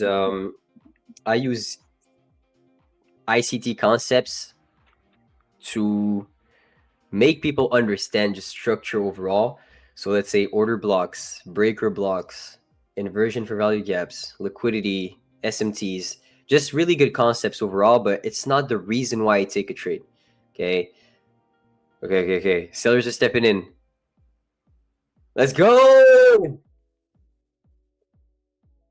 Let's go, guys. The TP2 got smashed. And you see, like, why is this candle so big? All right. So we basically took 2 trades inside this range. We took the short right here. Unfortunately, I had my stop loss back at 713. Okay, this was the first short. And yeah, of course, when I trim the take profit, it hits the take profit in 1 second. It's always like that. It's all good, guys. So basically what happened, all right, let me just show you guys exactly what went through my mind, and you guys will be able to read it and potentially get some value off of it. All right. So basically what happened inside this range is that, first things first, I always look at hourly candles. I always look at, all right, are we displacing above the previous candle? Are we closing back inside the range? Are we rejecting any levels on the hourly? So here on the hourly, what am I seeing? I'm seeing that we had a range here formed from the 10 to 11 a.m. candle, hourly candle. And then the 11 to 12 candle a.m. chopped inside the range of the previous one. As soon as I see this, I know that this is a consolidation. So I have the green light to trade both ways. Okay, this is so I scale from 1 hour, then 15, then 5, 3, 2, 1, and then I decide to take my trades or not. Okay, so here when I saw this, I was like, all right, price could go either way. We are in a consolidation. If we're rejecting some sort of range high or range low, I could go in the opposite direction for a 1-to-1, 1.4-to-1, etc. So this is the first framework that I used. Boom, check. Second, scale down to the 15. Then on the 15, right, what happened, we created those equal highs. We pulled back to the upside, right? Look at what happened here on this 15. We engulfed the previous candle. And for me, if we're truly bullish, we should hold this on the new 15, wick back to the upside, and then do whatever it wants to do. What happened here is pretty, telling about what the price action is willing to do. It didn't react to the engulfed candle on the 15. It did close back inside the range below the opening price, telling me that the sellers are stepping in. So instead of favoring this high, I'll favor this low here. Okay, this is what I decided to do. Seeing some sellers stepping in inside this 15-minute print. So this became my draw on liquidity, this low. So then right here, I scaled back down to the 1-minute chart, and now I try to find a good entry. So you scale from 1 hour to 15, and then I try to find an entry on the 1. So here, if we didn't see that kind of market structure shift, I wouldn't have been so confident to short, guys. You see right here, we created equal highs, but the framework got respected. Plus we had a breaker block, high, low, higher high, lower low. So here, this zone, if we're truly bullish on the 1, we should have respected it to create new highs. We disrespected it. So on the 1, it's also telling me that price is most likely going to shoot for lower prices. So when I saw this, I put my limit order exactly on this breaker aligning with this fair value gap. Okay, really good structure. Basically, if you don't know ICT concept, just a regular head and shoulder pattern. Okay, which is almost in every term the best kind of entries you can get. So then I went short here. Price pushed back to the upside. I had a pretty wide stop. This was my thesis overall, that price was going to go down. I'm able to read at all times. Usually I have a pretty good framework. I have a good understanding of where price is most likely going to go with my overall thesis. But the most difficult part in trading is the timing. When is price actually going to displace towards your take profit without your stop loss being hit, and being able to reproduce that over the long run and being profitable? This is really the key. So when I saw this kind of displacement, when reacted to 50% of the range, I decided to put my stop loss back here. Okay, 6 points. Instead of risking around 10, I was risking 6 with 2 cons. Okay, so then price wanted to wick back again, right? Market makers were watching my stop loss in real time, and then decided to go for TP1. When I saw this, I was like, all right, decided to do the same thing, but on the 30. So same thing. You see how we engulfed that candle. We engulfed that candle here on this 30-minute chart. For me, if we're truly bullish, we should have reacted right here to that engulfed candle to see that high. We didn't. We are closing back down inside the range. So this low becomes my draw. This low right here has more chances to be hit than this high right here with the overall context. So I used the 30 to enter shorts back down here. So then had the same kind of framework. I waited for a pullback to a covering area, which was exactly here inside this inverse. I had my stop loss around this high, risking 8.5 points with 2 contracts, and ended up taking out my profits at around 10 on both. Okay, so both of my contracts. So I'm up around what 200 or 250, right? This trade was like a $400 trade overall, so pretty decent. Not gonna lie. The first stop loss, of course, it's part of the game. There's nothing you can do about it. You know, sometimes a split second decision will be the wrong one. But I would say with the overall way that I trade, the longer we stay in the trade, the less chances we have of actually hitting take profit. So in this case, it was not a bad thing that I did. Inside this range, trimming the stop loss back to 709, in my opinion, is not a bad thing timing wise.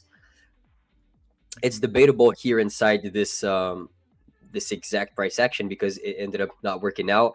But I know that in the long run, if I do this, I'll be more profitable just shrinking my risk. So W's for the trade that I just took. Can we get some W's in the chat, guys? We made back the loss plus more on the same exact framework. We made a small mistake here, but ended up paying off in the next one. So beautifully executed here. Still on my run here. You guys know I'm on Tradeify TV. I'm on a huge run. Like every time I'm live, I make bread. And so you guys can attest here. You guys know, for the people who are watching for a while, it's been a crazy run here. The December on Tradeify TV has been printing for me. So let's go. Let me just take off those execution marks here. It's just blinding me. So what do you guys think? Let's say, what was going through your head on the first setup? Let's say if you went short, let's say this is the thing that backtesting will give me a lot of confidence in, is knowing the time that I should be in my trade. Basically how long should I be in my trade, and how much profits I can expect every single month or every single quarter. You know, that's basically one thing. So let's say here inside this range, like I was pretty confident, even if we pulled back here. You saw me, bring my stop loss back up, which was, kind of the play here. My stop loss was not too far here. And when we got that displacement candle here, we were in the trade for about 7 minutes on a 15-minute kind of framework. So yeah, that's just what went through my mind. We'll see if we can find something else, because we are still overall inside this range since we consolidated inside this 10 to 11 a.m. candle, 11 to 12 a.m. candle, sorry. We could still see bounces from each side of the range. So here, even on the 15, you see how we're sweeping the previous candles low. The buyers are being strong, squeezing all those sellers inside this range. We could still find something else.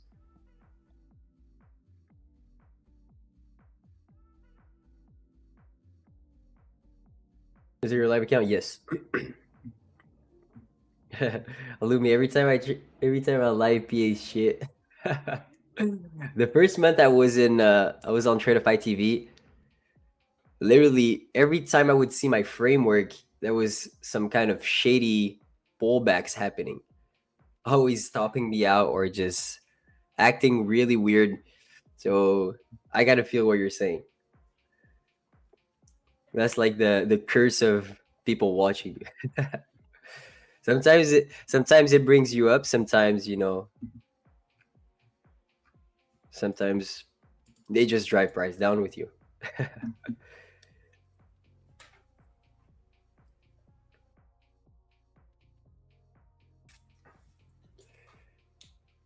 If you switch time, also you can nail it like a mouse, though. Yeah, it would be nice if we do a stream together, Lumi. I would be down. I would be so down. This would be the calmest stream ever. It's like jazz music in the background, or like piano, and just chill vibes. We'd put some Russian music.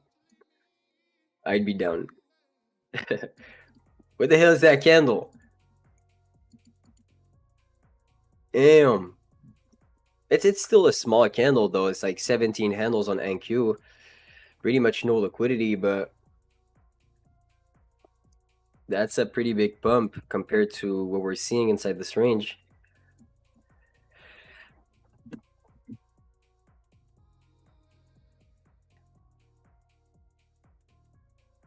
What am I seeing in the chat?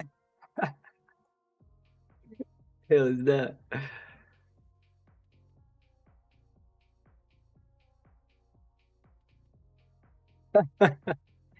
Nah, you guys are crazy.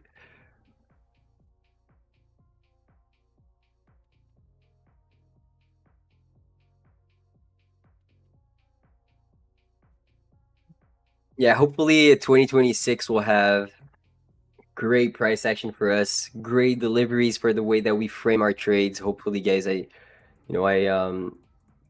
hope that for everyone. And if, let's say, don't ever take a losing month or a losing period as a failure.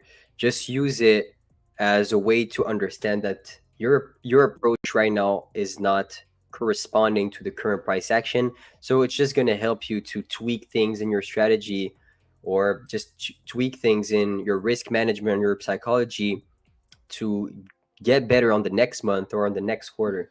So let's say for me, like, I'll be brutally honest, it wasn't the, let's say, in terms of statistics for my edge, it was one of the best years ever.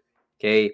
Like, the strategies that I have, the playbook that I have, the strategies that I actually traded this year worked perfectly. And I'm super grateful for that.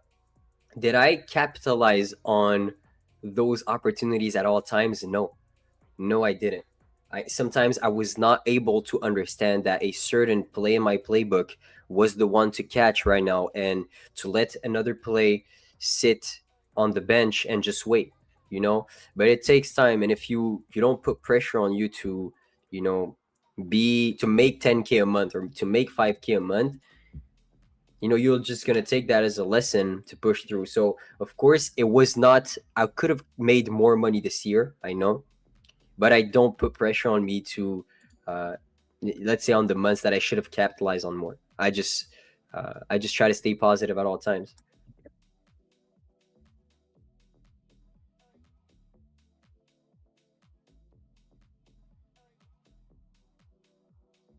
I'll say this, guys. In 2025, in 2026, I said that in the live with Miriam, Matt, and Nick, but I want to transition a little bit more towards AM trading, which would be from, let's say, I would take trades only from 10 to 11 or 11:30-ish, using a pretty strict framework. So that transition will give me a little bit more, I would say, time freedom in a sense, and it will force me to enter in a time window that has a little bit less randomness into it. Because when there's going to be volatility and you have really good levels that actually have substance, then though you're not going to be worried about those levels not being hit because of a lack of volatility in the PM session or this or that. So this is what I'm going to be looking for in 2026. I'm a pretty big backtesting guy, so trust me, I already have all the data to back that way of trading already. Already 5 years backed. So we're gonna see. I know that even if I'm backtesting, the live markets is pretty different. My overall approach and the way that I'm gonna manage my accounts is gonna be far more important than the edge in and of itself. So we're gonna see how I'm gonna do with that. And yeah.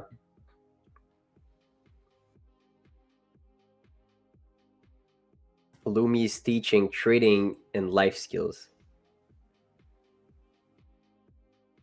To be honest, like, I can't really teach you life skills though.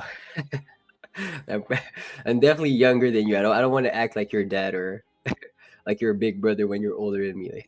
Like, I can give you like advice on trading approaches because I tried everything, but I'm not gonna be there and tell you like, yo, bro, go to the gym.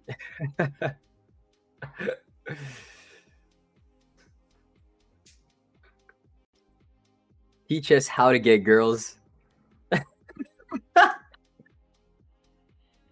Yo, to be honest, I would need that lesson too.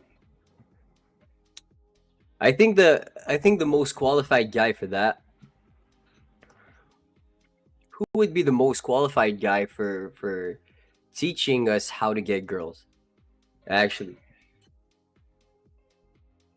who do you guys think? Who do you guys think on the Tradeify roster, guys or girls, would be the most qualified to teach you how to have some game? Matt has crazy game. I'm not gonna lie. It's just his personality is just overall just so well rounded. He covers all the aspects.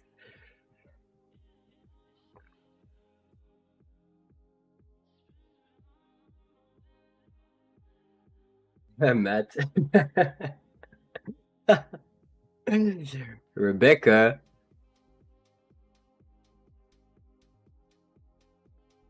Maybe Rebecca also, definitely.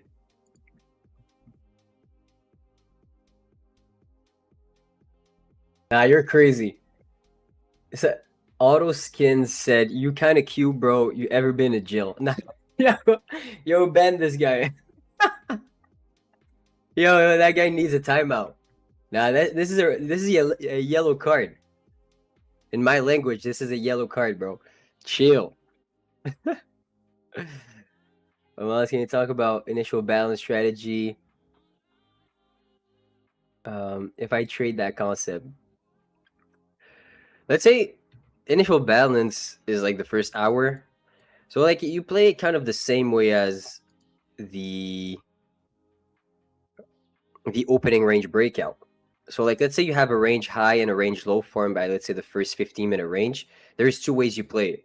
It's either you predict that the range low is going to get taken out because of structure inside this range, okay, and because you're closer to the low than the high.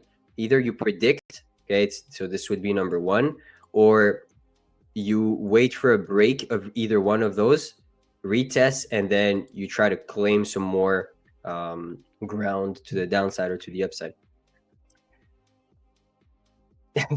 He actually got timed out. I was trolling. Oh, poor guy. I'm so sorry, Odo Skins. I know you were trolling. TJ Capital, what's up, my brother? You are definitely qualified, my brother.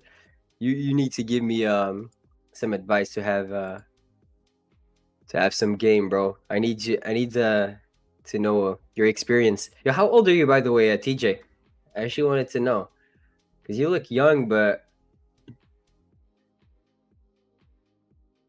I saw those tattoos and stuff. I'm like, yo, I don't know how old he is. Definitely not my age, though.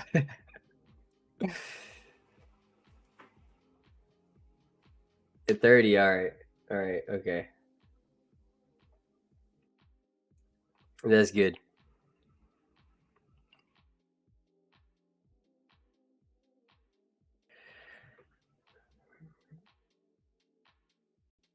TJ, we need to hop on a stream together. We need to set that up, bro. Nah, you're not Unk status. I would say like, what do you guys think is Unk status actually? For me, to be honest, I was pretty surprised. Let's say when we went to the Tradeify Miami meetup, like I was talking to some older people, and just it's really depending on the personality of the person and his overall character. Well, I would say this, like, I talked to Matt, I talked to a lot of people that were way older than me, and I didn't feel the age gap too much, in a sense. Like, we were really cool, so like Unk status, like, of course, if I had to put a number on it, it would be like 37. At 37, you're starting to be cooked. I'm not gonna lie. 37, I don't know if we can sit on the same. I'm gonna trigger some people. Every time we talk about age, bro, come on. You'll talk to Dan. I got you, TJ. TJ, I got some ties with Dan. Me and Dan are locked in. We got this. The stream's gonna happen, bro. Trust. Me and Dan are absolutely locked in. Man, I will say this. I met Dan in Tradeify, New York, right? Back then, literally July. Yeah, in July. Okay, literally like 6-7 months ago, all right? And man, absolutely genuine guy. Love him so much. That's literally the G. I also met Vinny there. Actually, I'm so glad I went there. I'm so glad I went to my to New York. This was literally the greatest play. This was the greatest play. I met everyone. I met Dan, Dane, Vinny, Brett, literally all the team. And then in Miami, I met the hosts and stuff. So yeah, I kind of know everyone. You coming to the event in January? Absolutely, bro. We're gonna. That's cool, man. Let's go. We're gonna be there together. Maybe we can host something.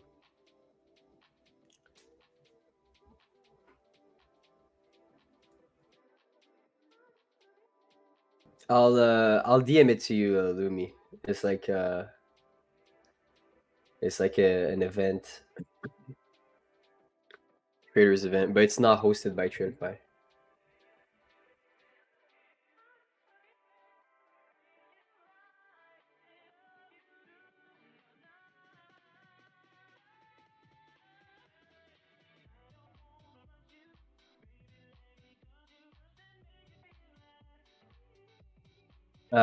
Sorry, Yamil. Let me see your message. Sorry. Amos, can I scalp M1 of marking off M15 open, high low close? Yes, absolutely, brother. Absolutely. One thing I'll say though, all right. One thing I'll say, Yamil, if you understand the framework pretty well, something that will enlighten you in a lot of the cases. All right, let's say you have this candle. A lot of people will make the mistake. Right. Let me teach you something with the power of 3 that I learned and which changed everything. A lot of the people have the framework. I don't know how and why, but let's say this candle closes, a brand new candle will open up. All right. Literally all the ICT people, what they're doing is that they're trying to predict reversals when reversals only happen like 35-40% of the time. All right. Max. It's like you're trying to, predict the top. So let's say here in this case, when you have a brand new candle opening, okay, even if it's flipping back below the open, it's showing you signs of aggression from those sellers. If the structure looks like this on the 15, okay, before that, and you're pulling back to structure, I favor longs. I favor the fact that this down move is just a fake out and basically the generation of sellers to then flip back above the open, flip back bullish to then give you a bullish distribution. So like, don't get faked out too much just staring at the open and staring at the fact that this candle is flipping back to becoming a reversal. All right, don't look at that too much.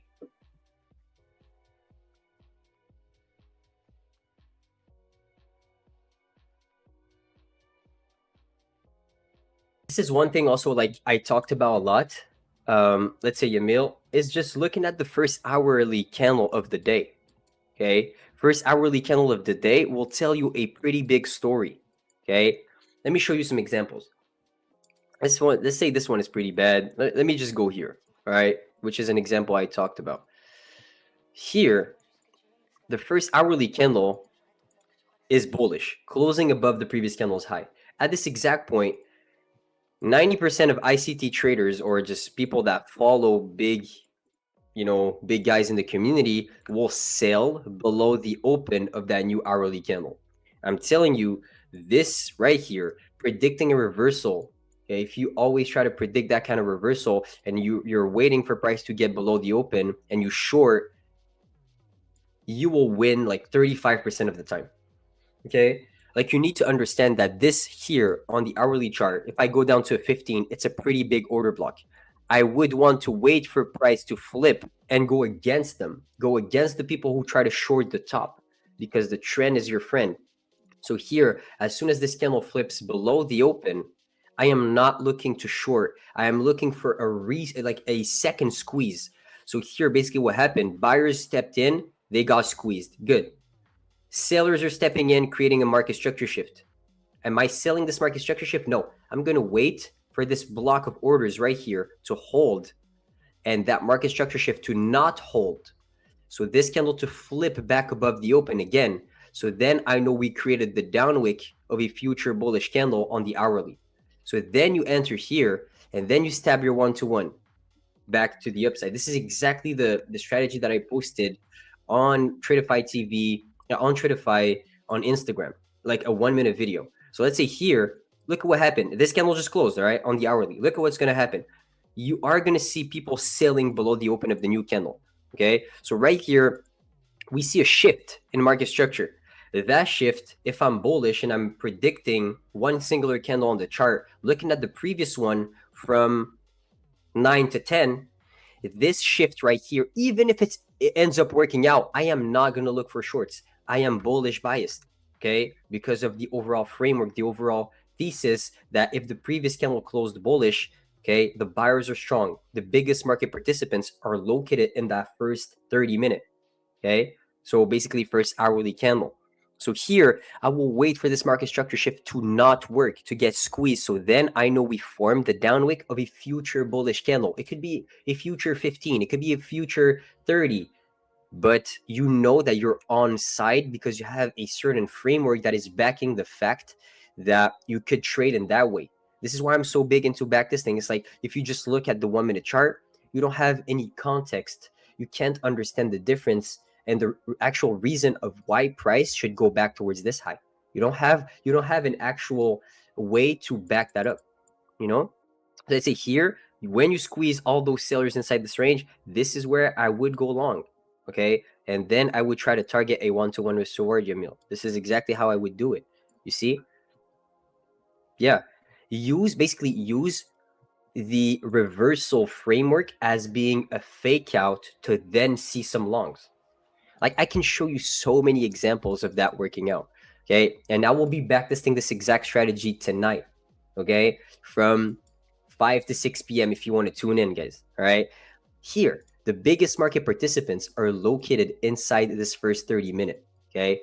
First hourly candle. It closes bearish. I am not looking for an open low flip above the opening price. Everyone does that, and and I don't see too many people spamming payouts with firms. All right, so wait, I'm telling you, even if we go back down here and we're trading below this low, if you wait for a market structure shift back to the upside, even if this ends up working out in your favor, it only happens 35% of the time. So why would you try to fade the overall market structure?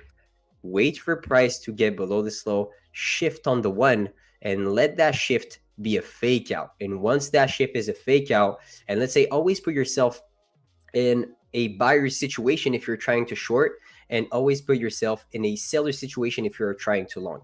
If I was a buyer at the bottom of this range and we shifted on the 1-minute chart and I entered here and then price aggressively went down and broke structure and we were 5-6 handles away from the stop loss, I would be shaking. All right. So when I would be shaking, if I was a long participant, is exactly where I would short the market for a 1-to-1. Okay. So shorty here, back down, and you don't need to catch every move. You don't need to trade every single day. You just need to catch the right ones and just have the same framework every single day. You just need to have the same framework every single day. Your approach, no matter what it is, if you're trading VWAP, if you're trading the opening range, if you're trading the initial balance, if you're trading, normal support and resistance, trend lines, if every single day you go in with the same framework, you're good. Oh my God, it's 110. Nobody stopped me. Holy shit. Okay, this is bad. I'm so sorry, guys. It is already time for me to say goodbye. I appreciate y'all so much for this beautiful session. We took 2 trades. We took 2 shorts right here inside this range. One was a loss of around 6 points. One was a win of around 11 with 2 contracts. So made around $250 today. So I appreciate you guys so much. I'm sorry, Louis. So I appreciate y'all, and I see you guys tomorrow at the same exact time. Much love, guys, and peace out. My name is Nick. I am from St. Louis. From Orange County, California. And I'm from Switzerland. I'm a Midwestern homeowner, which means I spend at least 7 hours a day in my yard. I like to explore new foods, different cultures. I do a lot of sports. I go to the gym a lot. I play paddle tennis. My first ever trade was actually Peloton. I got into trading originally, honestly, through a Facebook ad. I bought 10 shares of Apple stock. Read some hype article about it and decided to just go all in. My first trade was a Tesla call option from a Signals group. After COVID hit, they just skyrocketed. And I sold it a couple days later and I made $37 and I felt like the shit. Beginner's luck. Probably about 75% of my trades are in the NQ futures contract. And curious, I'm a NASDAQ junkie. Other than that, I just trade oil and gold, CL and GC. I just love trading NASDAQ just because of the volatility, the chaos. why? Because I love simplicity, like just sticking to one thing, focusing on that, and really becoming an expert at it. Trading has really taught me a lot about myself. Have a protein shake, I eat some beef jerky, and then I start trading. I sit down and I get to business. I'm ready to hopefully make some smart trading decisions.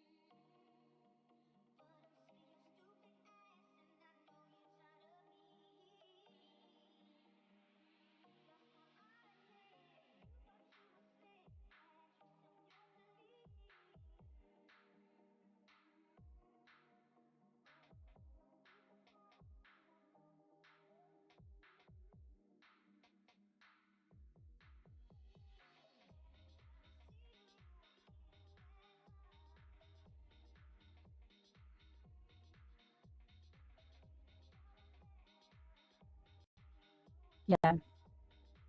Okay. Okay, guys. Hello again. You can hear me right now, right? Just to make sure. Should be okay now. Okay. Sound check. 1, 2, 3. Yeah. Well, we're stopped. How are you doing today, guys? How was your weekend? How Monday so far? Because I was able to get a win today. So guys, what is going on right now? We completely balanced 50-minute fair value gap on SPX. So I'm looking for the retracement down to 50% of this move up. Only yes, it's 69.22. So what I can see right now, since we inverted 2-minute fair value gap, I'm looking for move lower.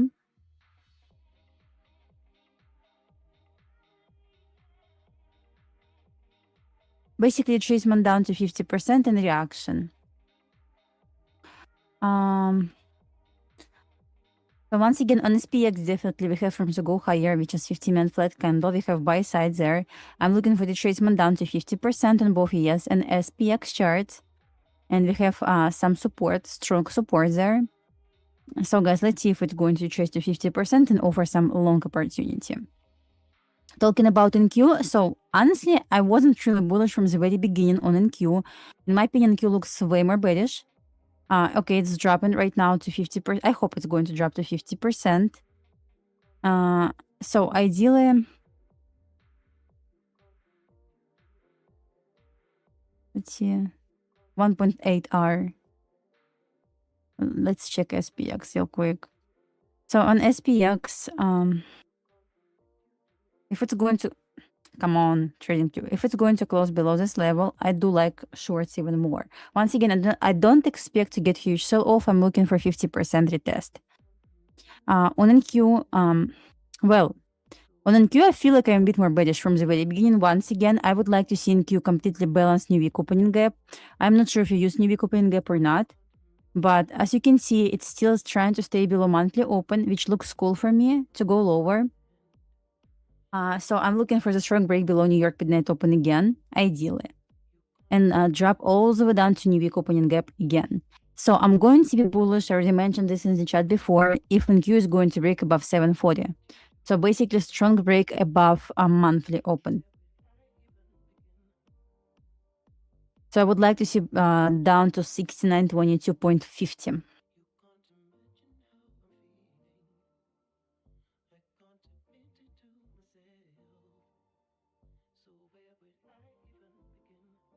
Two-minute chart looks better than 5-minute chart on SPX.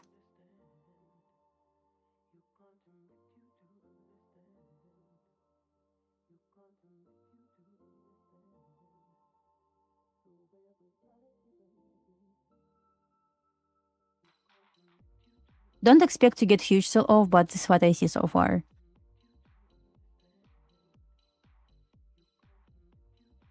Let's check 5-minute chart on ES as well. Yeah, we inverted 5-minute fair value gap, right? Looks good.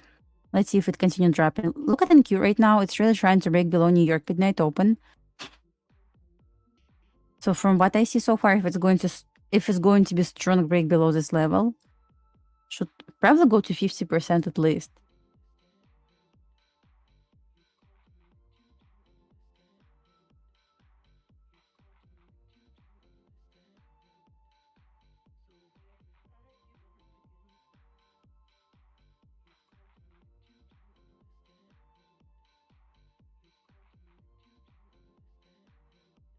Let's see what we have on 4 chart.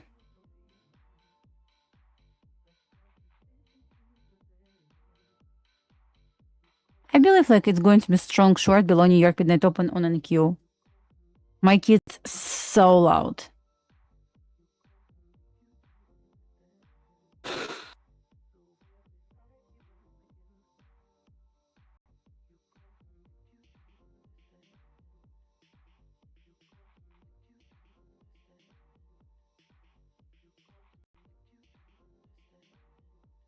Oh my god. So I'm looking for lower to to look for reversal from there.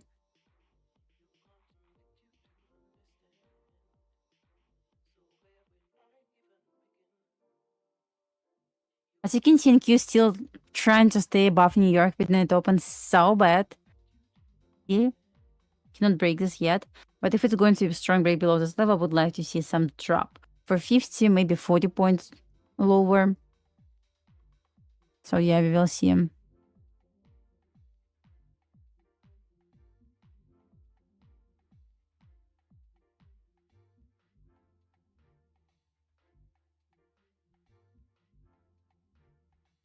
It looks like a lot, but in reality, we need to drop like 7 points lower.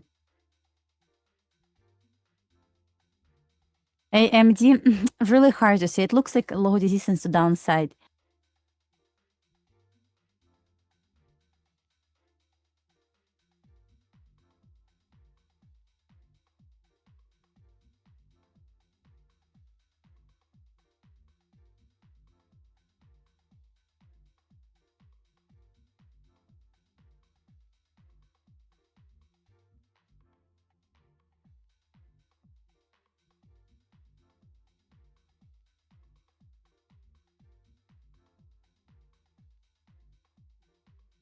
Can still sweep to value bottom at 14. Okay.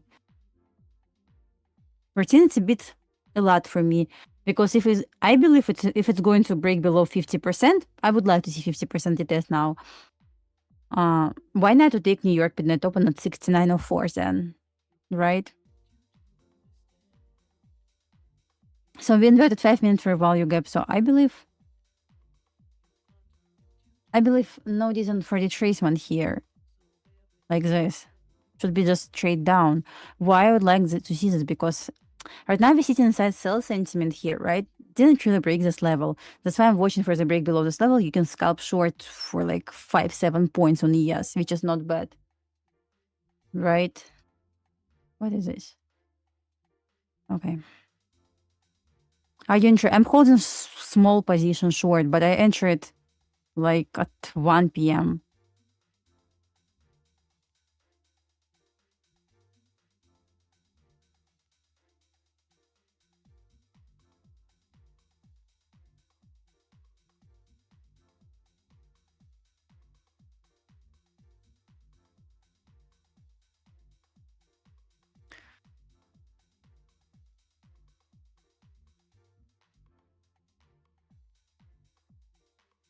You barely went over your winning trade on your pretty much.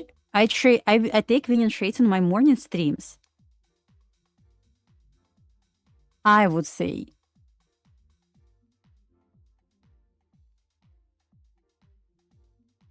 $68.64. I'm looking for 68 retest. Yes, over here 68.68 retest. Yeah, I don't expect a lot, but my TP is like 8 points in profit, like 8 points profit. I would like to see to be, so I'm going to close the trade. So my TP is set at 50%, but we will see what kind of reaction we are going to get from these lows.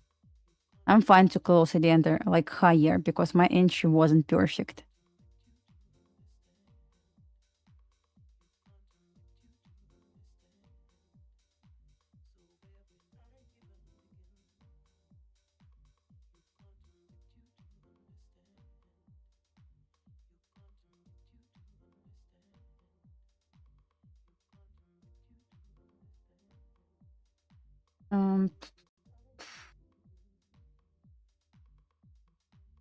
Wait a minute.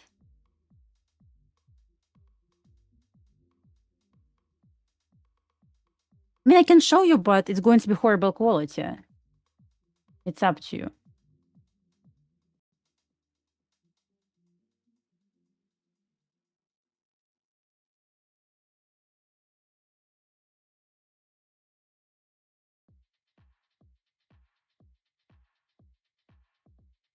We'll try to extend.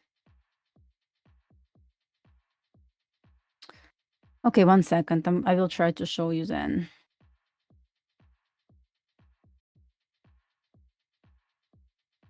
Sorry for quality.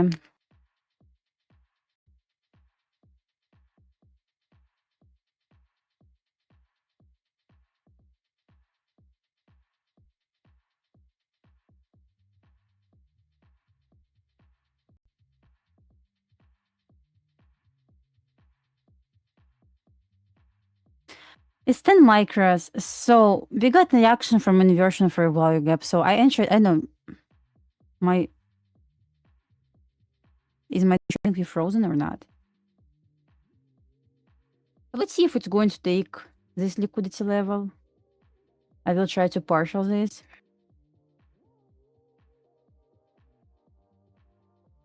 Basically equal over. No evals to pass before payout in Tradeify. What do you mean by this? It's my third trade today. I took long on gold, short on ES before during my stream. And here's my another trade. I guess last one for today. Like seriously, not going to take more. Okay. I would like to see 50% taken at 69.22. It's my final TP. I'm going to show you right now. 1 second. Let me duplicate my trading view screen to show you. So basically what I'm watching right now retest of 50% here of this level, right? And SPX. So we broke above this, below this level, right? I would like to see retest of 50% as well. But we will see how it goes. We took not perfect example of equal lows, right? But we took this.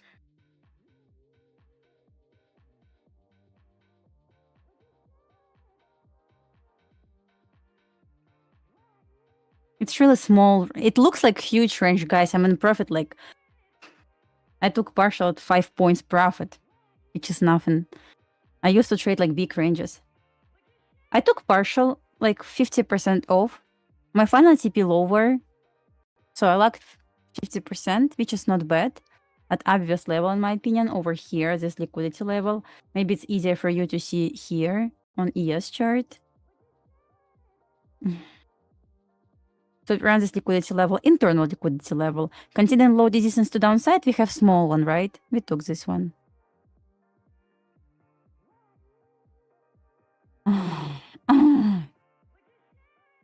Why? I wish I could time out you for entire my Steam, but sorry, man. Too much hate from nowhere. 30 minutes.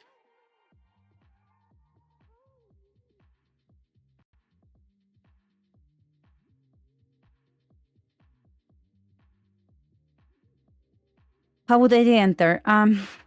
You know, Engine Trader NQ, horrible, tight range. I have no idea. We trade inside tight range.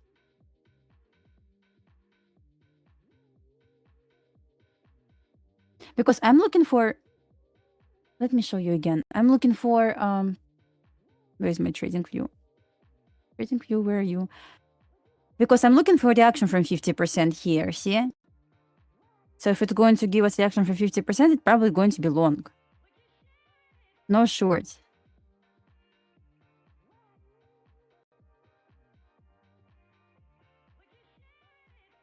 We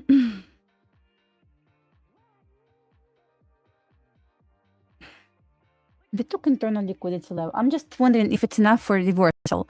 Well, I'm wondering about this. NQ still trying to respect New York Midnight Open. I'm going to show you. Look at NQ.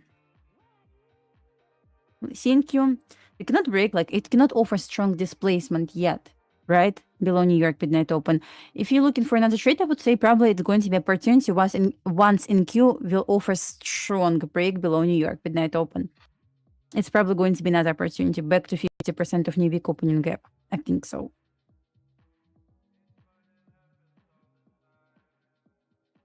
Something like this. You don't see possible long on NQ. You mean higher?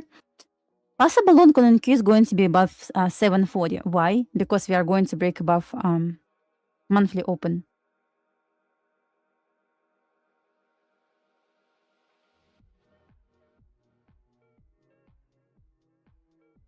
Fair value gap. Yeah, we touch this. That's perfectly fine. 50% lines up with bottom of this fair value gap. I'm perfectly fine. You know, I took internal liquidity level here. I mean, took partial. Looks like I took partial at the top of this fair value gap, right?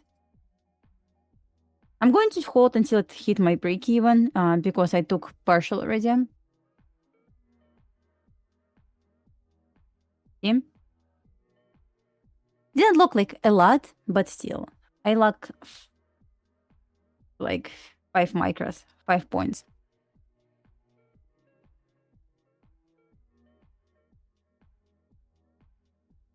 If it's going, once again, NQ doesn't look so bad for continuation higher if it's going to right now give us a strong change in the state of delivery or inversion for a value gap from New York Midnight Open.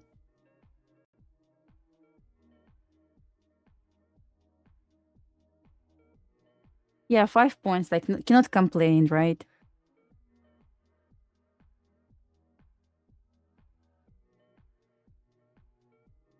Let me check SPX. SPX broke below the lows, but never offered reaction. I wouldn't mind to get 50% retest.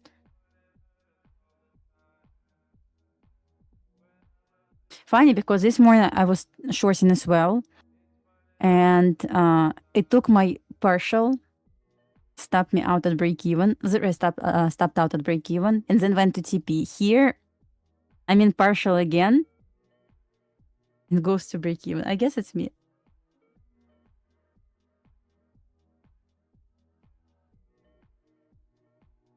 I'm still holding the short, so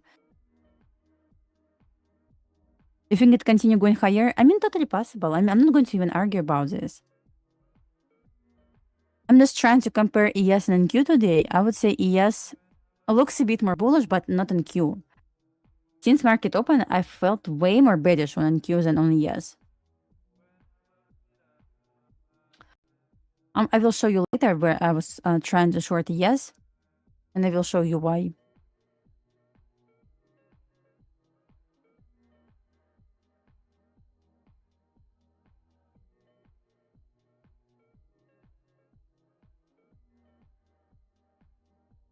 Actually, could execute with more contracts.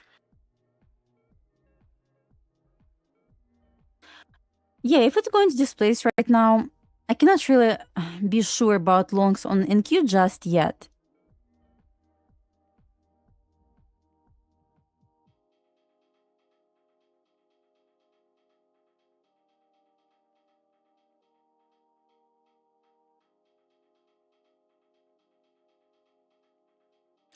I mean, it just looks like you are hating.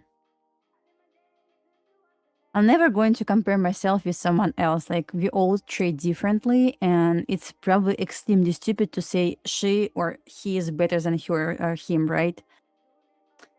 We're not in daycare anymore, so to say, look at these drawings, it's better than mine. It looks exactly the same right now. I mean, we're all adult. Come on, let's be adult.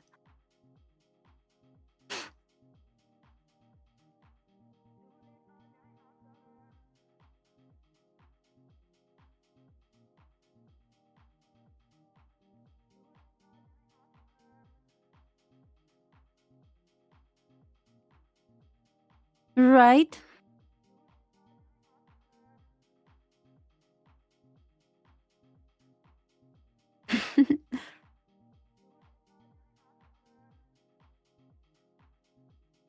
I'm fine, guys. I'm totally fine with this kind of comment, so I never feel like upset about this. I'm just trying to show the person another way how it looks.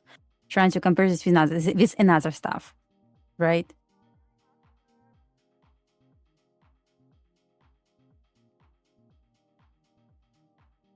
Let's check NQ real quick again. Look at NQ. Still slightly above New York midnight open, right? Let's see what kind of reaction. I cannot say, for example, we are bullish or something like this yet, because we're just accumulating, consolidating near New York midnight open. Nothing really is going on, right? You were looking for 10 points. I mean, I wish I could get 10 points, but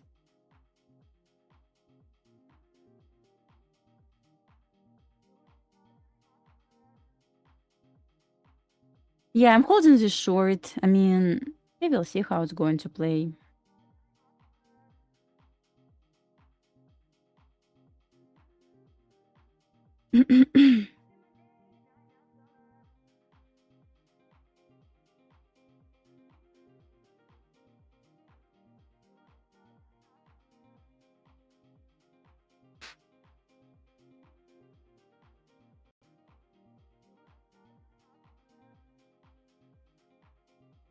Think you guys?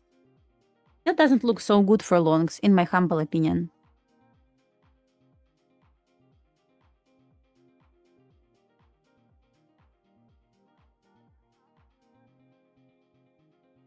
So guys, you're trying to short or long, and if you're trying to long, why? What can you see?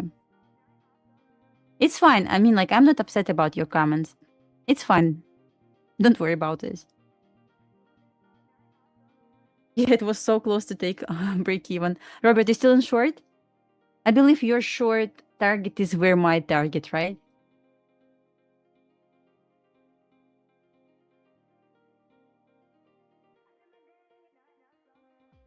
I don't like NQ for longs yet, definitely. Yeah, you know, like on NQ maybe, I don't really want, yeah, small move. Trust me, it's better, especially in low volume market. I believe short, a long opportunity on NQ, like really valid one, is going to be above 740. I know it's like lots of points to pump, but I believe if it's really going to pump, it's going to be near like 740, 735 level. So basically break above monthly open.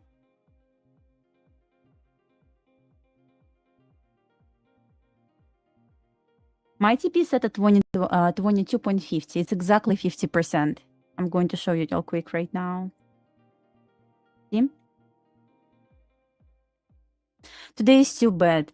Well, it was really tight range, and honestly, I was happy with 6 or 7 points profit. I got 7 points, I believe, this morning, and I took partial here at 5 points. A bit more than 5 points.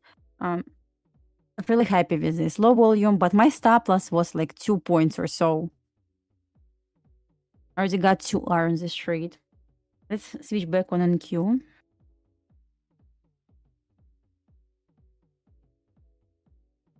It's, I would say it's holiday week, and low volume, that's perfectly fine. So I said, I know for myself, I'm going to risk like really less than $300 per trade. Not worth it. Even today, can you say like something significant happened today? No, we cannot say so.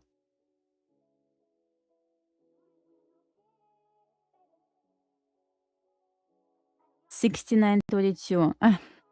Look at this. It's exactly where my stop loss is. Yeah, I would say low volume is nice because we can actually practice our setups there with, when we have low volume with small size. So basically, we're not risking a lot on each trade, but we can practice with real market conditions, right?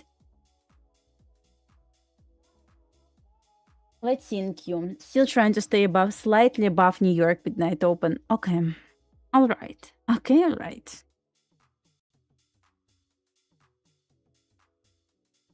Time distortion, we inside consolidation basically since market open. And problem is, most likely it looks a bit more bearish than bullish. So it looks like market makers sell model on medium time frame. Maybe not on lower time frame, but medium time frame.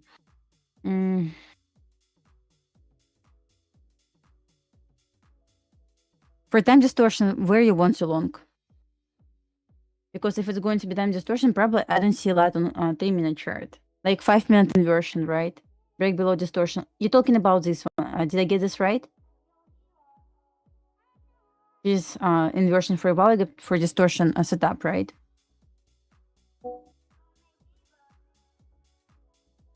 So you mean if it's going to invert, you want to long this, right?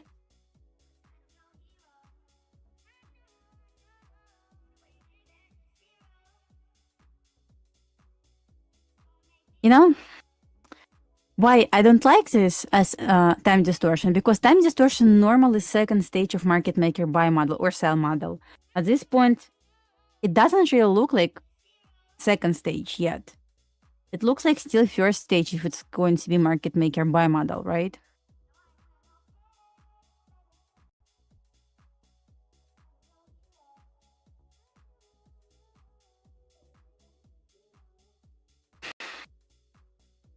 $68, $65. Come on, you're asking too much.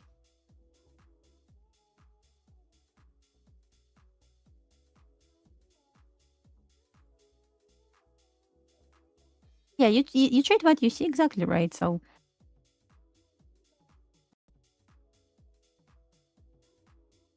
we have really tight range. So basically, if you're trying to trade this range, you have always tight stop loss, which is cool. I'm going to stay on NQ chart. I'm executing on micro yes chart. 10 micros. I took 5 micros off already.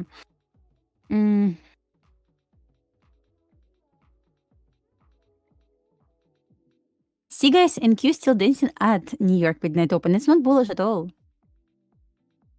Yeah, guys, stop arguing with each other. So let's talk about holiday. It's going to be perfect time. You can reset yourself, take a break from trading, because honestly, I wish I could take a break from my kids because they're extremely loud. But why it's nice to take a break from trading? Because it's really hard, especially this month. It was inside consolidation, lots of chop, and like really you're spending lots of time in front of your screen, waiting your setup, and it's hard. It's hard, guys.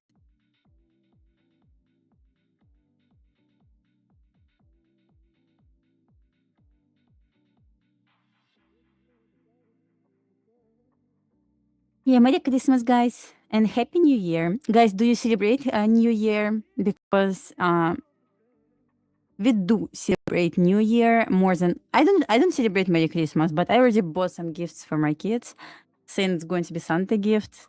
So, but I don't celebrate this. I never actually celebrated before.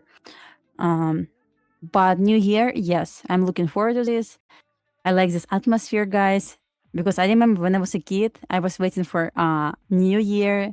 It's going to be fun because I was waiting for New Year to eat some oranges, because it was just like tradition to buy oranges when it's New Year. And I don't know why we never actually were buying this. Like, yeah, like, right.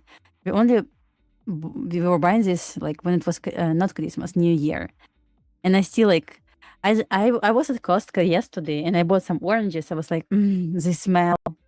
It smells exactly the same way. You passed your account. That's amazing. Congratulations.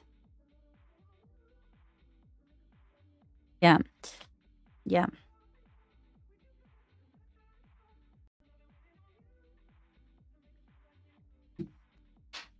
But okay, my kids sleep during New Year.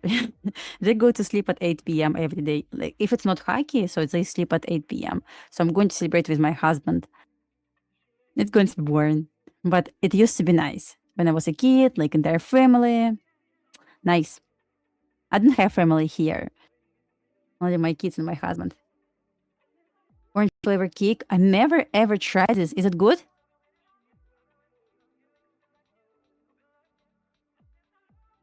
Never ever tried this before.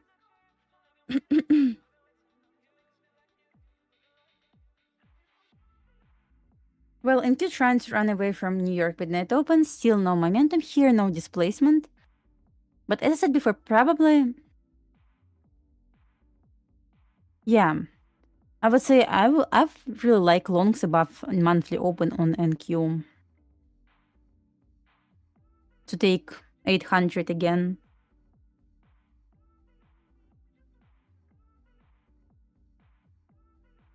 Yeah. I will probably go, if it's going to bounce right now, I will probably wait for NQ to break above 740.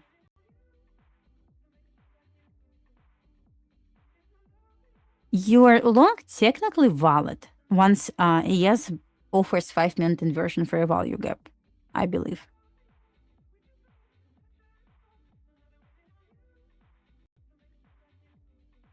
Like no buyers, no sellers. It's just ugly consolidation. I'm gonna check SPX again. Look at SPX. What a scam.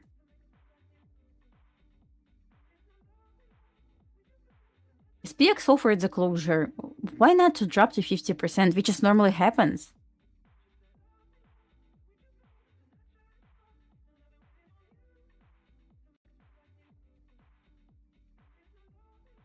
Well, on Wednesday, market is going to close early at 1:15 p.m. So probably no trading for me at all. But I'm going to trade tomorrow AM and PM session. I hope to get something, but once again, I'm going to size down 100%.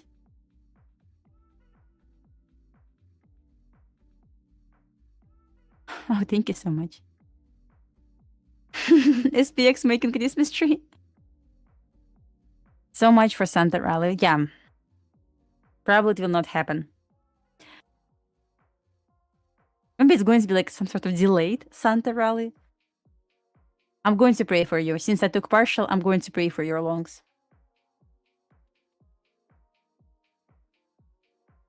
Where's your TP? Yeah, I took partial at this 30-minute fair value gap.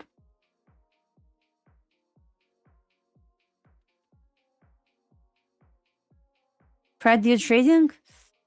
Do you think it's really worth to try to trade on Friday after bank holiday? Will it be? No, that's not going to be last trading week of this year. No. Not sure.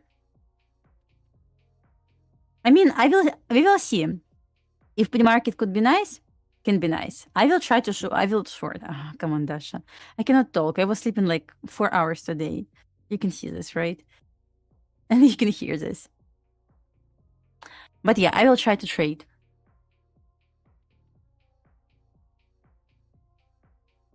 Oh, seriously? You will not be awake? You don't have kids? My kids wake up at 6 a.m. Today they were today they woke up at 5:15 a.m. I wasn't able to go to the gym because of them. Then my youngest son felt bad. He was extremely hot. He had a temperature this morning. I was like, well, I want to take a break from my kids because it's winter break. They're at home. Stop dreaming, Dasha. Like, enjoy your kids. You want it. It depends how much. Well.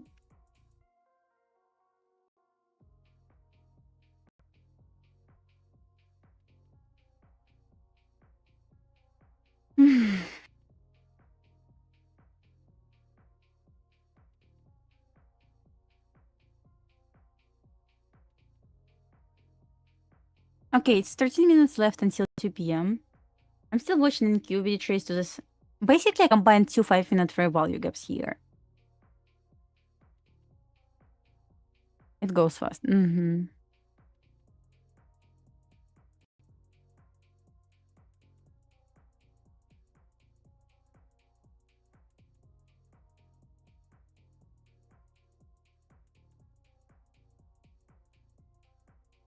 Typical Monday. I wouldn't say so, by the way. Today is really hard. I mean, like, no volume.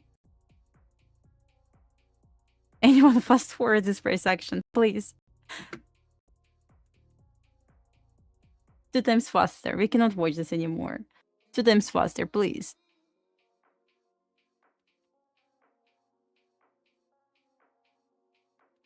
SPX, 50%. That's all I ask. Not tick lower, just 50% hit this. Because normally when we hit 50% after a pretty big run, price...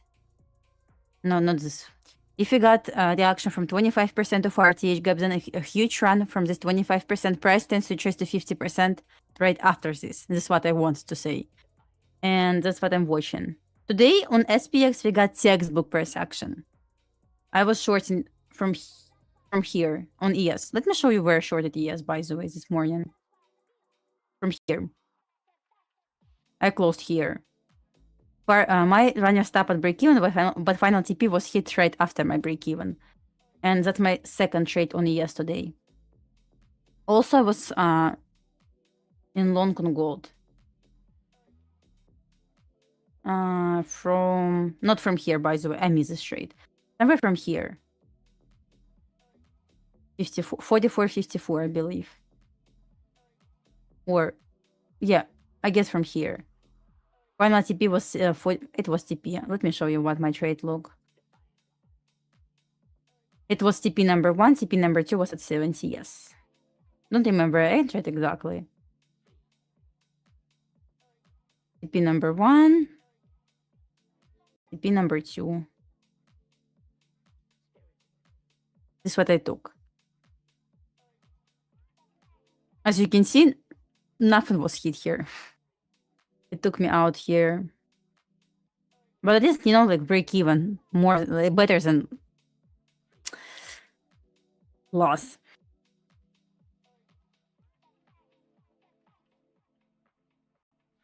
Let's see if SPX can drop towards this 50%. What do you think about gold? Like, lots of people ask me today about gold. And I'm not going to lie. when we're trading near all-time high, it's extremely hard. Seriously, guys, it's extremely hard to short this. You're trading on Monday. I mean, why not? Why not? It's small range. I just trade in small range. I'm not perfect in trading consolidation, but it wasn't consolidation. It was just tight range. SPX balance 15-minute fair value gap. I expected to get reaction. We got inversion fair value gap. I tried to trade this. I took partial at liquidity level on ES, and I'm aiming for 50%, guys. Definitely, we can just reverse right now from nowhere. I lost last week 2 times. One loss was on Tradeify TV. One loss was on my stream. And it was basically on Thursday last time.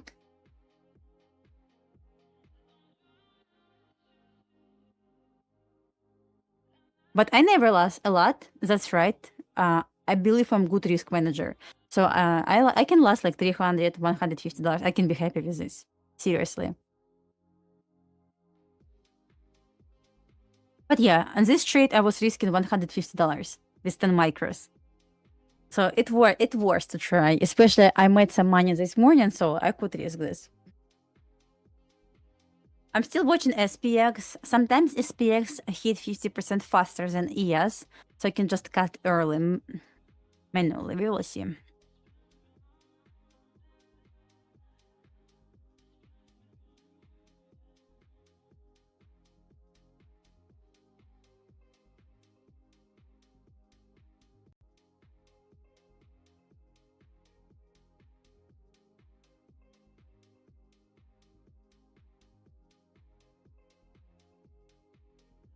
Oranges at Christmas. Why? Like, I cannot even explain why, but this smell, amazing.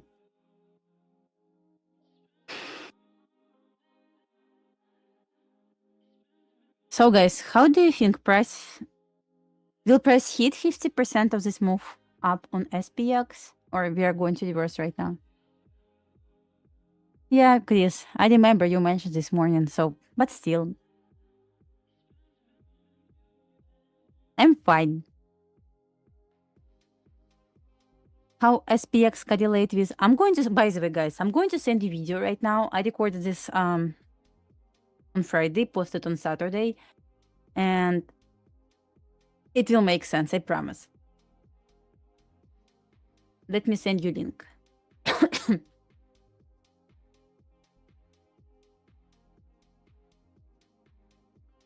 About OT retracement. So I show 3 different ways of OT retracement. You will like it. You can watch this.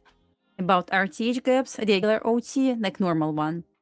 And OT of high time frame wicks, big wicks.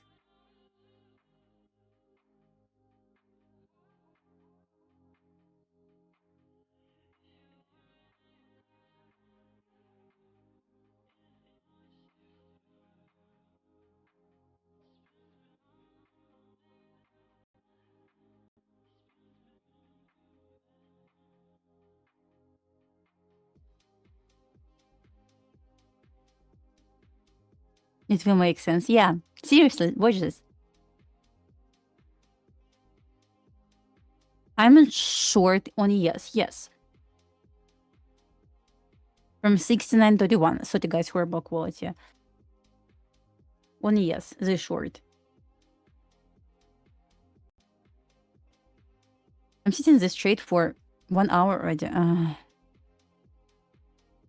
The trade uses equilibrium of big wicks. Everyone uses, but it's not about equilibrium. It's about OT.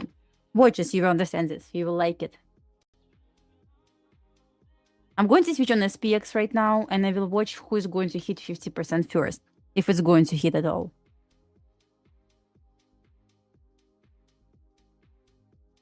Interesting, because SPX runs this liquidity level, see? Yes. Well, I'm perfectly fine with NQ, like nothing wrong with NQ, right?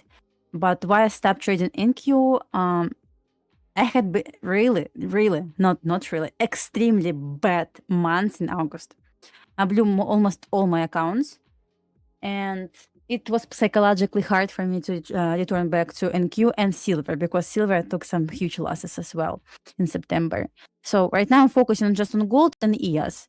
I can afford. So can I say afford? Yes, I guess. To take good trades with good stop loss, but I'm not going to risk a lot. It's not that fast, so I love it.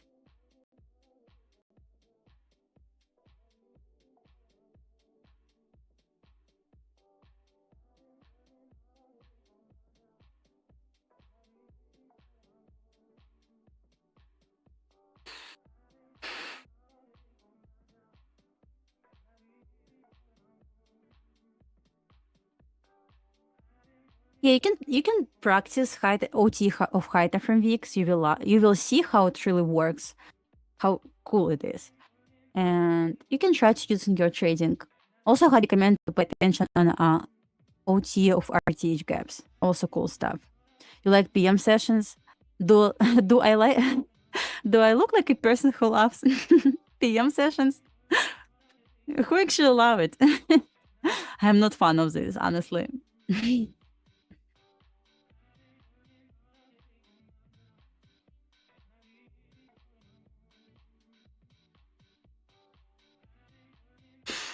Yeah, not fan of this. By the way, we have. Let me see something on ES.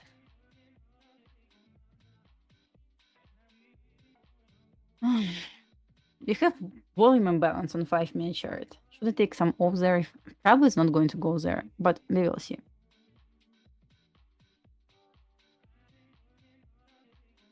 Gold moves nice during pre-market. Asia, sometimes London. IM session, like continuation, probably.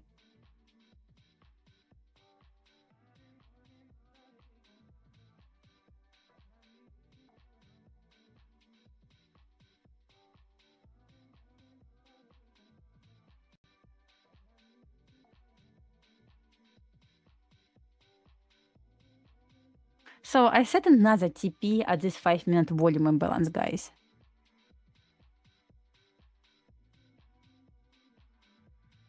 You can watch here. I'm going to just... Not this one. You can watch here. Sorry about this. I know, like, it's horrible closing in the trade. I know why. That's this trade, guys. This one. Maybe it's going to be easier for you to see. 69.31.75 TP number entry. TP number 1 was taken. TP number 2 69.24.50. TP number 2 69.24.50. Last TP is 50% of this move up. Let me make this huge one for you.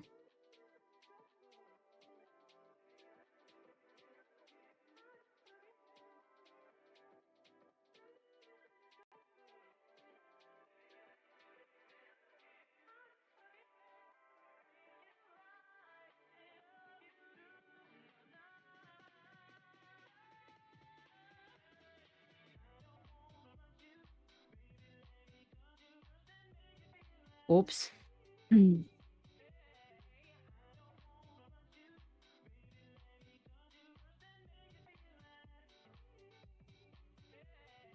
Oh, I need to change actually. Okay.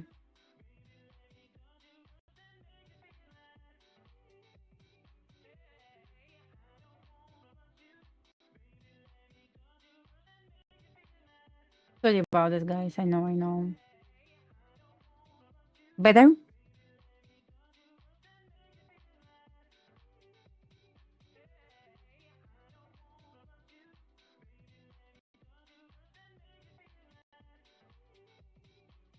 Happy birthday!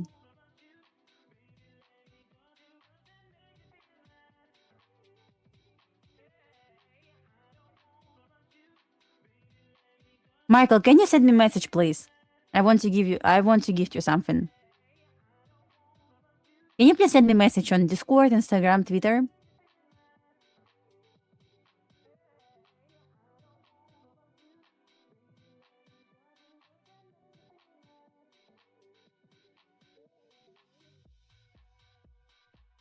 Michael, send me a message.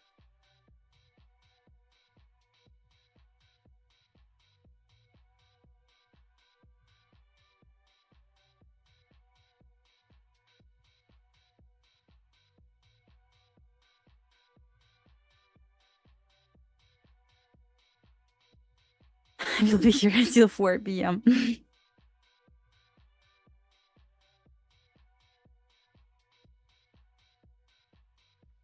What a garbage price action.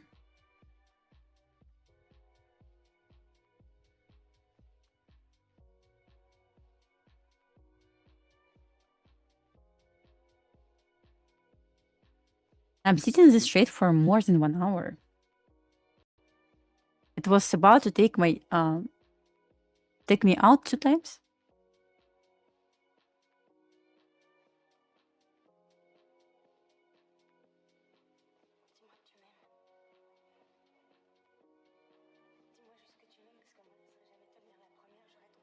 Na na na na na na.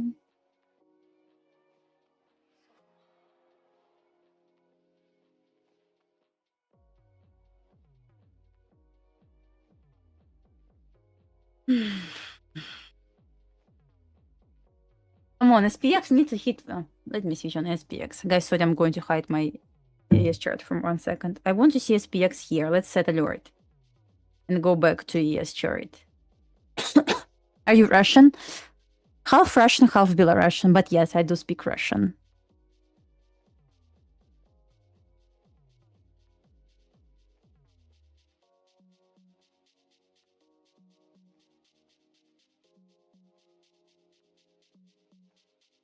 It's like 2 points away from TP number 2, guys. I mean, technically, you can enter where I entered because your trade is there 2 times.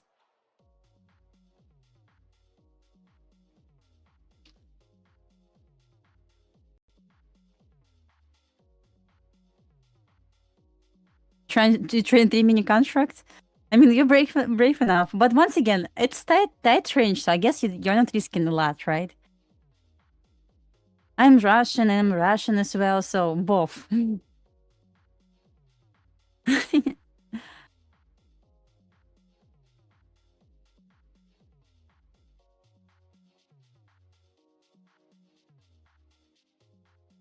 my god, this range is... I cannot watch this anymore. Nothing is moving. Let me check Bitcoin actually. It just stopped moving, like, right? Actually Bitcoin dropped for the last 15 minutes. In Q&A, yes. Just asking. What's wrong with you guys?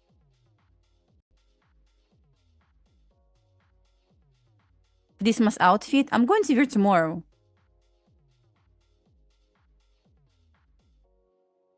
I have Christmas outfit.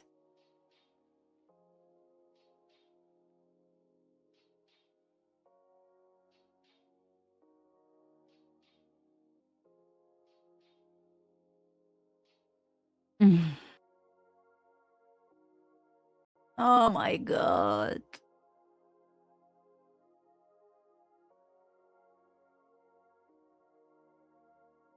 It looks like a joke. As a Grinch, I don't have this costume. It's going to be like Snow Girl.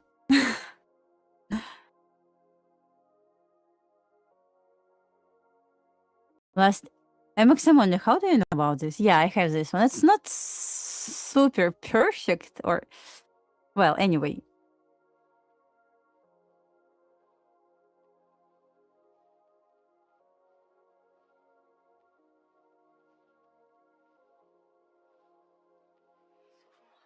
Oh. No one told me. Are you kidding me, guys?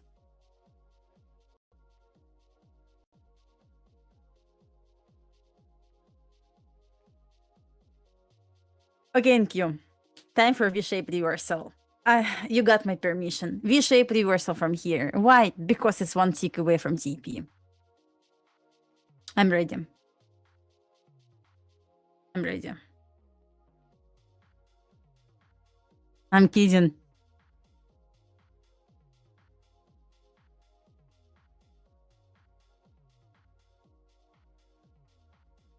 Come on, SPX.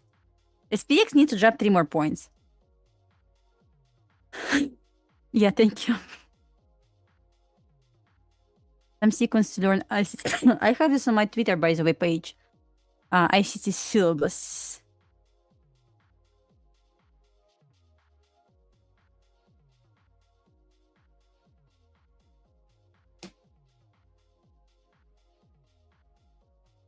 Yeah, you know what is going to be painful? If it's not going to hit TP at least number 2, it's going to be worse. This means we were waiting for nothing for more than 1 hour. Anyway, let's check. Let's check NQ. NQ trying to break below New York midnight open. Good sign for shorts.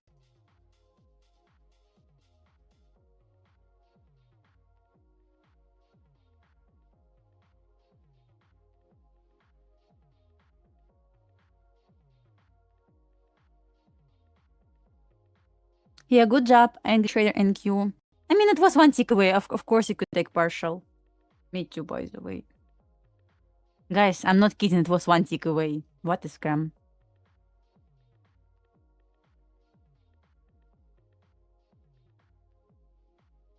SPX has room to go lower.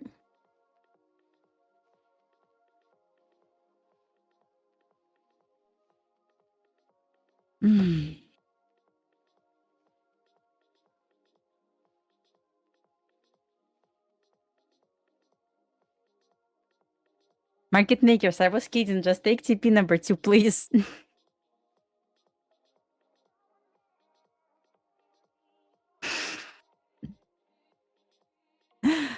Once again, it's crazy.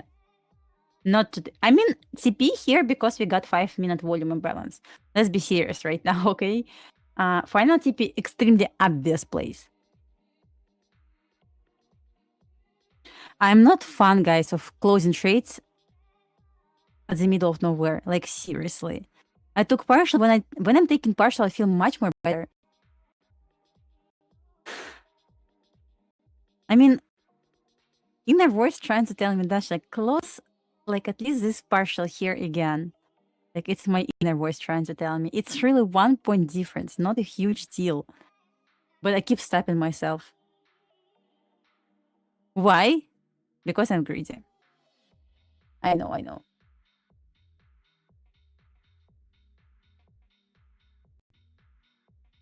Not going to be greedy, going to take partial here.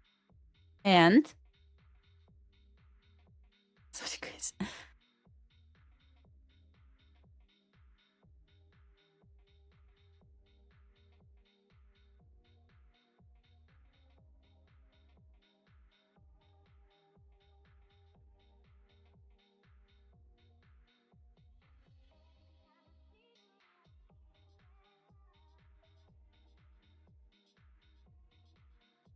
I'm going to just trail here. 2 micros left. Good girl, thank you. I just feel, sometimes I really feel like I'm greedy. That's why it takes me out at break-even a lot.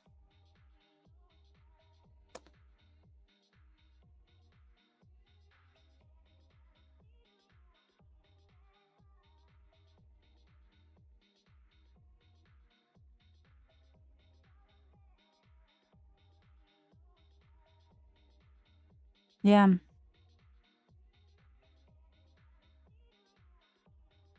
Why I took short? It was because of SPX. I'm going to explain why.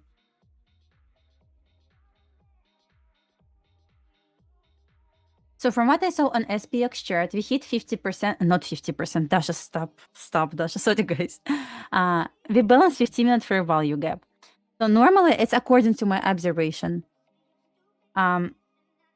When we have huge RTH gap, I explained this in my last video. Price tends to retrace to 25% of RTH gap, reversing to take liquidity level or height of MPD ray. Since we balance this fair value gap, normally right after this price tends to retrace to 50%. 50% of this move up. That's why. Since we balance this fair value gap, it was my PD ray. And right now I'm watching 50% test. Bad steam time for you. I mean, not really bad one, but it's slow. It's slow. Going to say, but it could hit TP, but 1 point different. TP number 1 here, I'm going to show you why. See this 5-minute volume imbalance? It was TP number 1. Last TP 50% of this move up. That's it. Simple, right? Internet, you like it? It's a beautiful color. You're very welcome. I hope it's helpful. But you can watch my last video on my YouTube about OTA retracements. I covered this. At best time, well, can't say it's best time because it moves better during AM session, but okay.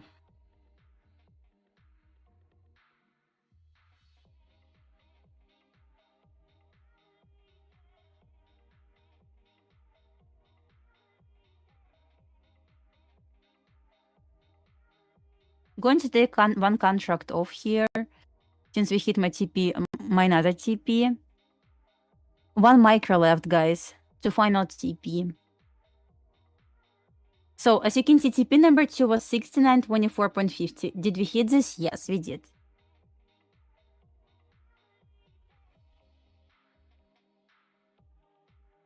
One micro left.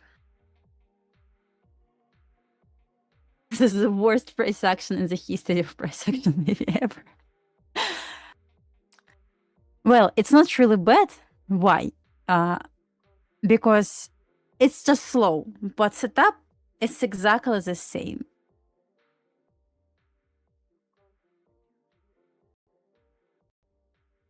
Still watching SPX. Once again, guys, once this SPX hits 50%, you can cut.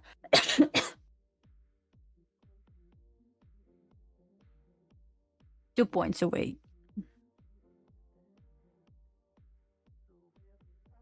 And price action just did price action.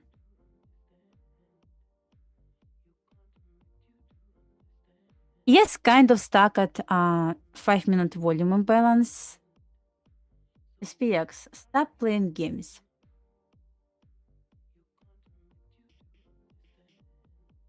Now it's going to be funny, guys, but we sitting in this trade for more than 1 hour to get attention, guys. 9 points.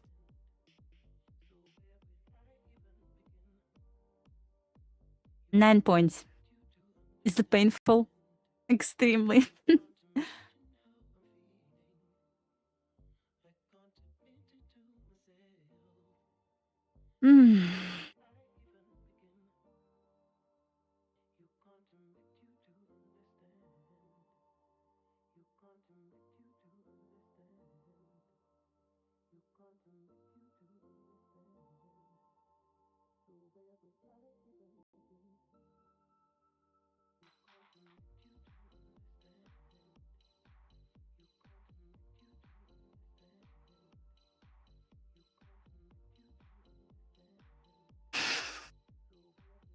Exactly, Ahmed, exactly.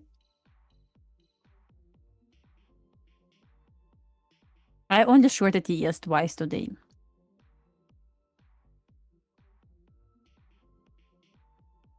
First short was with idea we need to hit 25% of RTH gap. Right now, idea SPX needs to hit 50% after we filled a medium or high from PD ray. That's why I'm still in this trade. I mean, I took this trade.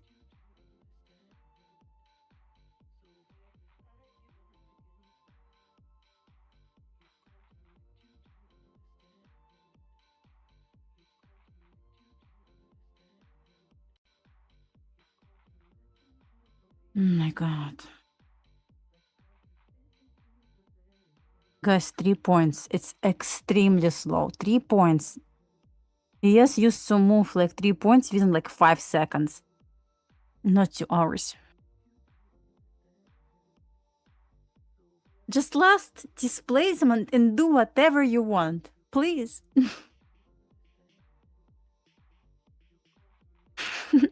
It's just funny.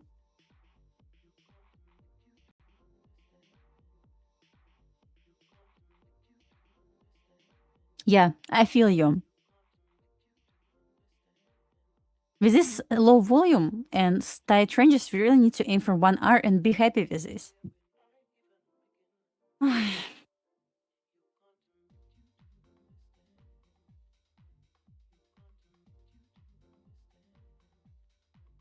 And you still at New York midnight open. We never broke this level. On SPX, 68, 68. That's what I ask. Nothing more. Just 68, 68, and do whatever you want.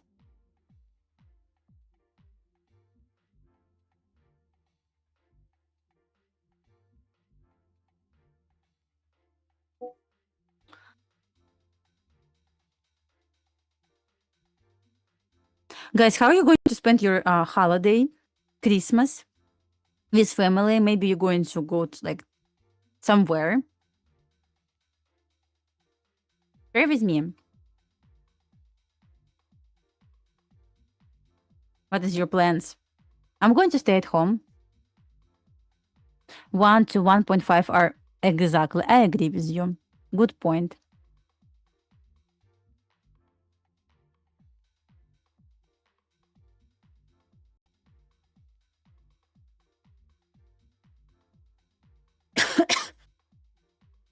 Going to London. Oh, yeah, that's perfect. With your newborn, that's so nice. Congratulations.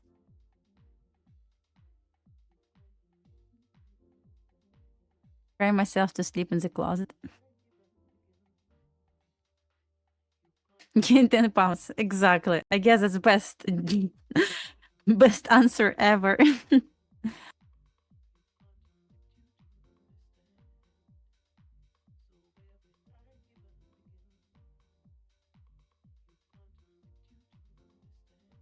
You going to Cocoa Beach? Are you kidding me? Or not? I live in Cocoa Beach. Do you want to meet, maybe? I live next to Cocoa Beach. In Discord. Thank you so much.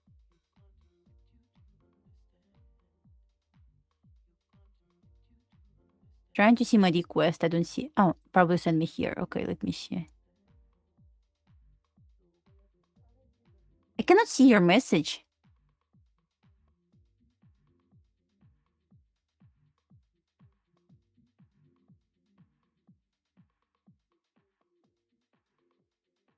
To 17.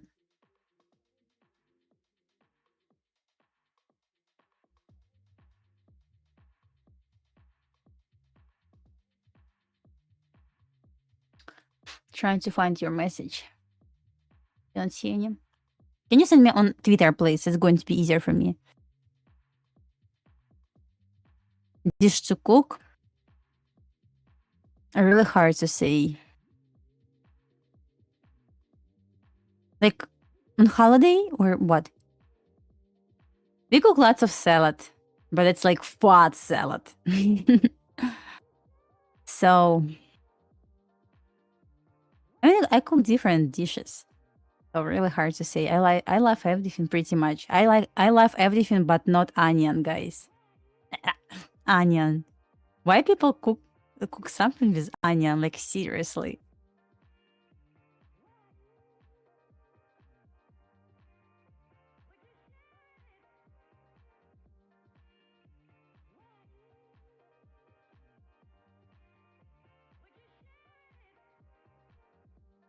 Who likes cooking, like, right?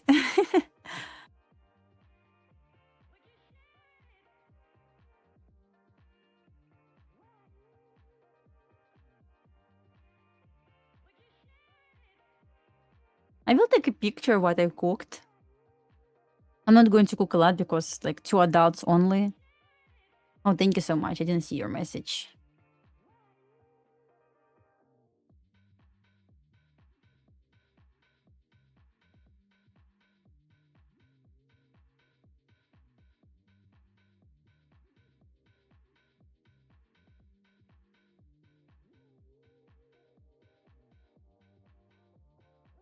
I still cannot see your message, by the way.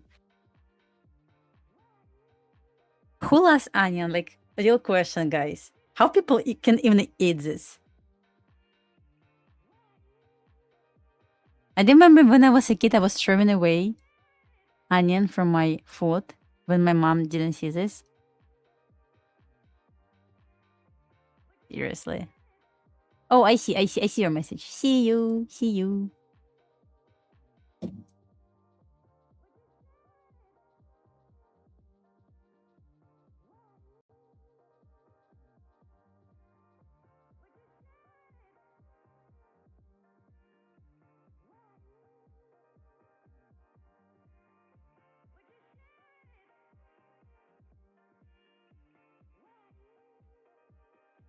No.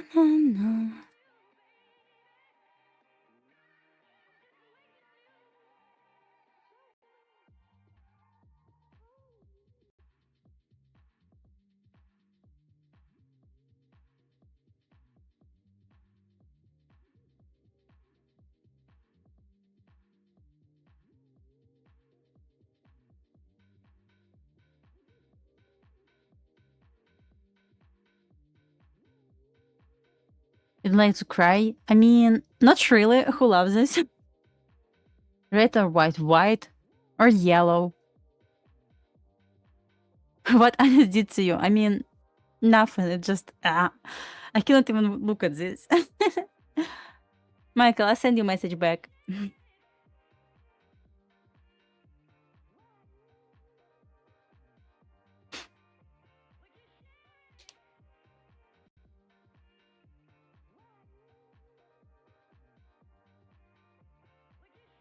I'm getting very hungry. I didn't eat my lunch bite. Actually, no, I didn't. Yeah, Maxim only right.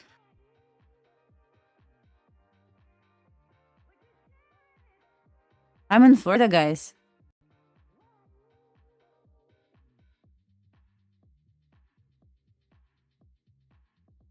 I was forced. It's exactly how it was, guys. I was forced.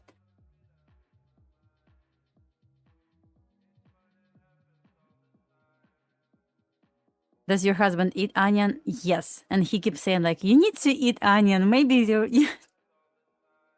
And he always says, like, maybe your brain is going to work better.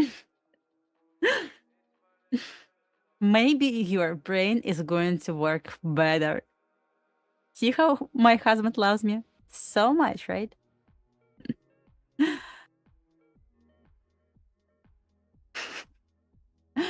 That's funny, right? Come on, market makers. Just one micro left. You could deliver to TP. This is good husband. Yeah, definitely.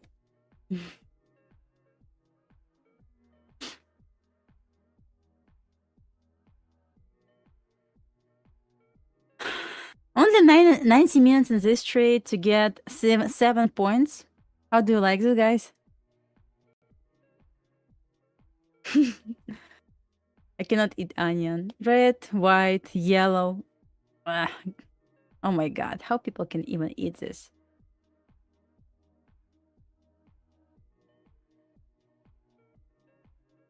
Right? Exactly. Exactly. So guys, you crazy if you love onion, like seriously. I like pretty much everything, but not this.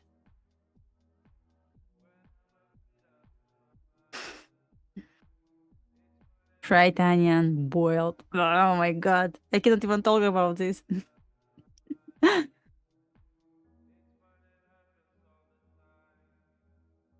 You're very welcome. Wish you perfect birthday celebration and happy New Year. Merry Christmas.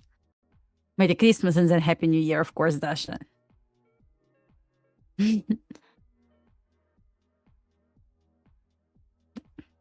Okay, Frank. Oh my god. Stop, guys. I'm not going to need to chat anymore.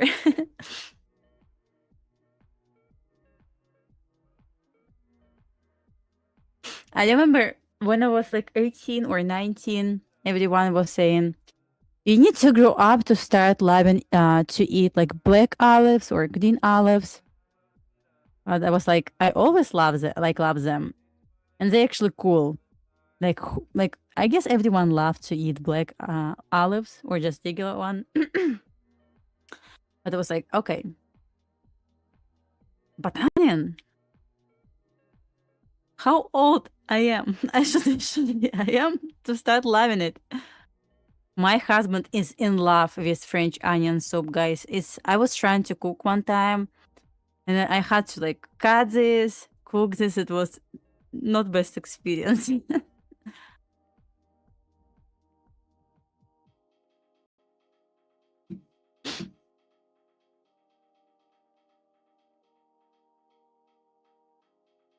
I love, by the way, I always add olives to pizza. Is it crazy?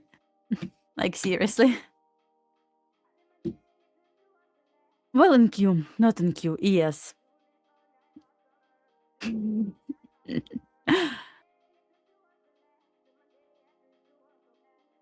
Big no. Because you need to grow up, I man.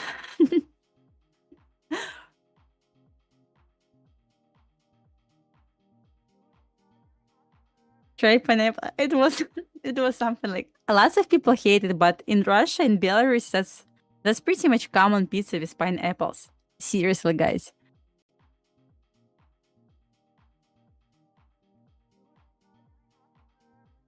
At Christmas. Well, guys, I'm not going to lie. I cook onion for my kids as well, but they hate it. I cook soup with onion, like other dishes with onion, and they hate this exactly as I hated when I was a kid. But I cook this. I don't know why.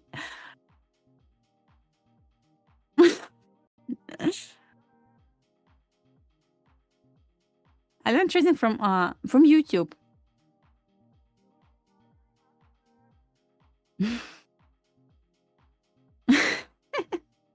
That's funny, right?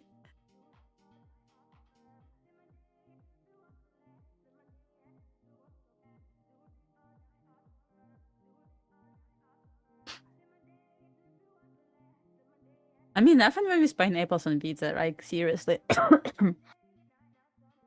I remember my mom was cooking like meat with pineapple on it. It wasn't bad as well.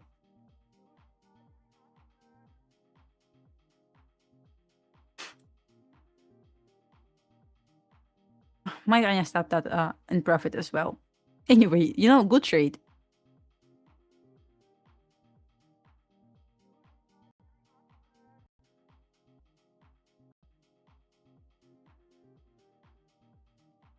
Go to Russia or Belarus or Ukraine. You will find nice women there.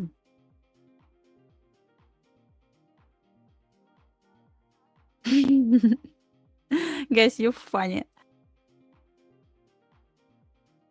Polo tropical. I love it. I tried it so many times. My kids hate it, but it's perfect. I remember when I was last time when I was there, it was a couple of months ago. I was trying to eat with my kids.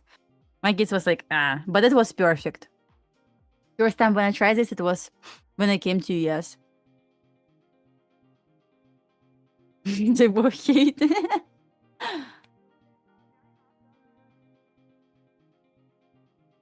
Oh, interesting.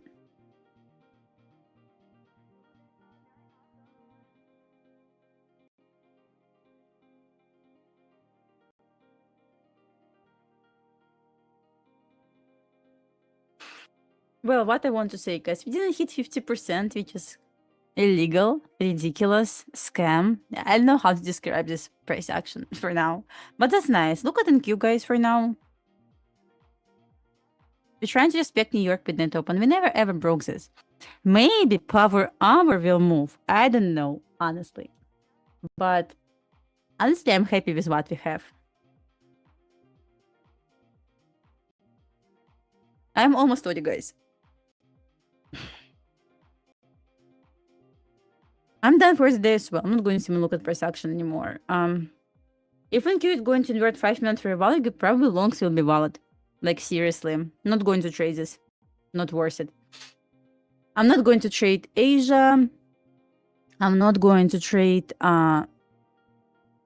Asia, London. I'm going to try to trade tomorrow during AM session. I hope to get some wins. I hope so. What else? I will try to trade PM session as well. And that's it. So, guys, I will see you tomorrow at 1 p.m. As always, let's hope, but probably we don't need to hope. It's just dream. But probably tomorrow price action will be just BS price action, most likely. So, guys, see you tomorrow. Why not Asia? Because I don't want to trade Asia. See you tomorrow, guys. Wish you good luck. Don't make stupid mistakes. My lights, see, off. Trying to tell me like, Dasha, it's time to go. Bye, guys. Wish you good luck. See you tomorrow. At Tradeify, we believe traders deserve a better way to trade. No endless evaluations, no unnecessary barriers, just a direct path to capital. Built for real traders who want to focus on what matters most, the next trade. With instant funding, you're not waiting weeks to prove yourself. You're working to get payouts from day one. It doesn't matter who you are or where you're from. If you can trade, you deserve real opportunity. We built Tradeify to give traders funded capital without the delays, complications, or fine print. Our advanced trading journal tracks every detail of your performance, giving you the insights you need to consistently improve. When you trade with us, you control your profits. We take on the risk that holds most traders back, because that's how funded trading should work. Trading is hard enough. You need a partner who provides the structure, the speed, and the support so you can stay focused on execution. Confidence comes from knowing you have capital behind you and a firm that moves as fast as you do. This is Tradeify, funded trading built for real traders.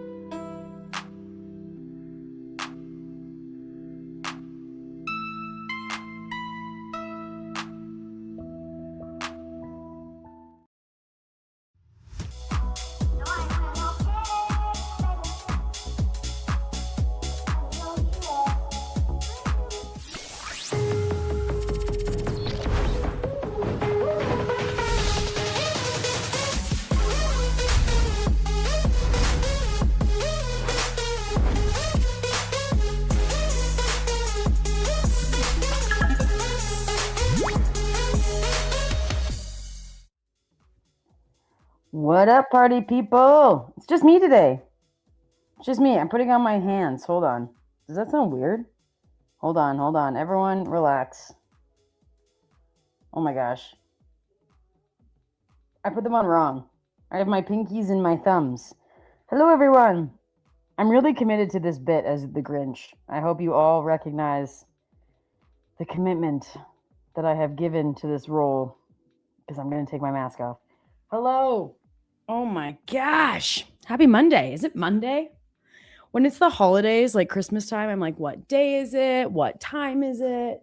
I don't know. Up from down. Hello. Ozempic on the rocks. I wish you were right. You are wrong. I tried to short off of some key levels and got cooked. Hi, everyone. Grinchetta. Hello. I don't even need my headphones in today because I'm all by myself. I got no one to talk to, but I'll keep them in because Colin might talk to me. If you guys want to hear a sad story, I will tell you about how I left my coffee in my car.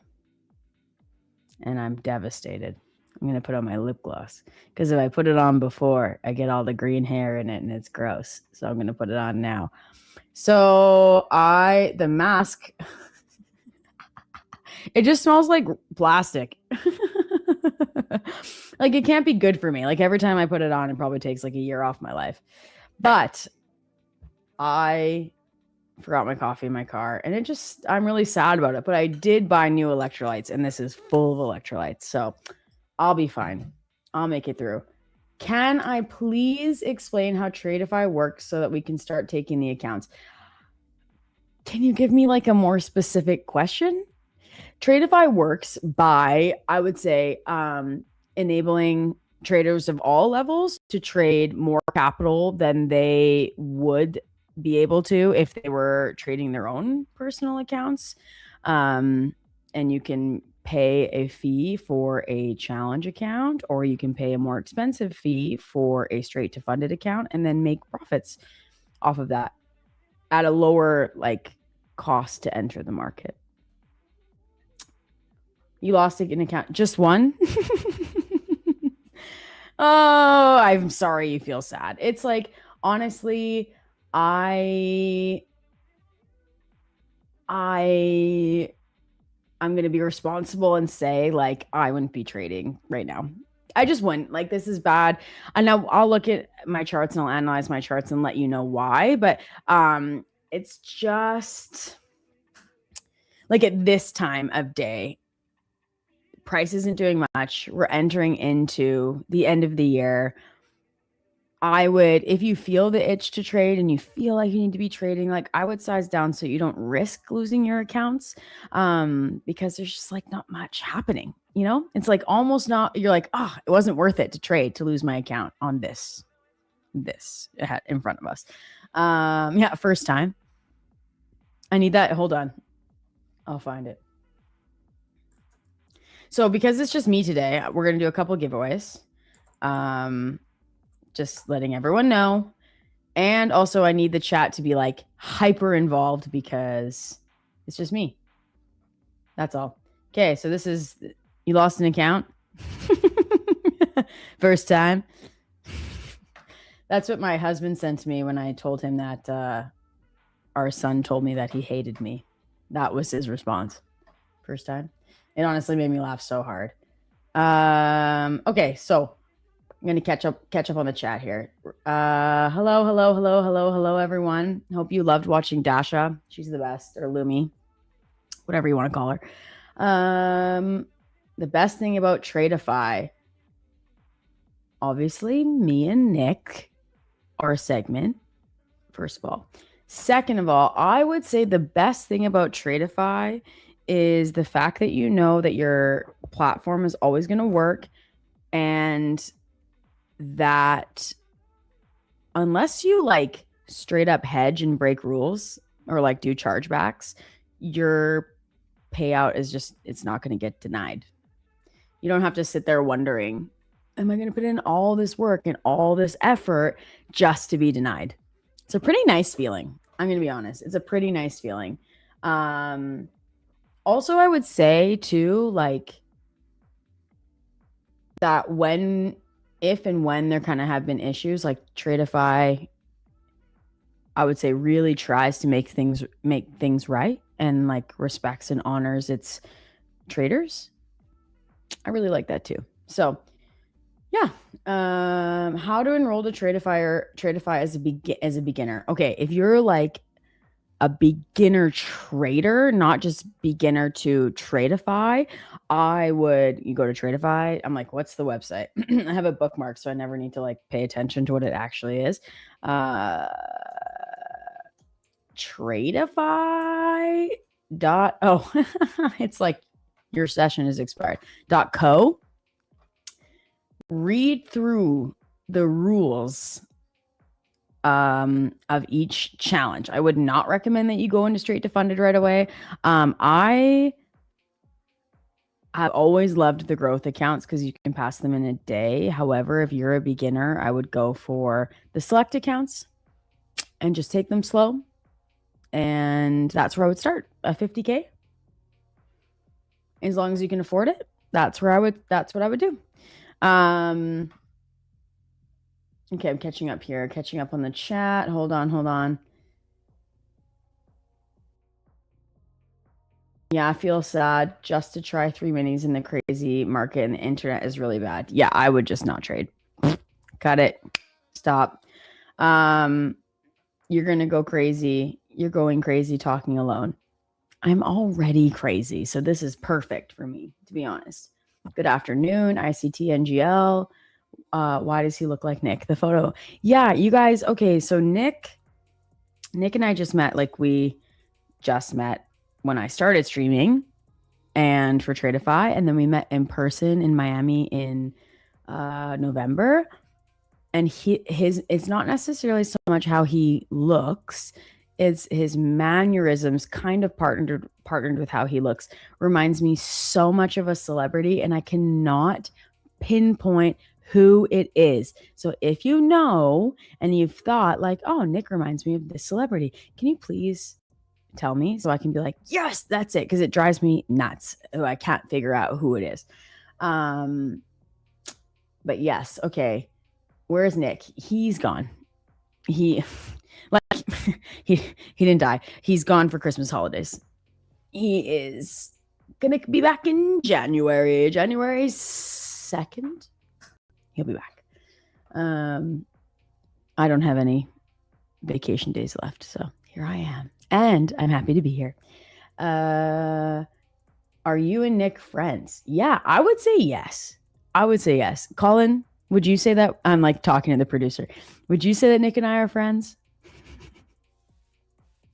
He said yes. So Nick and I were like, we rallied when we were in Miami. We were friends. We got along very well. We don't hate each other. Let's say that. We're also like very similar. So I think that helps. Yes, they pay out. Exactly. Papa Giorgio 99. Oh, actually, I wasn't shading on anyone, Petro. I was just saying like, it's actually not the firm that I had in mind when I was saying that.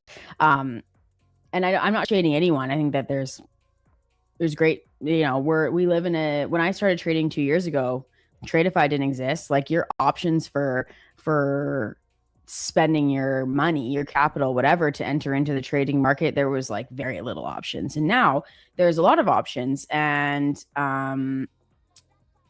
so I think that when you're assessing your options, you really need to take into consideration, is the platform going to work? And I think that that's a very fair thing to say. You need to be sure that your platform is going to work. On top of that, because you would never trade your own capital on a platform that doesn't work, right? And on top of that, you need to be sure that this platform has a history of paying people out. And I think that, and I actually didn't even have those in mind. I just think in general, I've had payouts denied, and I'm like, why did I just spend 2 months, working so hard on this to get this denied? It's like the worst it's like the worst feeling. So as long as you know that you've followed the rules and haven't done anything shady, you're going to get paid out. And it's a really good feeling. And I think that that's something that you should put as a absolute must when you are picking a prop firm.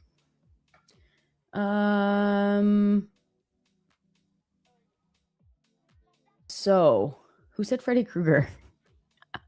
What are you talking about? Ryan Reynolds a little. I can maybe that's who it is. Ryan Reynolds. He's from my town. Thank you for saying happy birthday. That's so nice, you guys. My birthday is in 2 days. Very exciting. Yes, Papa Giorgio, exactly. You say you've taken plenty of payouts from Tradeify, and the nice part is you don't have to worry about it. Exactly. You put in all the hard work. You just want to make sure you get your money, right? Okay, did everyone enter the meme contest and vote for their favorites? Becca Grinch and DGen Santa even made an appearance in there. I don't even know if I'm allowed to like bring that up and show it. But I hope you all participated in it. How fun. We made an appearance? Oh my gosh, I need to go see. I feel kind of bad. Like, my morning is so hectic that like I come onto my computer and I'm like trying to catch up with everything that happened, and I'm like, I feel so disheveled. Just getting the kids out the door. But yes, thank you for saying congrats on my birthday. Thank you. Oh, what did Nick think of Demon Hunters? Let me text him. I should FaceTime him. Should I FaceTime him? He's gonna be like, I'm not working. Leave me alone. I'll text him. He's in my phone as DJ Nick, which I think's hilarious. Hold on. I'm gonna message him.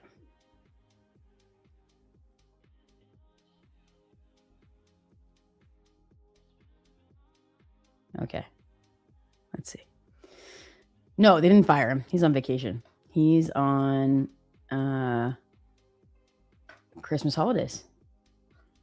Living his best life. Okay. Oh my gosh, you guys. I almost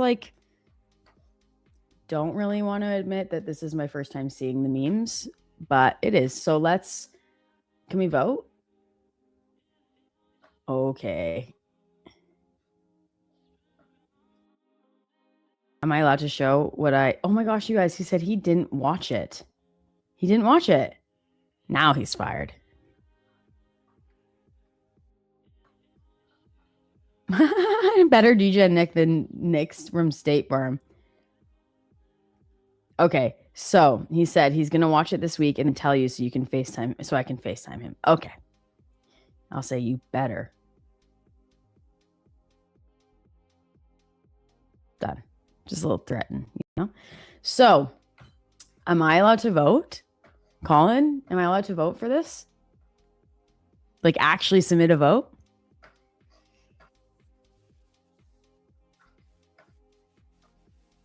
There's a thing in the chat. Hold on. We're going to do some research here before I get in trouble.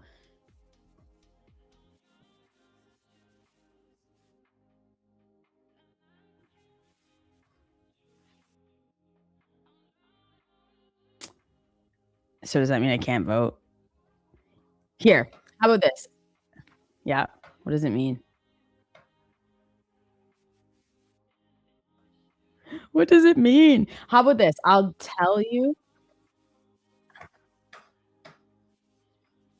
Okay.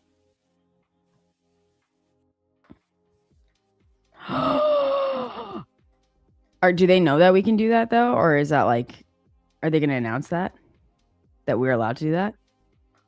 I never know. I just don't want to say something and get in trouble. So while we're figuring that out, I'm going to look through these and tell you which ones I would vote for. Okay. And then Colin's going to let me know if I can talk about the super secret thing. Is that A-roll? Looks like A-roll. Is that supposed to be A-roll? Our HR guy? Our people guy? It looks just like him. If it's not like him, it looks just like him. Okay, so I'm on the stream, not on the website. Hold on a second. Okay. I'm all backwards here. There we go. So I would vote for... Oh, I can't... Can I see the next one? Oops. If I don't vote, can I go to the next one? I can't. I have to vote. Guys. There's some bangers in here. Okay, I want to see them. You won't get all of them, though. You only get a few. What? Oh, you win something to vote? I won't win. That feels like not fair. If I don't win. If I win. I should probably talk about the market a little bit while we figure this out. So let's talk about the market for a bit, and then we'll talk about these memes. Okay. So chat. Oh wait, go back and click on show results. Okay. Thank you. We will talk about the market though. Female traders after losing 1% of the capital, men after flowing 9 accounts. Oh my gosh. That's not me though, but it's true. That's me. That is me. Just go back to my entry. I don't even want the profit anymore. Oh my gosh, that was me on gold last night, freaking trying to short the whole thing. I'll show you why. My mom, you should talk to my son. He knows a lot about investing. Me down 74% year to date. That's freaking funny. That's a good segue into yesterday. I added up all my costs spent and then my profits, and my ROI is 100%, which is great. I feel like it's good. So like, these are not my numbers, but for example, I spent 10K and then I made 20K. I feel like that's pretty good. I would rather it be like I spent 10 and made 30. Like that would be better. But yes, that's an update on that. This is true. This is true. A little bit less now than at the beginning of his presidency, but that is true. How the chart be moving the second you press sell. That's freaking funny. Because it's so true. Okay, hold on. Let me check the chat. Oh, gosh. Yes.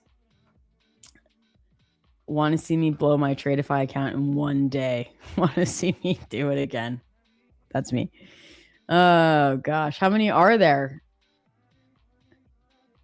Someone said that we were in here, but I don't see it.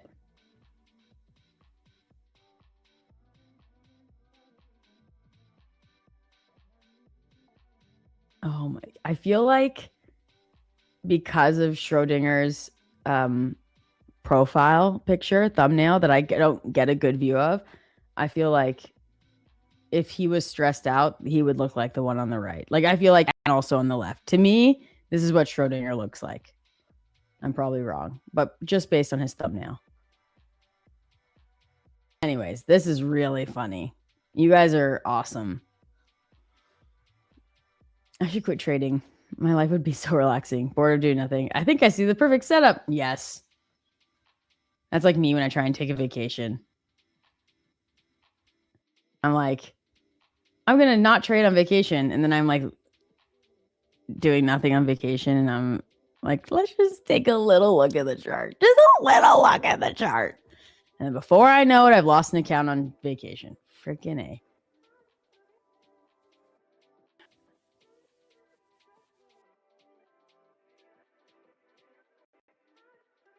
Okay. Do I get to say that what happens if I choose them? Okay. Okay, so I get to tell you what I get to do is the power of a host.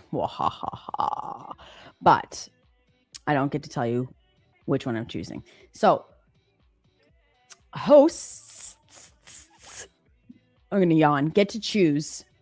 I don't know how many. 1, 2, 3. I don't know. That they're like, this is my favorite. And then they move straight to the finals. So I'll have to really go through this. Mark, did you submit one? Wait. Okay, this is freaking funny. Let's see who's behind my losses. Oh my gosh, it's going to be so hard to choose just one. Oh, man. Yes. Yes. Okay. Let's get out of here. Look at some charts. So, I'll bring up gold too. Hold on.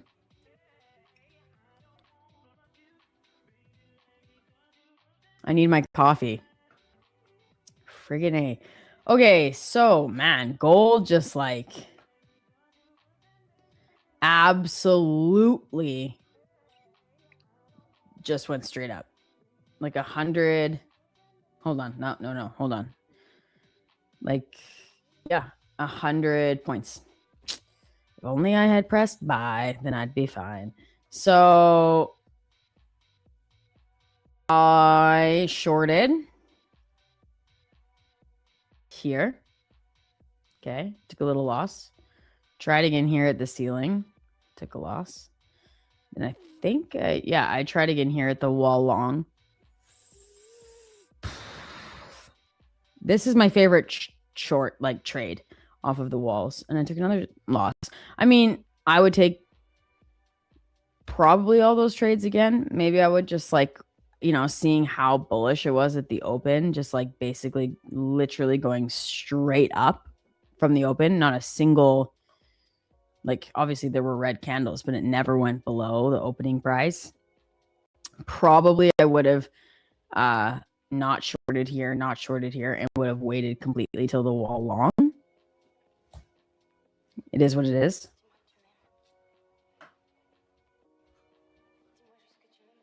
Because it went all the way.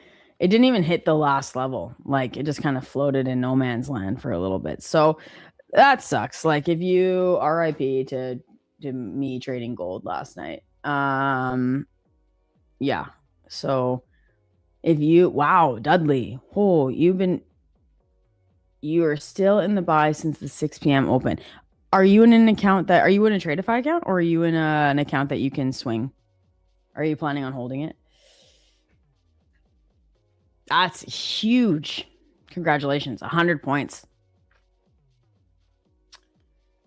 When you learn that nothing gives you more dopamine than trading, and vacations are something you take so people stop acting concerned about your screen time. So true. It's actually like when I'm on vacation, I have like, if I'm with my in-laws, I have like built-in babysitters, and I'm like, I actually get kid-free trading time. So it's actually like a more ideal time for me to trade than I mean, now obviously like they're not, like when I'm streaming, they're not here.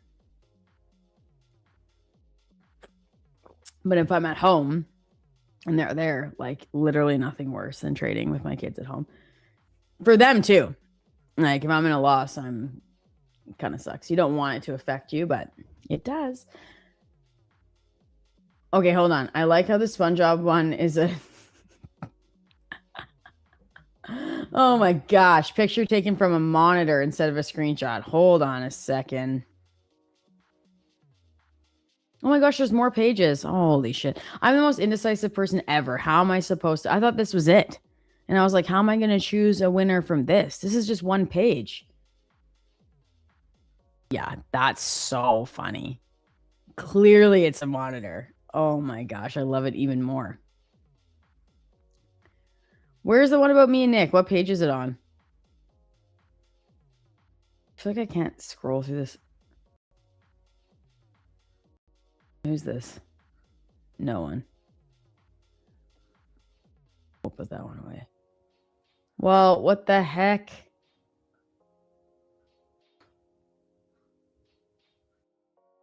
I want to know where it is.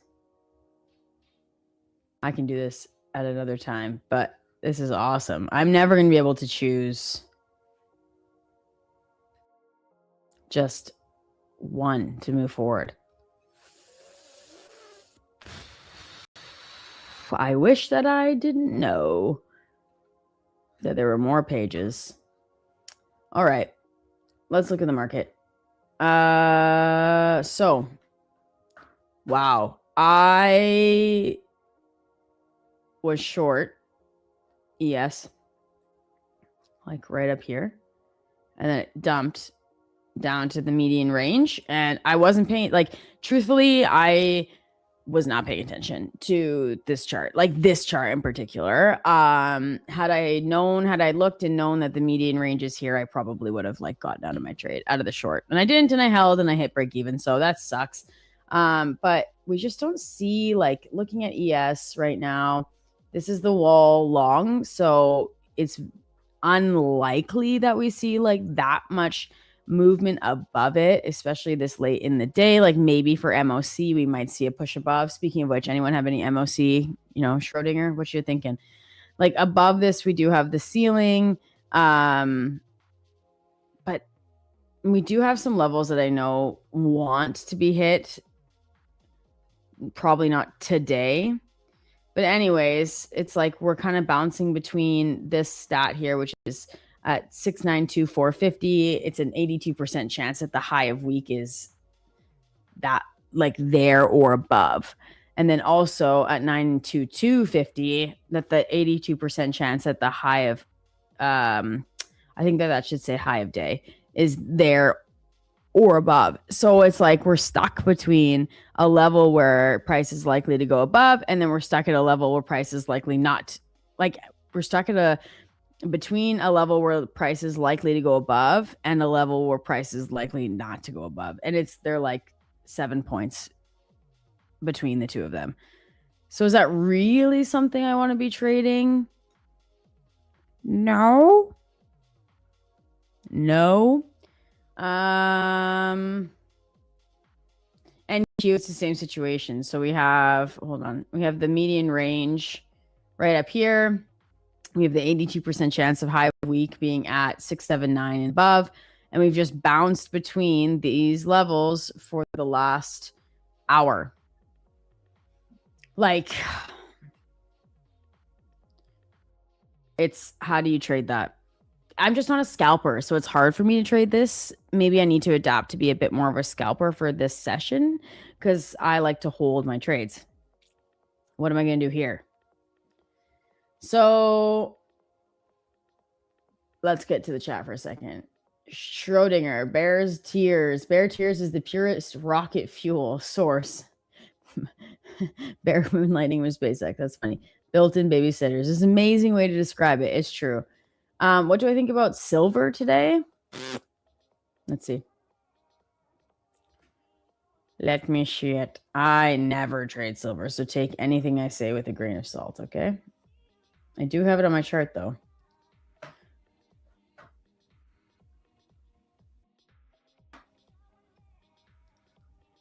I mean, I have like no analysis on this at all. But if I'm looking at VWAPs, which is my old strategy, I mean, we're not... I feel like I can't even answer this in good conscience because I never trade silver. And so I don't really have an analysis for you. I know that I was actually just reading that silver at the beginning of the year was like, wasn't it like $23 or something like that? Let's look. January. Wait, that's 2023. Hold on.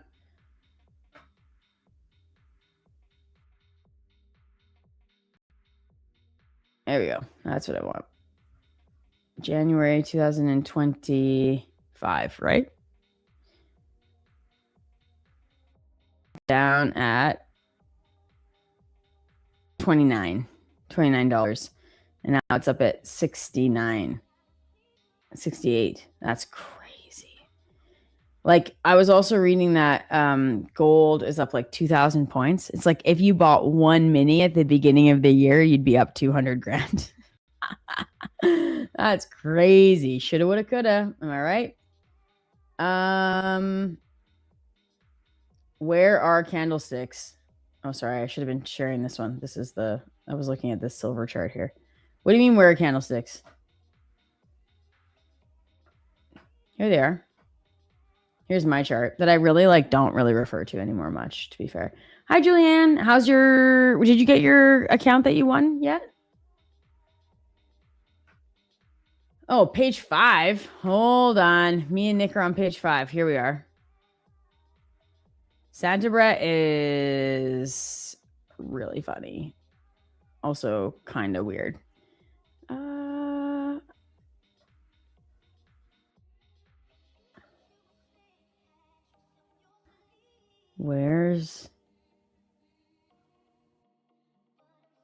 Is this me and Nick? You place a stop loss, right? What's a stop loss? Actually, this would be the other way around. Let's be real. Okay, I don't see us.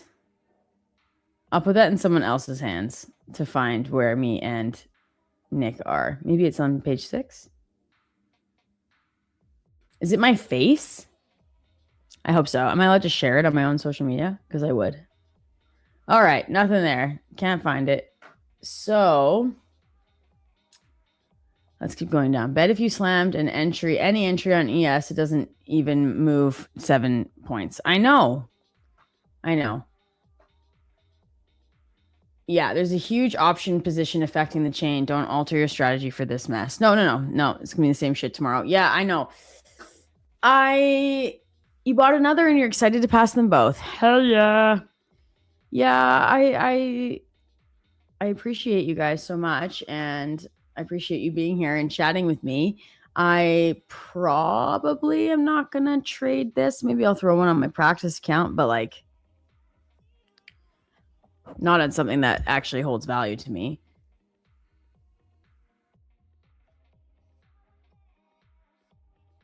Hold on. Hi, Rebecca. Just advice for your early morning trader, Nick. Oh, yeah. I don't watch the early morning segment. I'm sleeping. It starts at like 5:30 a.m. my time. You really appreciated my analysis. I'm glad. Thank you. I think that like I have nailed my analysis this month and have absolutely shit the bed on my execution. So I'm glad it's working for somebody. Honestly, I'm really glad. Search this. Okay, hold on. Let me look at this. How do I search? Oh, in the top. Duh, in the search bar.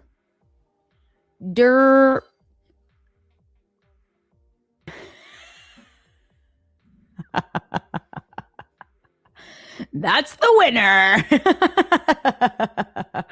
That is so funny. Oh my gosh. I love that. Also, is someone screenshotting us? If you are. Honestly, the screenshot of the Grinch pouring Prosecco into a mug is hilarious. My parents thought it was really funny, by the way. So looking at this, one of my absolute favorite trades is off of the wall. Honestly, if I was going to do anything right now, I'd get in a short, but I always do that at the close and I always lose. Let's do it. Again, on a practice account. Just everyone relax. Let's sell. Yes. How much should we do? Let's be realistic, not 50. Well, it's actually 5 minis, and that's probably what I would do with like price this crappy. Sell. Stop loss will be above 1,000. Take profit. Down at, you know what I would do? I would probably put it at the New York VWAP, which would be, hold on a second. Also, if you guys have like any questions for me, we can do like an ask me anything. Please, that's what I'm here for. I would probably put take profit down here at 923 and then see if that lines up with here. Yep, it does. So probably look for a rejection of the wall down to here, like 6 points. Freaking not a lot. Not a lot, I tell ya.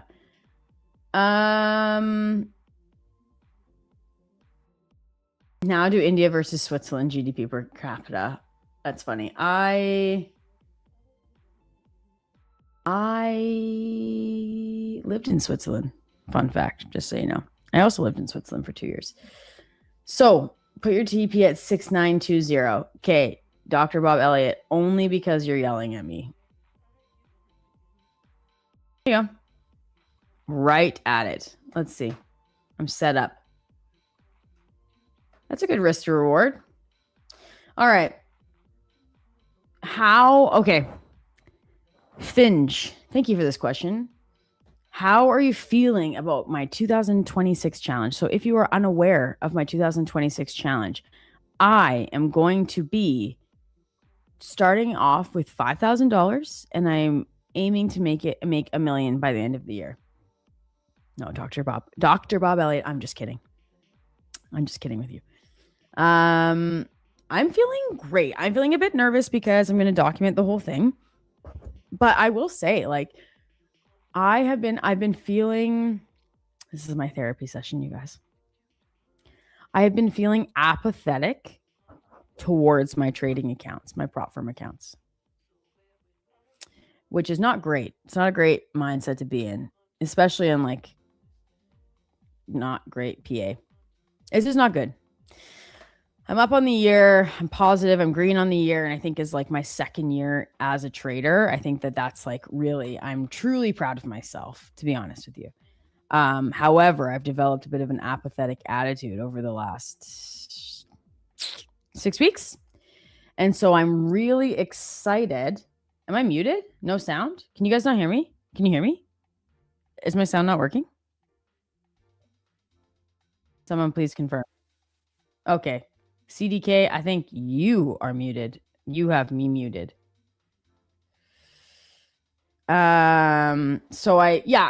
Just to read what you said, Papa Giorgio 99, it's a problem that you will carry over into your personal accounts. I mean, maybe. However, I've been really excited about the thought of trading my own capital, because I do think it will bring like us that seriousness that I'm personally missing currently. And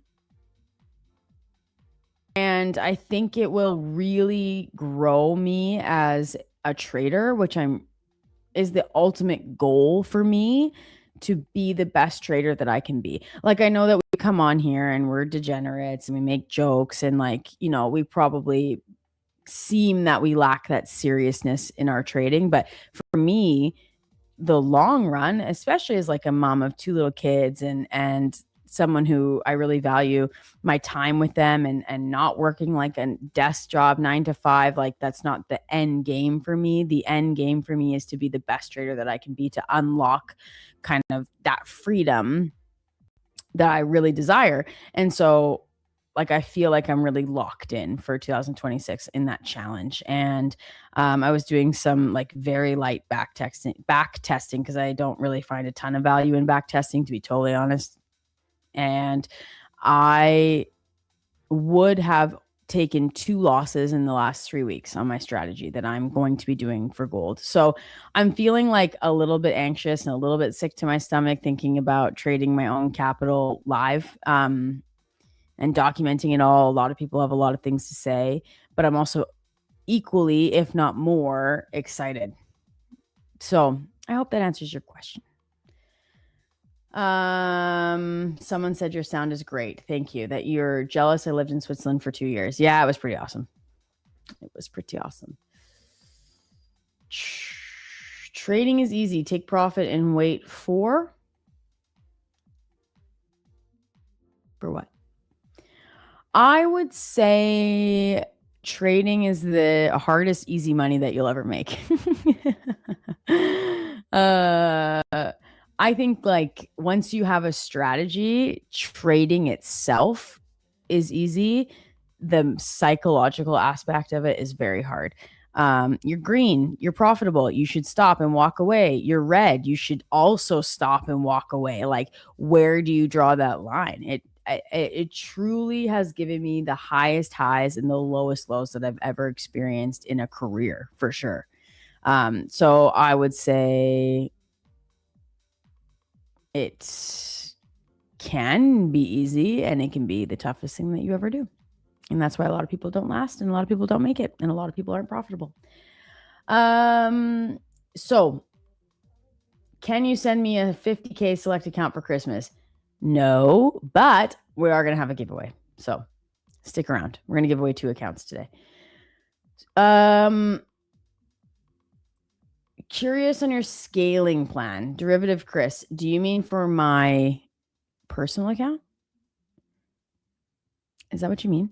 So I will let you know what I'm thinking, especially because I think I went off the rails a bit in December with my trading and just trying to like pass my select accounts really quickly. And then once they were passed, trying to, you know, get over that buffer really quickly and just to start taking daily payouts. And again, like I said, I think I became like quite apathetic towards the cost that goes into that and into the value of my accounts.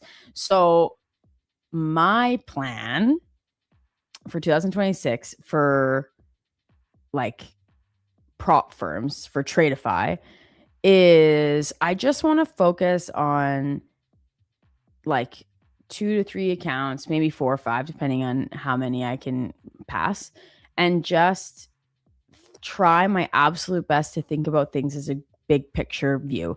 Like if I can take out, so say I have 5 50K accounts and I make $3,000 profit on each of them a month, and I can take out, let's say, $2,000 from those. I'm just saying, because it depends on what account you're on, what plan you have. But even let's say you do 50K lightning funded, okay?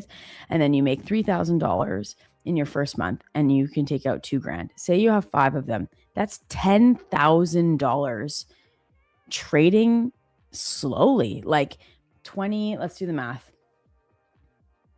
20,000. Sorry, not 20,000, 2,000 divided by, let's say there's 20 trading days in that month. That's $100 a day. So maybe some trading requirements have it so you have to make more than $100 a day. But that's $100 a day. Okay. That is totally manageable. And then that's $10,000 a month if you have 5 accounts. For me as a Canadian, that's like 15 grand, I think. And then once you I don't trade Bitcoin. Sorry. Once you make that $3,000, now your profit target for the next round is less. So then you have to even make less money. But I really want to focus on that and like the big picture of things. So like the seriousness comes back into my trading, because 10 grand a month can change your life. And when you think about it that way, it's not that hard to achieve. So I really want to slow down in 2026 in terms of like my Tradeify accounts. Now, in terms of the 2026 challenge, you want to know about my scaling plan. I will tell you.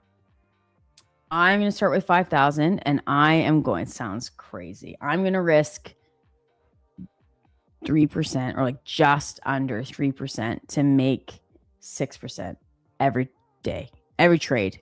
And I'm going to trade, I'm going to say 80% of the time, it's going to be 1 trade a day.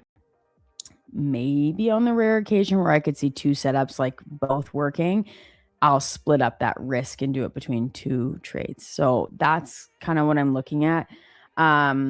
If I have that risk to reward and I need to win 60% of my trades in order to make that million, let's say, unless, I mean, there's a bunch of things that come into play. Like I know it's not just simply saying, okay, at 60%, if I make, risk 3 to make 6, I'm going to make $1 million by the end of the year. It's not that simple. If I come right out of the gate with a losing streak, it will be very hard to come back from, for sure. Just like numbers wise, math wise. So I'm really hoping, and like I'm trying not to put too much pressure on like having winners right out of the gate. Because realistically, like if I lose the 5,000, I'm just going to reload and start again. So that's what I'm going to be doing. And I think I'm going to just stick to gold. Like I've just been, when I was focusing just on gold, I was absolutely killing it. I'm also not going to actively trade this account. So I'm going to, assess my levels, assess the charts, set my limit orders. And then like, unless something drastically changes, I'm going to leave those limit orders and then let it play out. And then I'll check in the morning or the next day how the trades went, and that's it.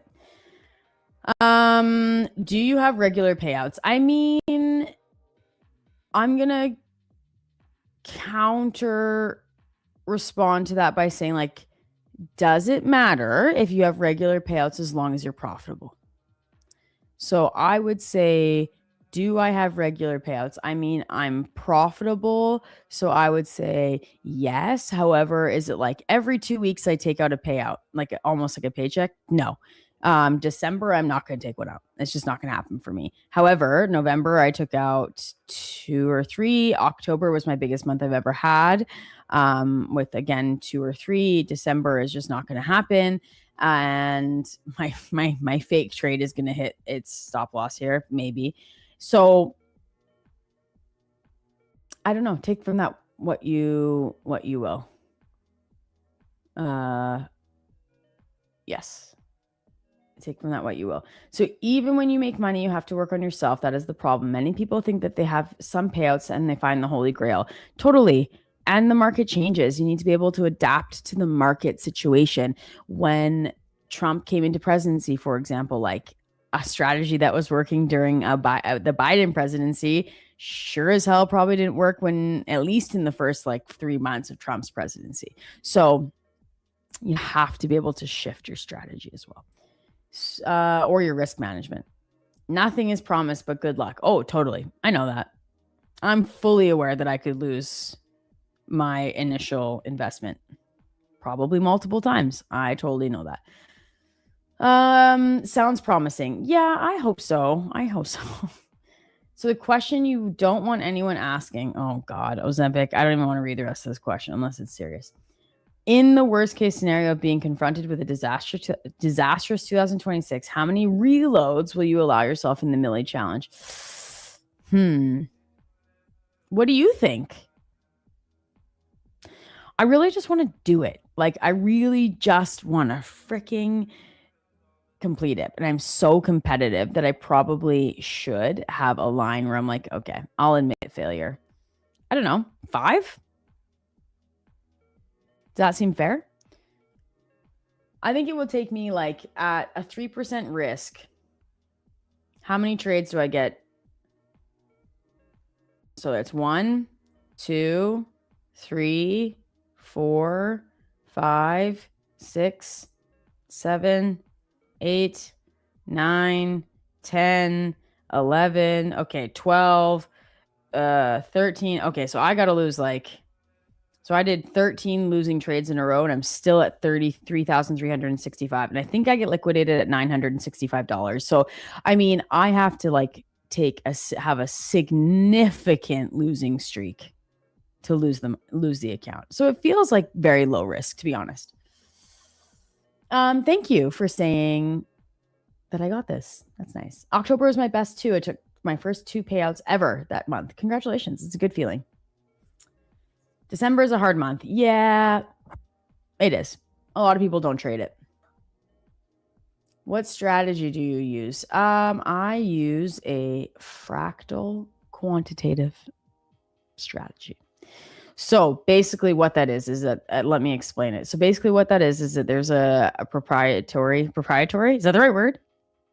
Software that you have to pay for, that you use to run like machine learning. I guess it's like, it's such like a trigger word, but machine learning for volume, price, average moves, options, like expirations, all these different things that make up the different levels in the way that the market moves. Some would say like it's market makers that use this information and that there's different prices that market makers want the market to hit, blah, blah, blah, whatever you want to say. It gives you like different levels on your chart that price is expected and has been proven with data and statistics to react off of. I think that's the best way that I can explain it. And so this software produces, like, you have to do a bunch of stuff, but it produces the levels for SPY and QQQ, for example, and gold. But let's just say SPY and QQQ, and then you take those levels and then you like transfer it in onto ES and Q and NQ. And they've just been like so wildly accurate. I mean, sometimes the market just does what the market wants to do, and they're not, and they don't work. But again, I would say like, once I really nail this strategy, I don't think it's like crazy to say that I could probably maintain a 70 to 80% win rate as long as I keep my emotions in check. And that's why I really want to do this personal challenge.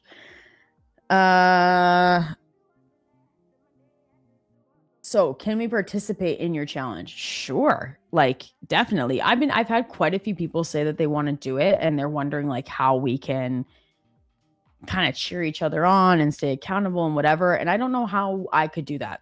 Like maybe like, I don't know, a free Discord or something that we could kind of like chat about how that's going.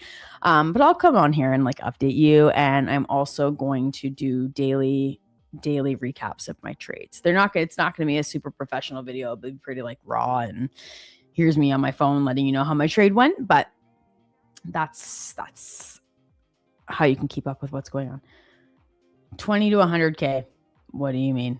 Sorry, I need to get caught up on this. I'm checking in that. Doesn't the margin change? I mean, Julianne, it's a good question. This is going to be a very totally honest and transparent. This is going to be a huge learning curve for me. I've never traded my own capital, but when I'm in my account, it says that I will get liquidated at $965 as is right now. So let's see if that changes. I'm not totally sure. Would it make more sense psychologically to break into 5K chunks or just put the whole in at the start? So you're saying like put 25K in at the start and trade it that way? Yeah, that could work. I feel like growing 25K into $1 million is still very impressive. I think that like I'm going a little bit for the like virality of it, of a female trader taking 5K and turning it into something like huge. But yeah, you definitely could do that. Let's see. Proprietary. Is that how you pronounce it? May we know the name in private of the software? I mean, it's not even private. It's hold on. It's not it's not a private thing as far as I'm concerned. As far as I know. Rob Lesh, if you're watching this, you can tell me.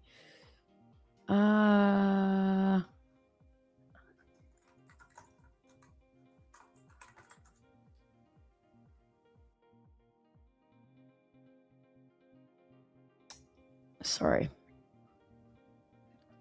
I think it's just called like the fractal trading system. Is that right? Here, go here. And this will tell you everything that not everything that you need to know. There's lots of free resources here. And then if you're interested, you can dive more into it.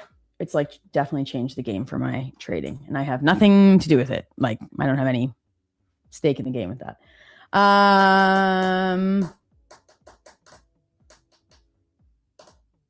So Canadian goose migration subtracted by an average of the number of times the first 3 bull elk she sees, divided by the largest number of turkeys she sees in a single group at one time. Yes. How did you know? You nailed it. The best way to learn it, go to the Substack that I just posted. Check that out. How long have you been trading fractals? Not long, Henry. Like 4 months. 20 times is 100K. Okay, thank you.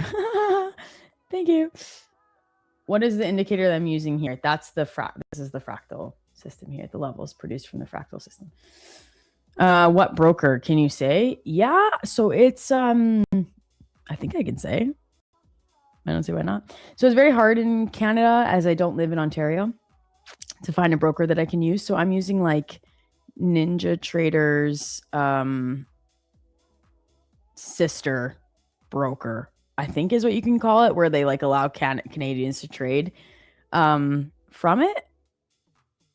I think it's called like Iron Beam or something. I don't see why I can't say that. So it's a very different look at what happened in the Grand. It's very different look at what happened in the Grand Cup Challenge once they went live. Yes, however, Papa Giorgio, I'm not comparing myself and trying to beat someone else. I'm trying to beat myself. And I'm also not going to be actively trading. Like, I think that that's the key. That is going to be the key to my success, is I'm not actively trading these. So in the moment, my emotions won't take over. I'm hoping. Someone said, Zempic said, Rob Lesh, if you're watching this, I'm very jealous of your hairline. That's so funny. I'm going to screenshot that and send it to him. Yeah, so starting with 5K incentivizes you to take better trades, 100%. Sorry, I'm just catching up. You guys are so amazing. Lots of questions here. Hold on. Where did it go? Okay, Izzy Lizzy. Okay, this might be a stupid question, but does anyone know of a good consistency calculator where you can enter in your daily profits and see what your average is? Okay, not a dumb question. My answer to you is take that exact question and put it in ChatGPT and see what they give you. And you trade fractals. Interesting. So Schrodinger says, I think with any price level projection, you need to see candles showing that price actually respecting the level instead of just resting orders on it. I agree with you. I do agree with you.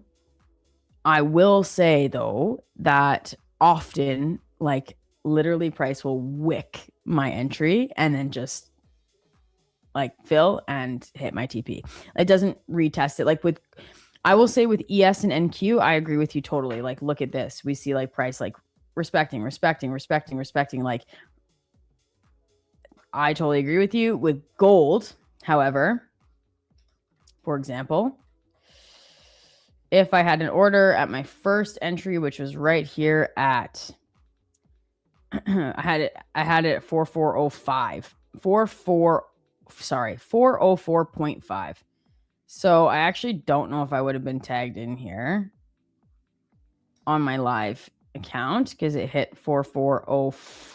Yeah, I would have. So I would have been tagged in here, and then I would have been tagged out at the 10 points. Okay, so that trade would have worked. However, as we can see with gold, as is often the case, if price retests a level, it actually shows that that level is weakening, as opposed to it being like, oh, that's a confirmation to get in again. Or, for example, like this is the ceiling price here, and the levels are so accurate that it really truly is like to the tick. And we have a near miss, and it actually wouldn't fill if I had put my price at 4405, which a lot of people do. Then, and we have a near miss, it actually it would tell me I'm going to take away that limit. I'm not going to do that again, because as price comes and retests it again, we see this price just blast right through it, right? Same with here. A near miss, price hits it, initial react. Oh, sorry, I'm not even showing it. Sorry. So as we see here, again, 4405, I would have been tagged in and I would have got my TP. Okay. It's a near miss, doesn't actually hit the ceiling level here. And as we see, as price comes up to retest it again, it just blasts right through. Same here, near miss. As price comes up and retests it, we get a little bit of a bounce, like 6 points. So I would have not taken, I wouldn't have been to hit my profit. As price comes up, it does not respect. It goes right through. Same thing, next level. I mean, this one just kind of went through. Same thing here. Okay, so that would have been my entry. Would have got to take profit. Price comes up again.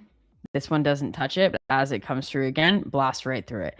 So, and then you can see that it kind of starts acting as like a support there. See, it was blasted through. Now it's acting as support level, and then we see it just keep climbing. So I hear what you're saying, but with gold, I feel it's not the same ball game.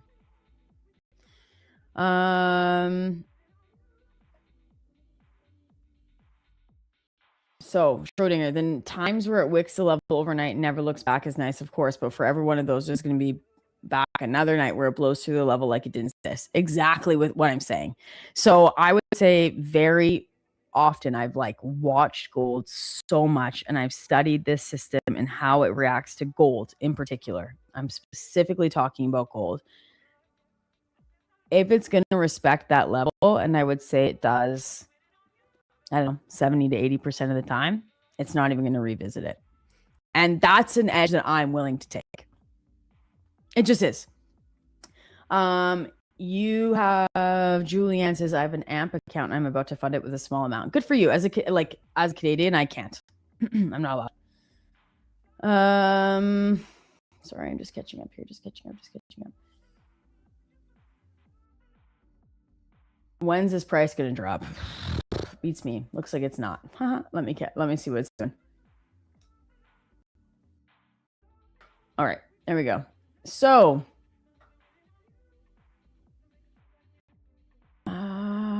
we're all going to be meeting up in Dubai in a couple of short years. Yes, on our yachts. Cannot see gold. I changed it. Did you see it now that I realized I was on the wrong chart? Oh my gosh, Michael Head Realtor. You said that I'm turning 40. I'm turning 48. You think I'm turning 48? Get out of here. All right, let's see. If you can guess how old I'm turning, because who cares about age? I don't know why people are like, a woman never says her age. Why? Who cares? Getting old is like such a privilege. Oh, there we go. Gonna hit my stop. So, oh, you're 48. Oh, okay. I was like, me? Do I look 48? Will there be a Canadian meetup? I keep telling them, I'm like, come to Vancouver. So, chat, if you can guess, yeah, I look good for 60. If you can guess how old I'm turning, we'll do a giveaway. Wow, what was that candle? That was weird.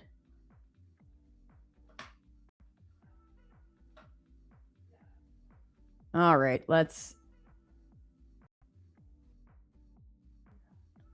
I just don't want to be trading this freaking garbage. Like, no thanks.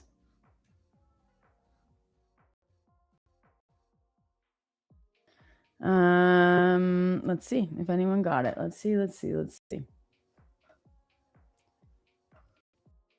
So you guys are really funny. Not a day over 44. Is it your birthday? No, it is on Wednesday, the 24th. Oh, it's your birthday. Oh my gosh, I can't read. Happy birthday. Oh my gosh, that's so exciting.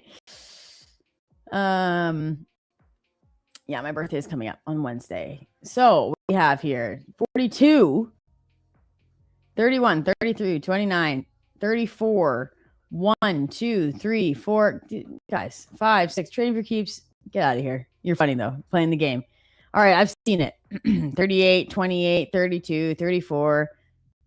Trading for keeps. You're screwing up this whole thing. I can't even freaking read it. 35, 56, 56. Guys, you're turning 32. I look good for 52. Thank you. Am I in shorts? No. I mean, yes, I guess technically, unless I got tagged out. This is not a real account though, just to be, it's a practice account. 33, 37. Need to get some freaking Botox if that's the case. 102. Oh my gosh. Okay, so you guys got it. You guys got it. So let's do a giveaway. Yeah, you're right, Lomanco. 34. I'm turning 34. 34. 2 little babies. 2 kids. 34. Killing it.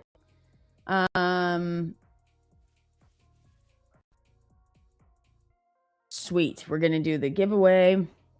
We need our producers to be ready. We need a keyword. Let's do a keyword. Shall we?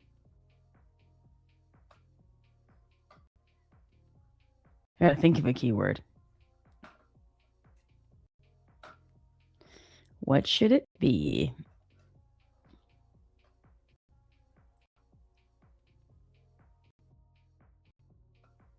$34. It's micros. Who said 50 cons is crazy? It's micro, so it's like 5 minis. It's also not real. It's practice count. I'm not really touching this PA with anything important. Let me think of a keyword. I know what it's gonna be. I'll write it in the TT live, okay?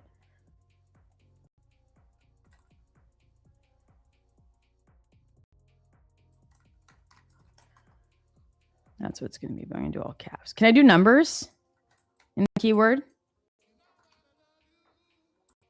Colin?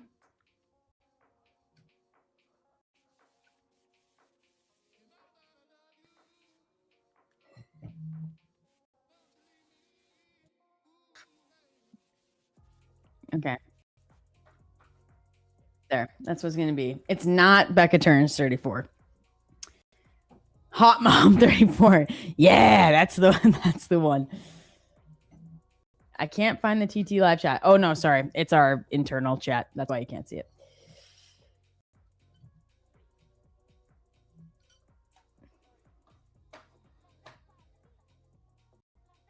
We're going to see if we can run it, and then I'll let you guys know.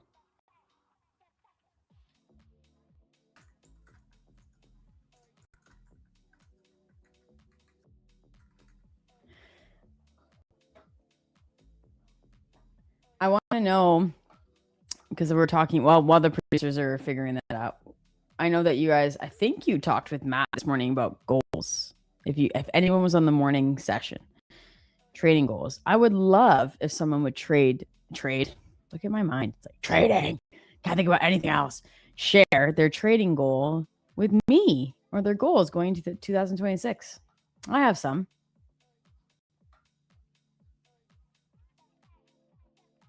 If you want to share, I would love that.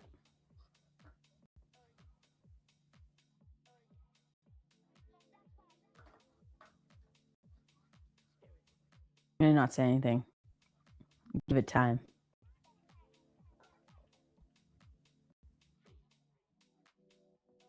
Let the chat ruminate.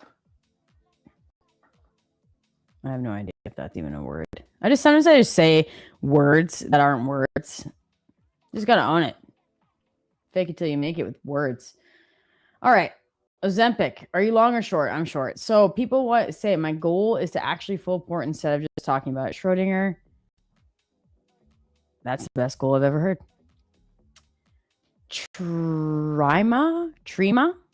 Makasi. Did I say it right? Get consistent. Great goal. Dr. Bob Elliott says, be disciplined. Okay. Push you one step further. What does that look like for you? Because you can say be disciplined, but what does that look like for you? And also, I'm going to say the key word. But one thing I want to say, Dr. Bob Elliott, and I do really like this goal. I'm not crapping on your goal. However, when I was talking with my trading coach about this, they were like, you can only be so disciplined because you're a human. Everyone wants to say that they're going to be disciplined, but when it really comes down to it, it's very hard to exercise willpower and be disciplined, especially in trading. So what they said is to equip myself to be more disciplined is to make sure that I'm tracking the data for my trades based on, like, did I break my rules in this trade? What was the outcome? How did I feel in this trade? What was the outcome? Like, all the things outside of just like trade here because, it entered my setup. Sure. But like, you need to be tracking everything with your trading so that you can look back and say, oh, this is setting up again for me to like break my rules. But last time, I just remember off the top of my head, last time it worked for me. So do I really need that rule? Because it did work for me last time. But if you build up like a database of like, actually, when I break that specific rule, like enter a fourth or fifth trade, whatever your rules are, enter into an extra trade. Your mind is going to tell you that it works sometimes, and we love the randomness of the gratification, like a casino, human beings and our brains, the way that they're wired. But if you track like 100 trades or 150, it's just an example, 100 trades, and actually 70% of the time it doesn't work, but 30% of the time it does. When discipline fails you, that data or data, however you want to freaking say it, should be enough of a driving force for you to say, actually, I know that's likely this is not going to work out for me. So the data steps in when your discipline fails. It was really good advice for me. I felt like it really, really, really helped me.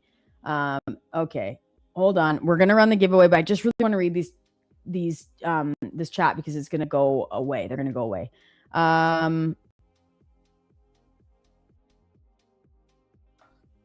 You're a fraud. Have more patience and less emotions. Okay, I'll come back and read these and then we'll tackle them. Let me just give you guys are great. Let's give you the giveaway. This is for a 50K select account. Please copy and paste this phrase, okay?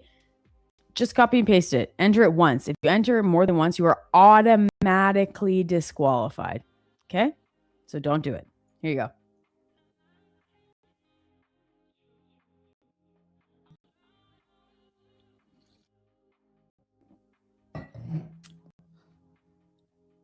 Go, go, go.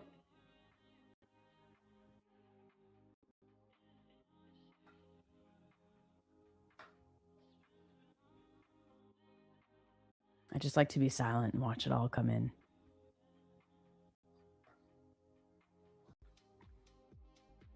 We're going to run another one, by the way.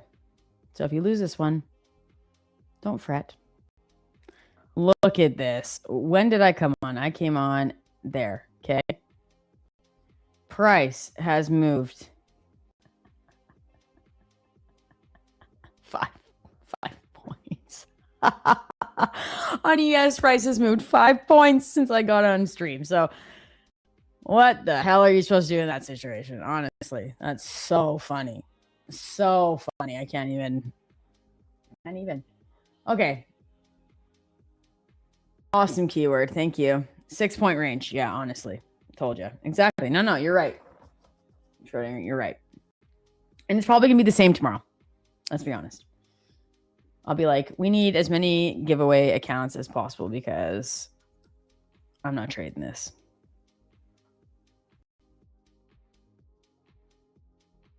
Also, our subscribers, we're almost at 62,000 subscribers. So send our link, please, to all your friends and your parents and your grandmas and grandpas, and aunts and uncles, and tell them to subscribe so we can get to 62,000 by the end of the year. How crazy would that be? I'd be so stoked. Any degens trading on Christmas? I believe the stock market is closed on Christmas. You mean the Christmas week? Sure. All right, give you a few more seconds to get it in. Yeah, Izzy Lizzy B. Get your move in the morning at open, and that's it, or at night during Asia Open. Yep. 100%. All right. Keep going. Hi, Yoshi. You gotta just do it once. If you do it more than once, you're disqualified. All right. Please pick our winner. 3, 2, 1. Brrr, brrr. Congratulations, Derivative Chris. You won the giveaway. Yay. That's so exciting. Colin, are you able to put the YouTube channel in the chat? Awesome. Thank you. Congratulations. That's awesome. Please say that you are here because you're always here. So please say that you are here so you can claim it. Okay. Let's go. 50K select. Congratulations. We'll run another giveaway. Don't go anywhere. Okay.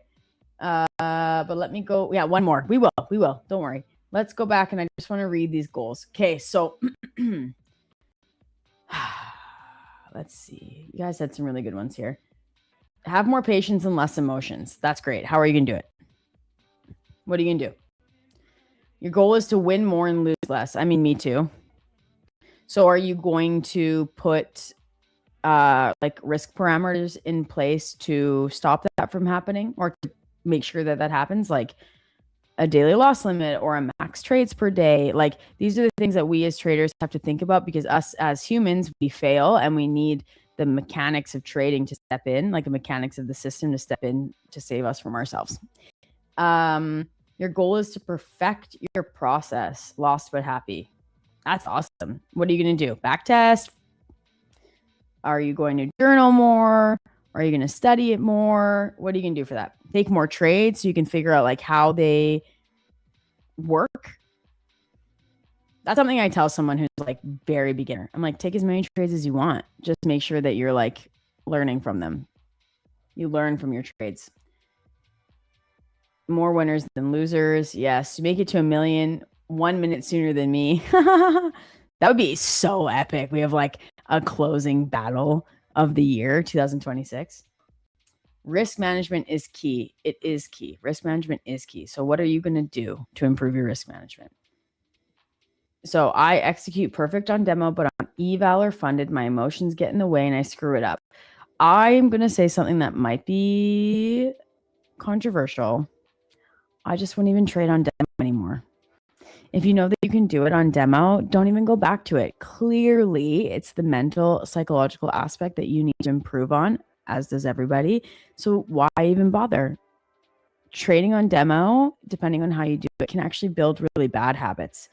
I would just not even go back to it and just start like keep your costs low and just do your evals. 5K, 500K for the next year. Yes, hope you get that. Goal number 1, be career profitable. You need about 20 grand. Goal number 2, earn more than my day job. Reach your target. That's a great goal.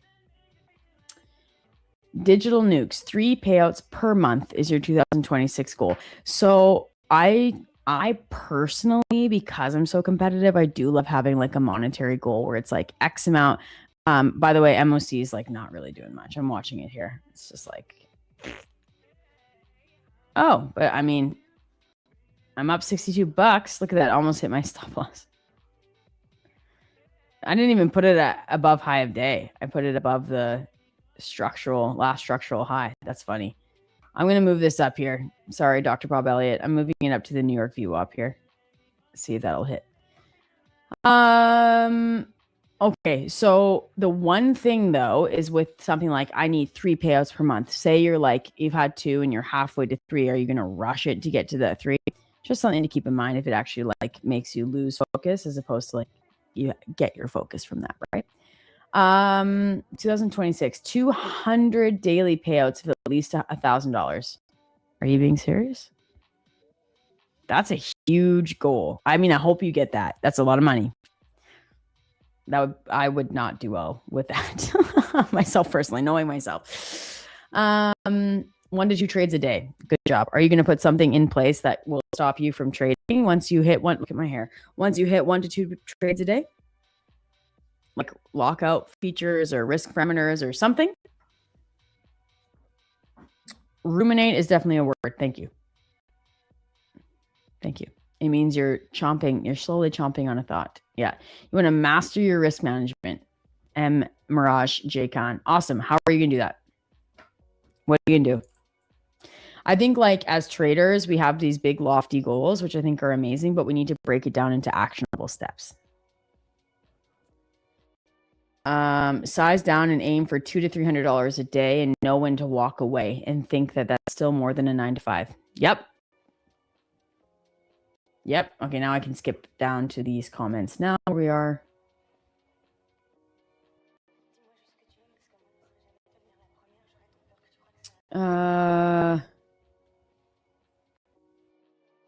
What software do you use to select name for giveaway? Nightbot, I think it's called.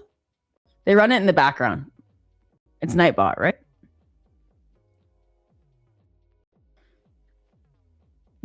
Becca Grinch, I still have a goal for 2026. Tell me.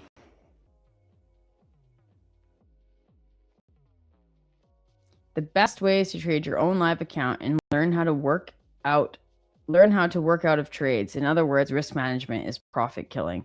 What do you mean by that? Does RSI work? I mean, I used to use RSI. A lot of people would argue it does work. I think a lot of strategies work. It needs to, you need to work. Your psychology needs to work. But yes, I used to use RSI, just not anymore. Good tip, coach. I got you. Look at this. Without we need Nick back to lighten the mood. I'm just talking so much. I mean, I guess that's why I'm here, but practice makes permanent, even if you practice your bad habits. Exactly. So Mr. Jinsky says, I overtrade, revenge trade, add in, double down. What you need is to be green each day. If you are green, you have a 100% chance to trade the next session.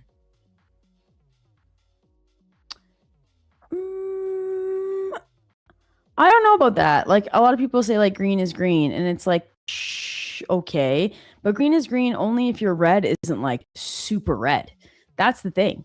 Like if you make $15 a day, but then on your red day, you lose 500, you're not going to be profitable, even if most of your green days are green.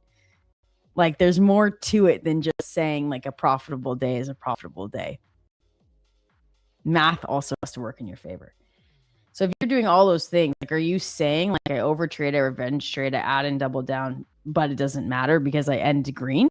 Is that what you're saying? It is going in my favor, Schrodinger. For you, SJ, you want to make $5,000 a month. It's a good goal.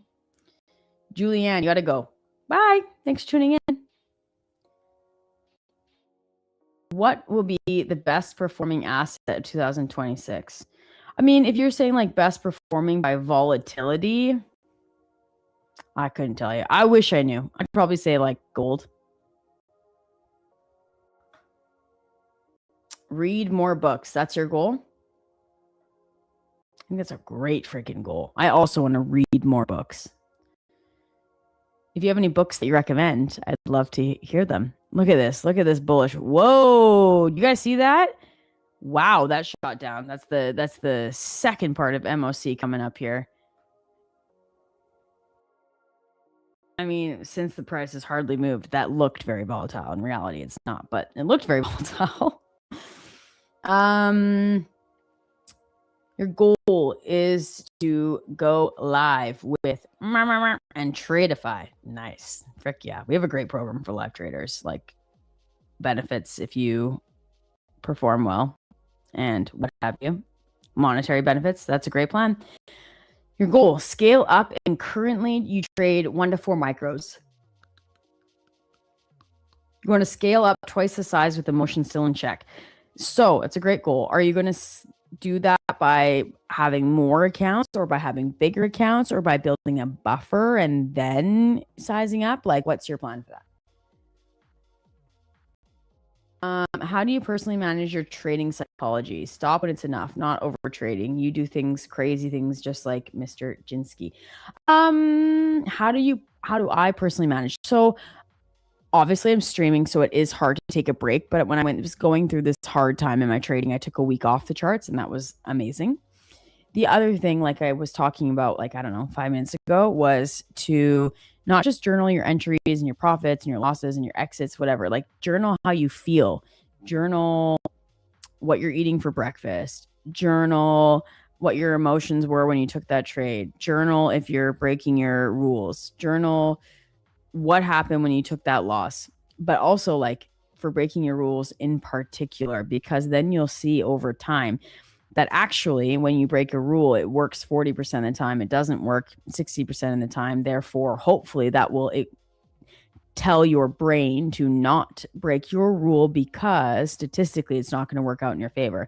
And if, like, you have a rule like, I'm going to take 1 trade a day, and then when you take 2 trades a day, actually 80% of the time it does work in your favor. Maybe that doesn't need to be a rule. Maybe your first trade is often a loser and you need to get, like, your feet wet in the market, and then you read the market better after you take your first trade and your second trade brings you green. Maybe that doesn't need to be a rule. You know what I'm saying? I think, like, equipping yourself with data is, like, one of the best ways that you can instill discipline into your trading. You just bought, whoa, that candle was my entire screen. 2 points. Yeah, exactly. Your goal is more holiday. Excellent goal. You just bought 1 mini. That's why you're pumped. That's funny. Trump will be the best performing by volatility in 2026. I don't know, Meta Risk. Like, I don't know. He used to have a huge effect on the market, and now not really. Not as much as he used to. Unless he's like, I hate China.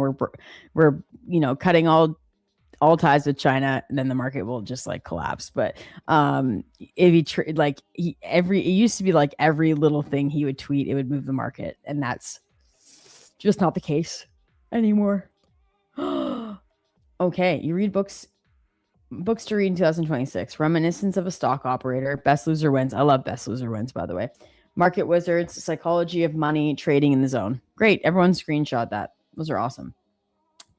Ozempic on the rocks. I read books my whole life. Look what I've become. Books are overrated. All this book propaganda is sponsored by Big Book to sell you $2 worth of paper for $25. You're funny. You are funny. My goal is to not trade when Max comes on DTV. My ego comes out and bets the mortgage while chair spinning. That's freaking funny. You like this advice? Good. Plan for scaling up, keeping more buffer to existing accounts and scale up. Each new account will go through the same grinding of 1 to 4 micros. I missed my coffee, you guys, in my car. I'm sorry for yawning. I left it in my car, and that's so sad. I'm practicing my video skills so I can start sharing my experience. My goal is to get that feature on TTV. Oh, we'd love to have you. We'd love to have you. Yeah, build your content. And if anything, like, sharing your trading journey and your content and your experience will just, like, help keep you accountable. Because if you need to share, like, oh crap, I broke my rules and I lost my accounts,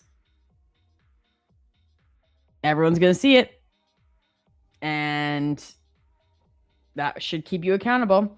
I just had a funny thought. This is how my brain works. As I was talking, I was like, did I leave our brand new big jug of milk on the counter? I think I did. A 3-gallon or a gallon of milk. I think I left it on the counter. Fuck. Milk these days, too, in this economy, it's like $12. I'll have to go home and check. So Martingale traders for the win. Yes. Check. I'll start journaling. Good for you. Good for you. Blew your small account today. Merry Christmas. I'm sorry. Sorry. What do I mean? When you focus on trading is playing a scratch off ticket, your trade results. What do you mean? I'm sorry. Just filming myself has already helped me so much with personal accountability. Great. Mr. Jinsky, I think that you're trolling me here by saying I don't trade to make less than 10K per day, period. I think you're trolling me. Are you trolling me? Because if so, good for you. That's freaking funny because I didn't figure it out until just now. All right, market's closed. The stock market is closed. Tradeify is not closed. You can keep trading until for another 48 minutes. Let's see what we got here. I'm still in my trade. Look at that. It's just crazy. Not fun to trade. Let's see what we got going on here, though. Give the charts some time to update. I hope no one like clips me trying to secretly yawn with my mouth like this and my nostrils flared. That's what I try to do. All right. Let's look at some memes. Let's go to the very end. 19 pages of memes. You know what we should do? Does anyone remember Post Secret? Did anyone read Post Secret? Please.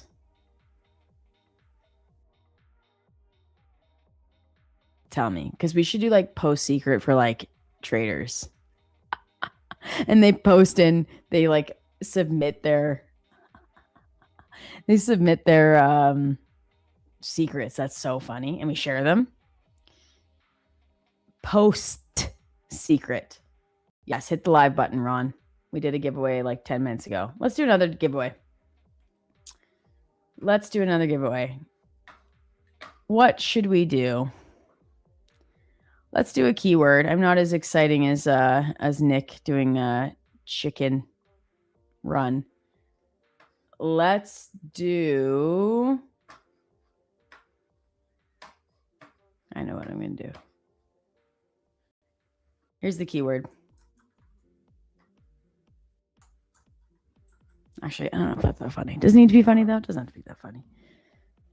Yes, I'll do this. It's not funny, just so you know. GC didn't get the memo about closing time. Why? Oh, yeah. That's like legitimately the most movement I've seen on gold in the New York session. Which it was like right open, like right here. That's funny. Look at it go. Wow. Is ES doing anything? No. Is NQ doing anything? I mean, no. GC is like, look at me go. Let's see how high it climbs. Okay. Let me know when we're good to go with that keyword.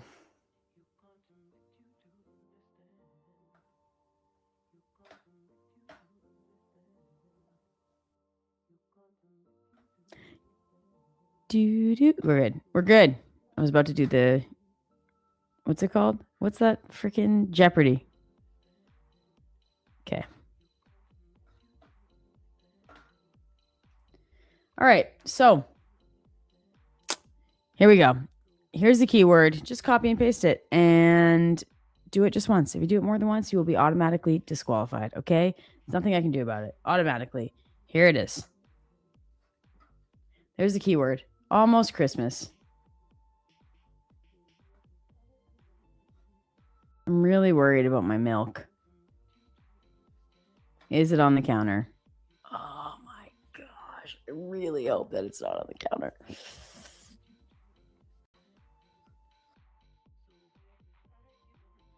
Go, go, go. Let's see how my own stock did today. Hell yeah. Up 4.5%. Let's go. That's what I like to see. Sell it and buy more accounts. Just kidding. Keep going. Almost Christmas.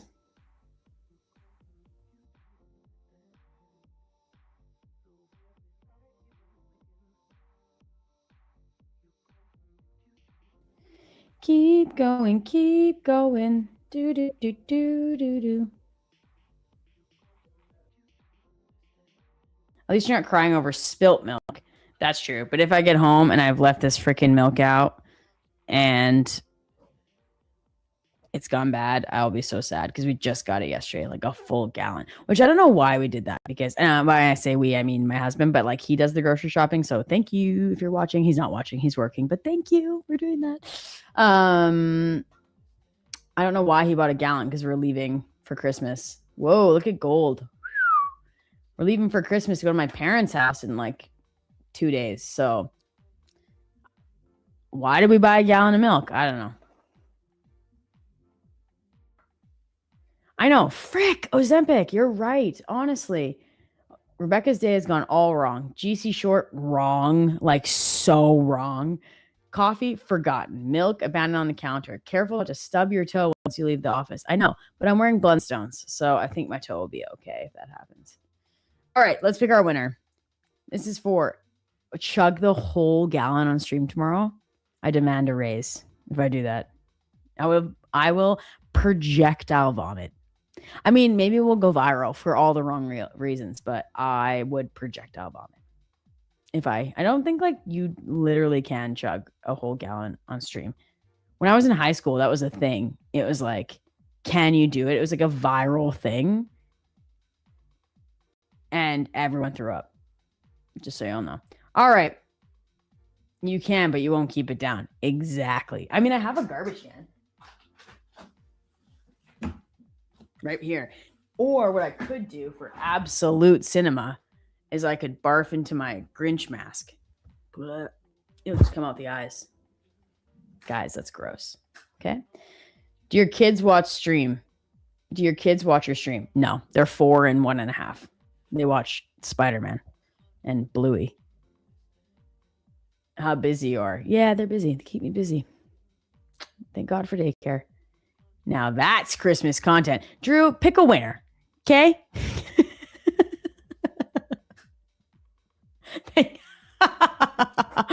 Greed tablet. You won the giveaway. Okay? So, Derivative Chris and Greed tablet. Greed tablet, please let us know that you are here.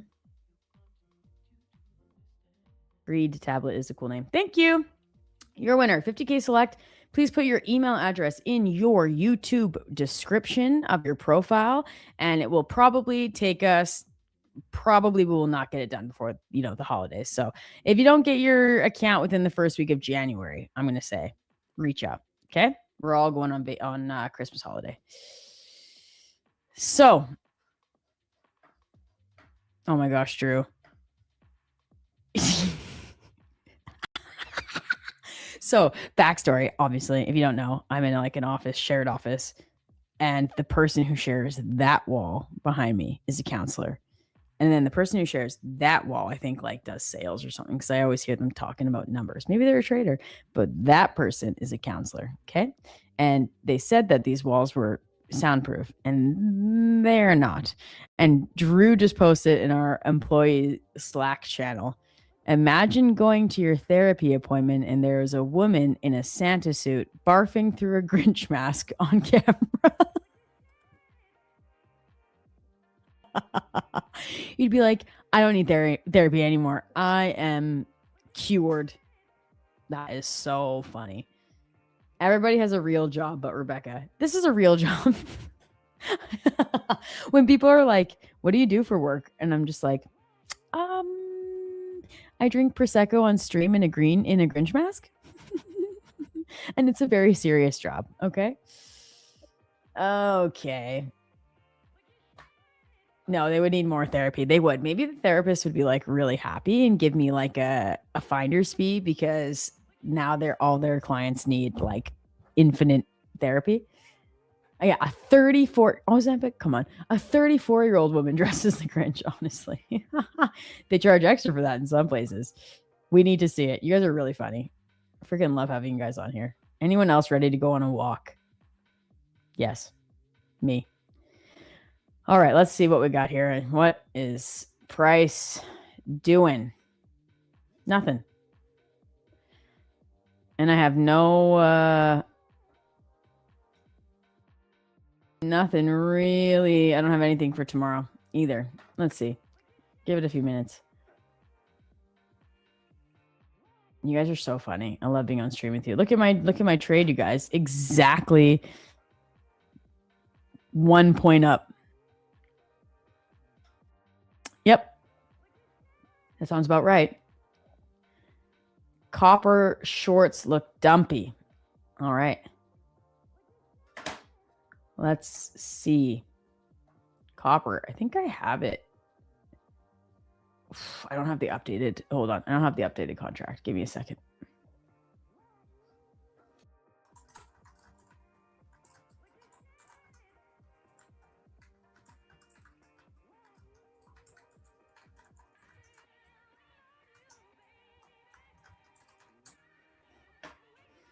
Hold on. Can you guys hear me typing? All right. So HG. HG1.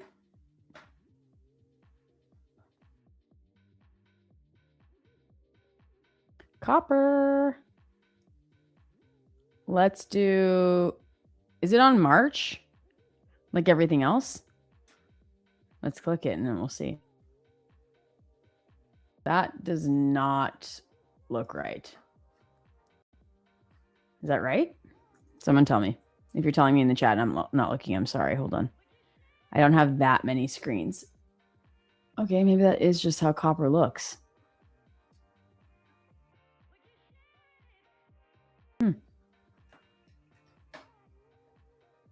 HGH, the good stuff. You kind of wish your gold trade was a mini instead of micros. Okay, quickly. How many micros were you?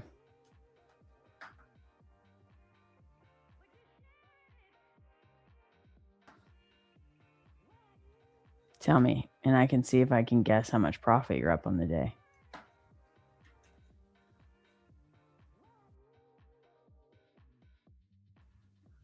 It's like one of those days on gold where you're like, if you just bought at the open, you're very happy. Sorry, guys, the giveaway's done. You started with 2 and you took 1 off before bed. I mean, you're still up like what, $700? Yeah, kind of wish I'd made more money. Story of my life. Chris. What do you think made me stand out from others?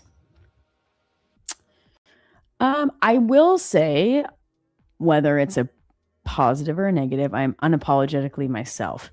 So I'm not pretending to know more than I do. I'm not pretending to trade bigger than I trade, pretending to be a hot shot when I'm not. I just did like a very humble analysis of the market and was just myself. And I think like I am just like a very extroverted person. I think I have like a bubbly personality, but I am very much myself. And I think that people can, especially in this industry, can spot ingenuity. Is that a word? Ingenuity, an ingenuine, disingenuous person from like right away. And people can spot genuine people, fakes or whatever you want to say. So yeah, that's what I would say. Andy White. Yes, this is how I came to my interview.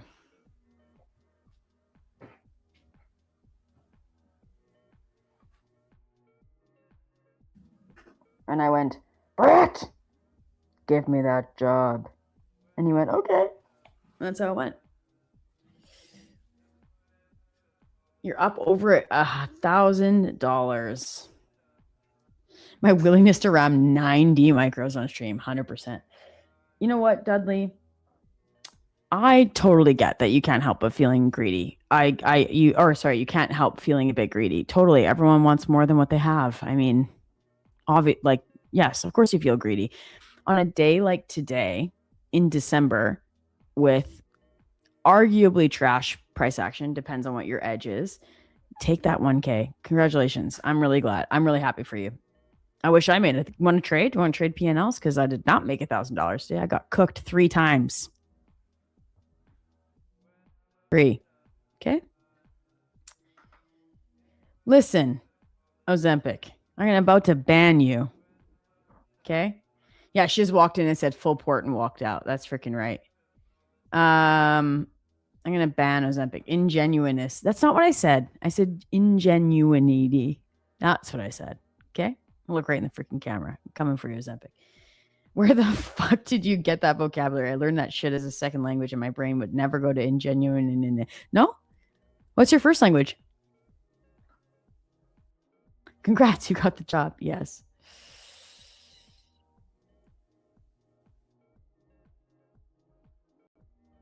A bunch of handshakes from the fakes, but I do not want to be friends, though. I told y'all. What do you mean?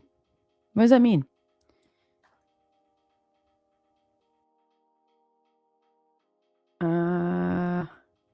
Brazilian Portuguese.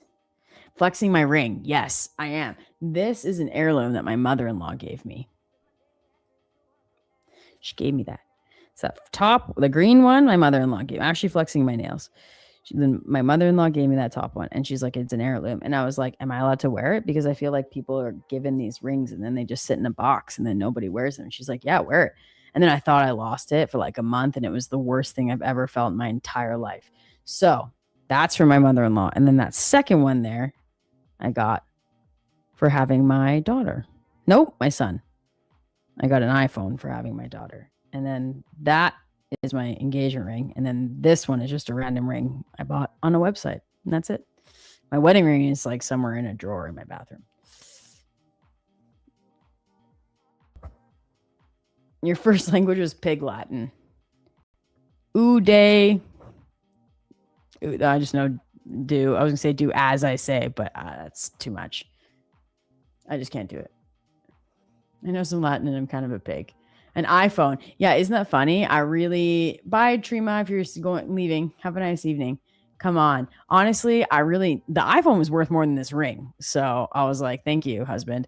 I really needed an iPhone. And I came home from the hospital and he's like, I got you an iPhone. So I thought it was pretty freaking nice. I had an old phone and he got me a new iPhone. I was like, thank you. It was very needed.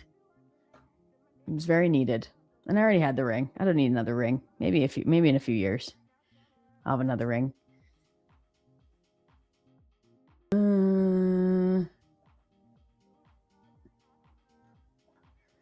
All right, guys. Thanks so much for showing up today. Oh, hold on. Rebecca, filler question. Are you a live music kind of woman? What's your dream concert? Oh my gosh, I love concerts. Love. I thought you were gonna ask me if I had like filler in my face or something when you're like, what's your filler question? My dream concert. Ooh.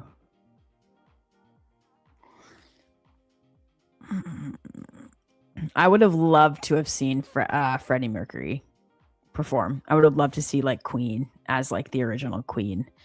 I think that would have been just so epic. That would be like something I'd love to see.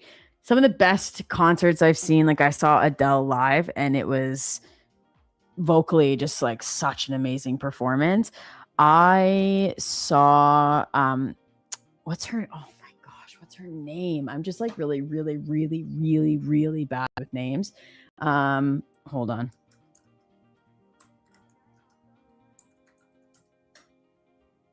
It's not her name.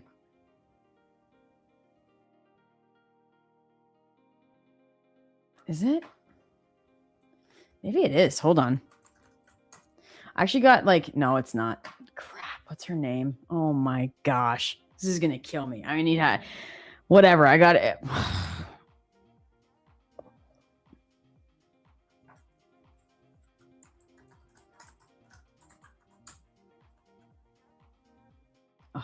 goodness.